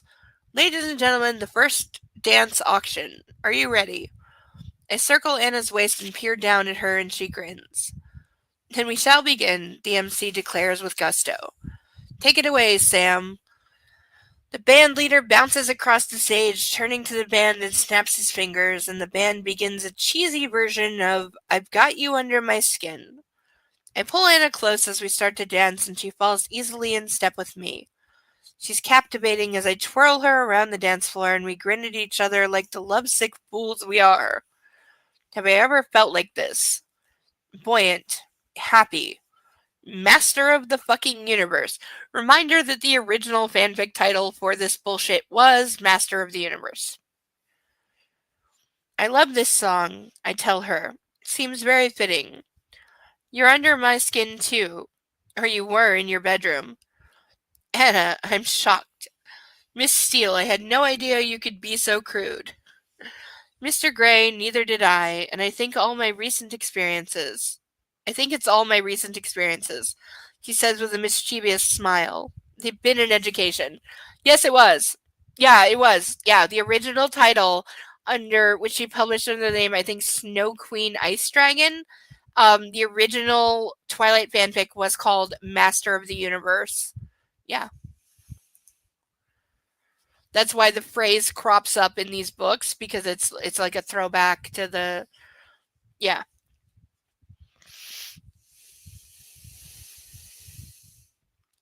For both of us. I take her for a spin around the dance floor once more. The song finishes and I reluctantly release her to applaud. May I cut in? Flynn asks. Appearing from nowhere, he has some explaining to do after the charade at the auction, but I step aside. Now his therapist is cutting in and dancing with his woman? What in the actual fuck? Be my guest, Anastasia. This is John Flynn. John, Anastasia. Anastasia shoots me a nervous glance, but I retreat to the sidelines to watch. Flynn opens his arms and Anna takes his hand as the band strikes up. They can't take that away from me. Anna is animated in John's arms, and I wonder what they're talking about. Me? Shit. Well, you literally are the only thing they have in common. So now your therapist is dancing with your girl and talking about you, and you're not suing him for malpractice. Why? My anxiety returns in full force. I have to face the reality that once Anna knows all my secrets, she'll leave, and that trying things her way is just prolonging the inevitable. But John wouldn't be so indiscreet, surely. Hello, darling, Grace says, interrupting my dark thoughts. Mother, are you enjoying yourself? She's also watching Anna and John. Very much. Grace has taken off her mask. What a generous donation from your young friend, she says, but there's a slight edge to her voice. Yes, I respond dryly. I thought she was a student. Mom, it's a long story. I figured as much. Something is off. What is it, Grace? Spit it out. She tentatively reaches out to touch my arm. You look happy, darling. I am. I think she's good for you.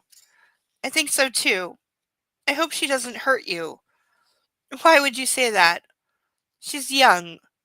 Mother, what are you? A female guest wearing the most garish gown I've ever seen approaches Grace. Also, they keep acting like there's some fucking, 20-year gap between them. Like, he's, 50 and she's, 20 or some shit. there's at best 3 to 4 years between them.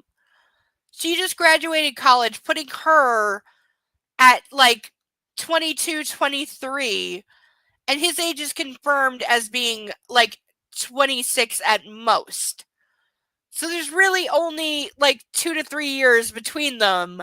And yet there's these repeated inferences, which I have to assume are left over for the fanfic, where maybe there was more of an age gap of people saying, oh, she's so young. But again, in the fanfic, Bella is in high school, and the character of Edward is actually not Edward. It was the character of Carlisle, being the much older doctor in his 40s to the 16-year-old Bella, from what I've heard. So an age gap makes sense there, but not here. But it's they just never erased that fully, realizing these people are literally only a couple years apart, so it makes total sense for them to get together, and there isn't an issue of oh, he's so much older. But again, these are very poorly edited, if ever, because they just didn't get that treatment, and what the fuck. How many pages do we have left? We have 6 pages left. Okay. Ugh.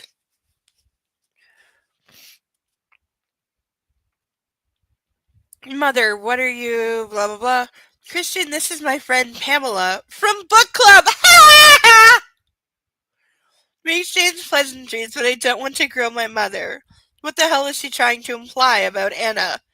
The music is coming to an end, and I know I need to rescue Anna from my psychiatrist, who shouldn't be there, and you should be suing and putting his license up in smoke right now.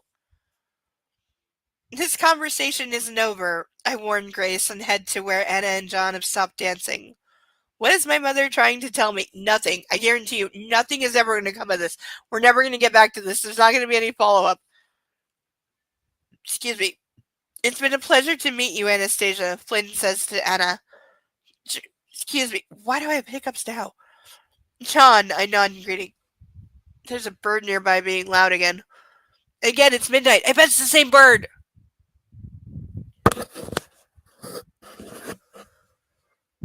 Okay, if it is, I'm recording it later.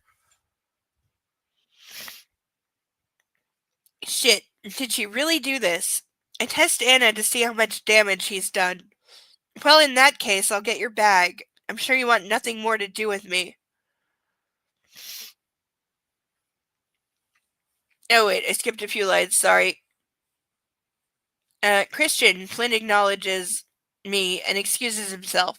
To find his wife, no doubt. I'm confounded by the exchange I've just had with my mother. I sweep Anna into my arms for the next dance. He's much younger than I expected, Anna says, despite the fact that in the movie he's played by a guy who's clearly in his 50s with gray hair. And terribly indiscreet. Fuck. Indiscreet? Oh yes, he told me everything, she discloses. Shit. Did he really do this? By the way, if your psychiatrist tells some random lady that he's seen you with once, everything, suing him into oblivion and taking his license would be the least of what you would do. Did he really do this? I test Anna to see how much damage he's done. Well, in that case, I'll get your bag. I'm sure you want nothing more to do with me. Anna stops dancing. He didn't tell me anything, she exclaims, and I think she wants to shake me. Doi! Oh, thank God. I place my hand on the small of her back as the band launches into The Very Thought of You. Then let's enjoy this dance.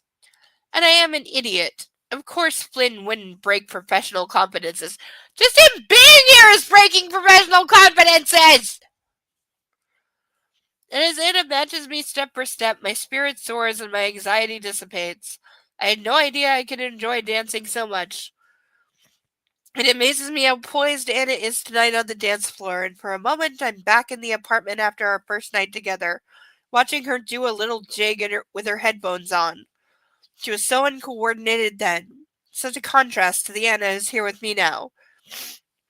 Following my lead perfectly and enjoying herself. The band segues into You Don't Know Me. It's slower, it's melancholy, it's bittersweet. It's a warning, because the universe is trying to tell him stuff. Anna, you don't know me.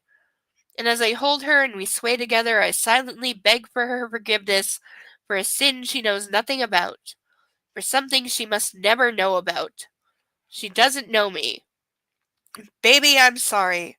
I inhale her scent and it offers some solace.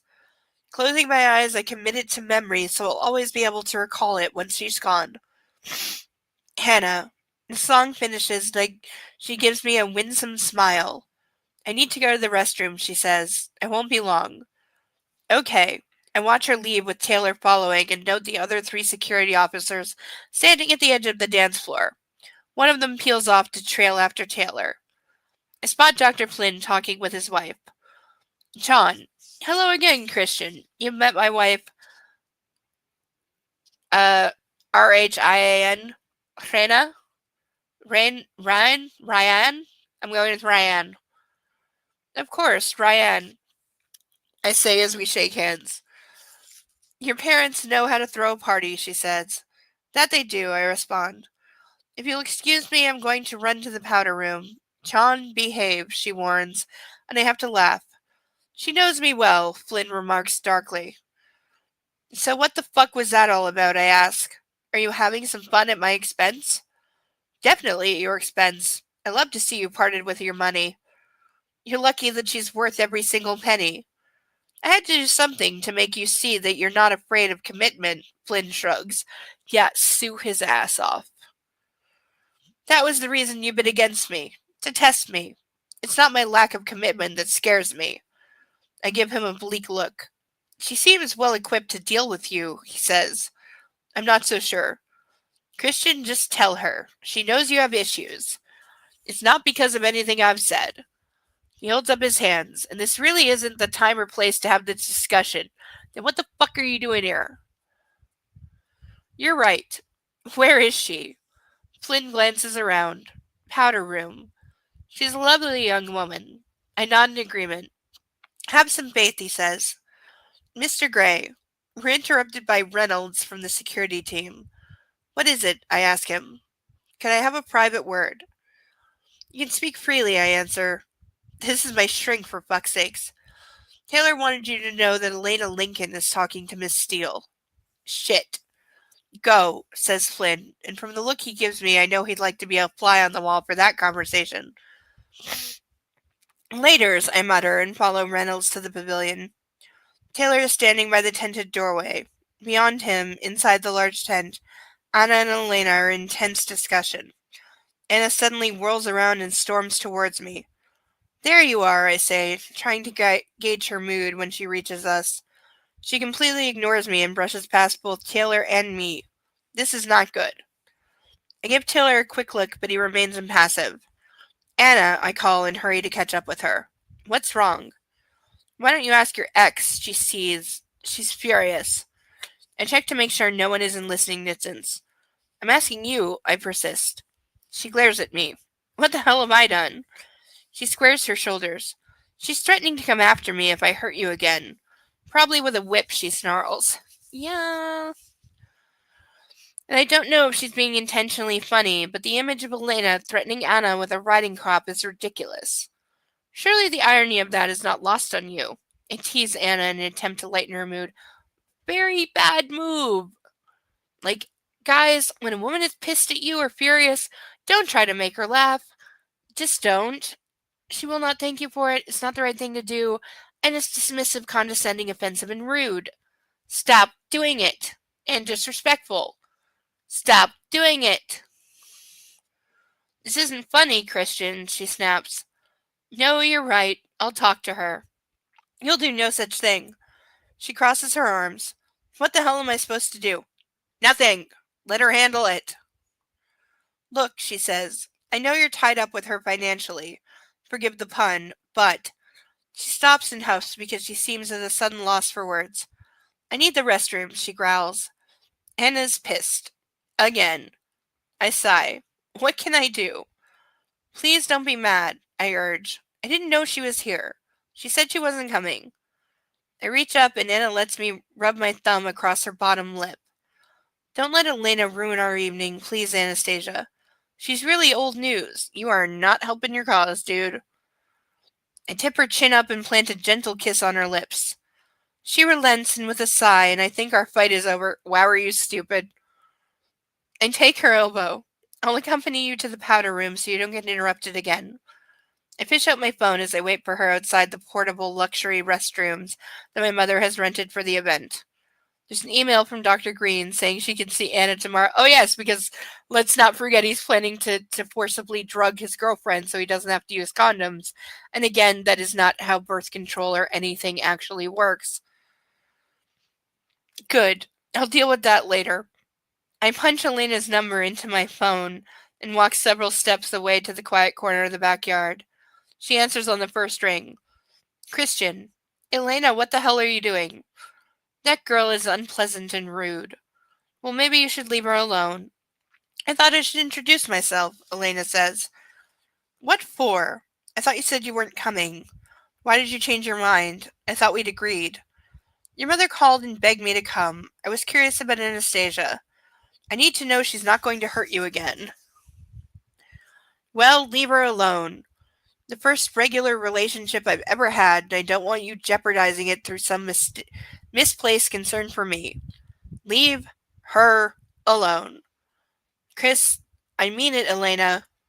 Have you turned your back on who you are? She asks. No, of course not. I look up and Anna's watching me. I have to go. Good night. I hang up on Elena, probably for the first time in my life. Anna raises a brow. How's the old news? Cranky. I decided change of subject is for the best. Do you want to dance some more, or would you like to go? I check my watch. The fireworks start in 5 minutes. I love fireworks, she says, and I know she's being conciliatory. We'll stay and watch them. Then I fold her in my arms and pull her close. Don't let her come between us, please. That would be entirely your doing. She cares about you, Anna says. Yes, and I her. As a friend. I think it's more than friendship to her. Anastasia, Elena, and I stop. What can I tell Anastasia to reassure her? It's complicated. We have a shared history. But it's just that. History. As I've said to you time and time again, she's a good friend. That's all. Please forget about her. I kiss her hair and she says no more. I take her hand and we wander back to the dance floor. Anastasia, my father says in his smooth tone. He's standing behind us. I wondered if he'd do me the honor of the next dance. Carrick holds out his hand to her. I give him a smile and watch him lead my date onto the dance floor, and the band starts Come Fly With Me. They're soon enjoying a spirited conversation, and I wonder again if it's about me. Hello, darling. My mother sidles up to me holding a glass of champagne. Mother, what were you trying to say? I ask without any preamble. Christian, She stops and looks anxiously at me. And I know she's prevaricating. She never likes to get bad news. My anxiety level rises. Grace, tell me. I spoke with Elena. She told me you and Anna had split up and that you were heartbroken. What? Why didn't you tell me? She continues. I know you run a business together, but I was upset hearing it from her. Elena's exaggerating. I wasn't heartbroken. We had a falling out, that's all. I didn't tell you because it was temporary. It's fine now. I hate to think of you being hurt, darling. I hope she's with you for the right reasons. Who? Anna? What are you implying, Mother? You're a wealthy man, Christian. You think she's a gold digger? In again, one of my alternate ending theories correct, but, not at the moment. And it was like she struck me. Fuck. No, that's not what I said. Mom, she's not like that at all. I'm trying not to lose my temper. I hope so, darling. I'm just watching out for you. Be careful. Most young people experience heartbreak during their adolescence. She gives me a knowing look. Oh, please. My heart was broken way, way before I hit puberty. Darling, you know we only want you happy. And I have to say, on the evidence of this evening, I've never seen you happier. Yeah, Mother, I appreciate the concern, but it's all good. I almost crossed my fingers behind my back. Now I'm going to rescue my gold-digging girlfriend from the clutches of my father. My voice is arctic. Christian, my mother tries to call me back, but frankly, she can fuck off. This is how he thinks of his mother. How dare she think that of Anna? Why the hell is Elena gossiping about me and Anna to Grace? Well, you should be able to figure that out, but again, he's stupid. He's like the most successful stupid person ever. That's enough dancing with old men, I announced to Anna and my dad. Carrick laughs. Less of the old, son. I've been known to have my moments. He winks at Anna and swaggers away to join his distressed-looking wife. I think my dad likes you, I mutter, feeling murderous. What's not to like? Anna says with a coy smile. Good point, well made, Miss Steele. I pull her into an embrace as the band starts to play It Had to Be You. Dance with me. My voice is low and husky. With pleasure, Mr. Gray, she replies. And we dance, and my thoughts of gold diggers, over-anxious parents, and interfering ex-dames are forgiven. End of chapter! We made it! We made it all the way to the end of the chapter. That was rough. There was way too much sex. Ugh. And like he doesn't know, and this is before his mother knows about Elena. She doesn't know yet about Elena, but of course Elena's interfering because that should be obvious to anyone why. But he's an idiot, literally. Ugh.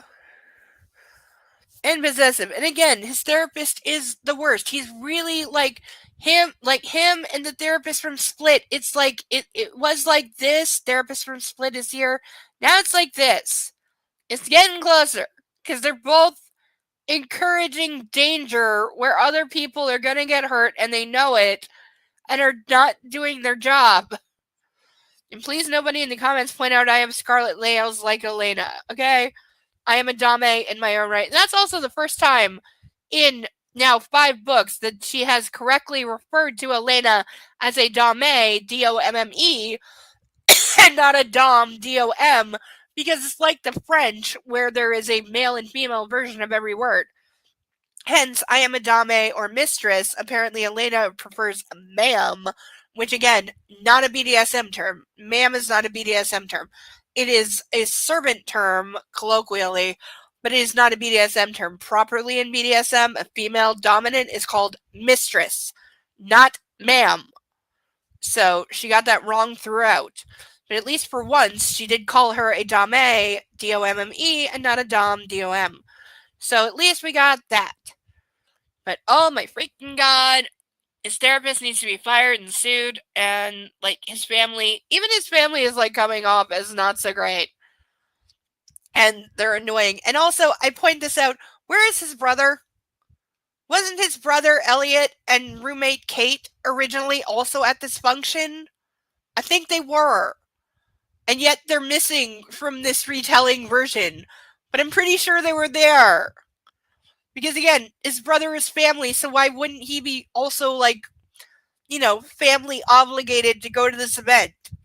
And he's dating the roommate. So, but I don't know. I don't remember. It was too long ago. It's been a really long night, and I'm not drunk enough yet. Right, Kitty? He says right. Yeah, he says right. So we are going to call it a book club and an evening. I hope everyone enjoyed themselves. We didn't get any tips or donations. It makes me very sad, and the kitty's going to be hungry, but I'll figure it out somehow. Ugh. Life sucks sometimes. But I hope everyone enjoyed themselves and had some good laughs. Please come back next week, same time, 8 p.m. Eastern, Saturday nights for Bad Erotica Book Club, where we got a lot more of this book and then the whole next one to go through. And I hope you all had a good laugh and enjoyed yourselves. Until next week, love yourself and love a fur baby, and consider sponsoring a duck next week. Until then, I've been Insane Lane. Bye-bye!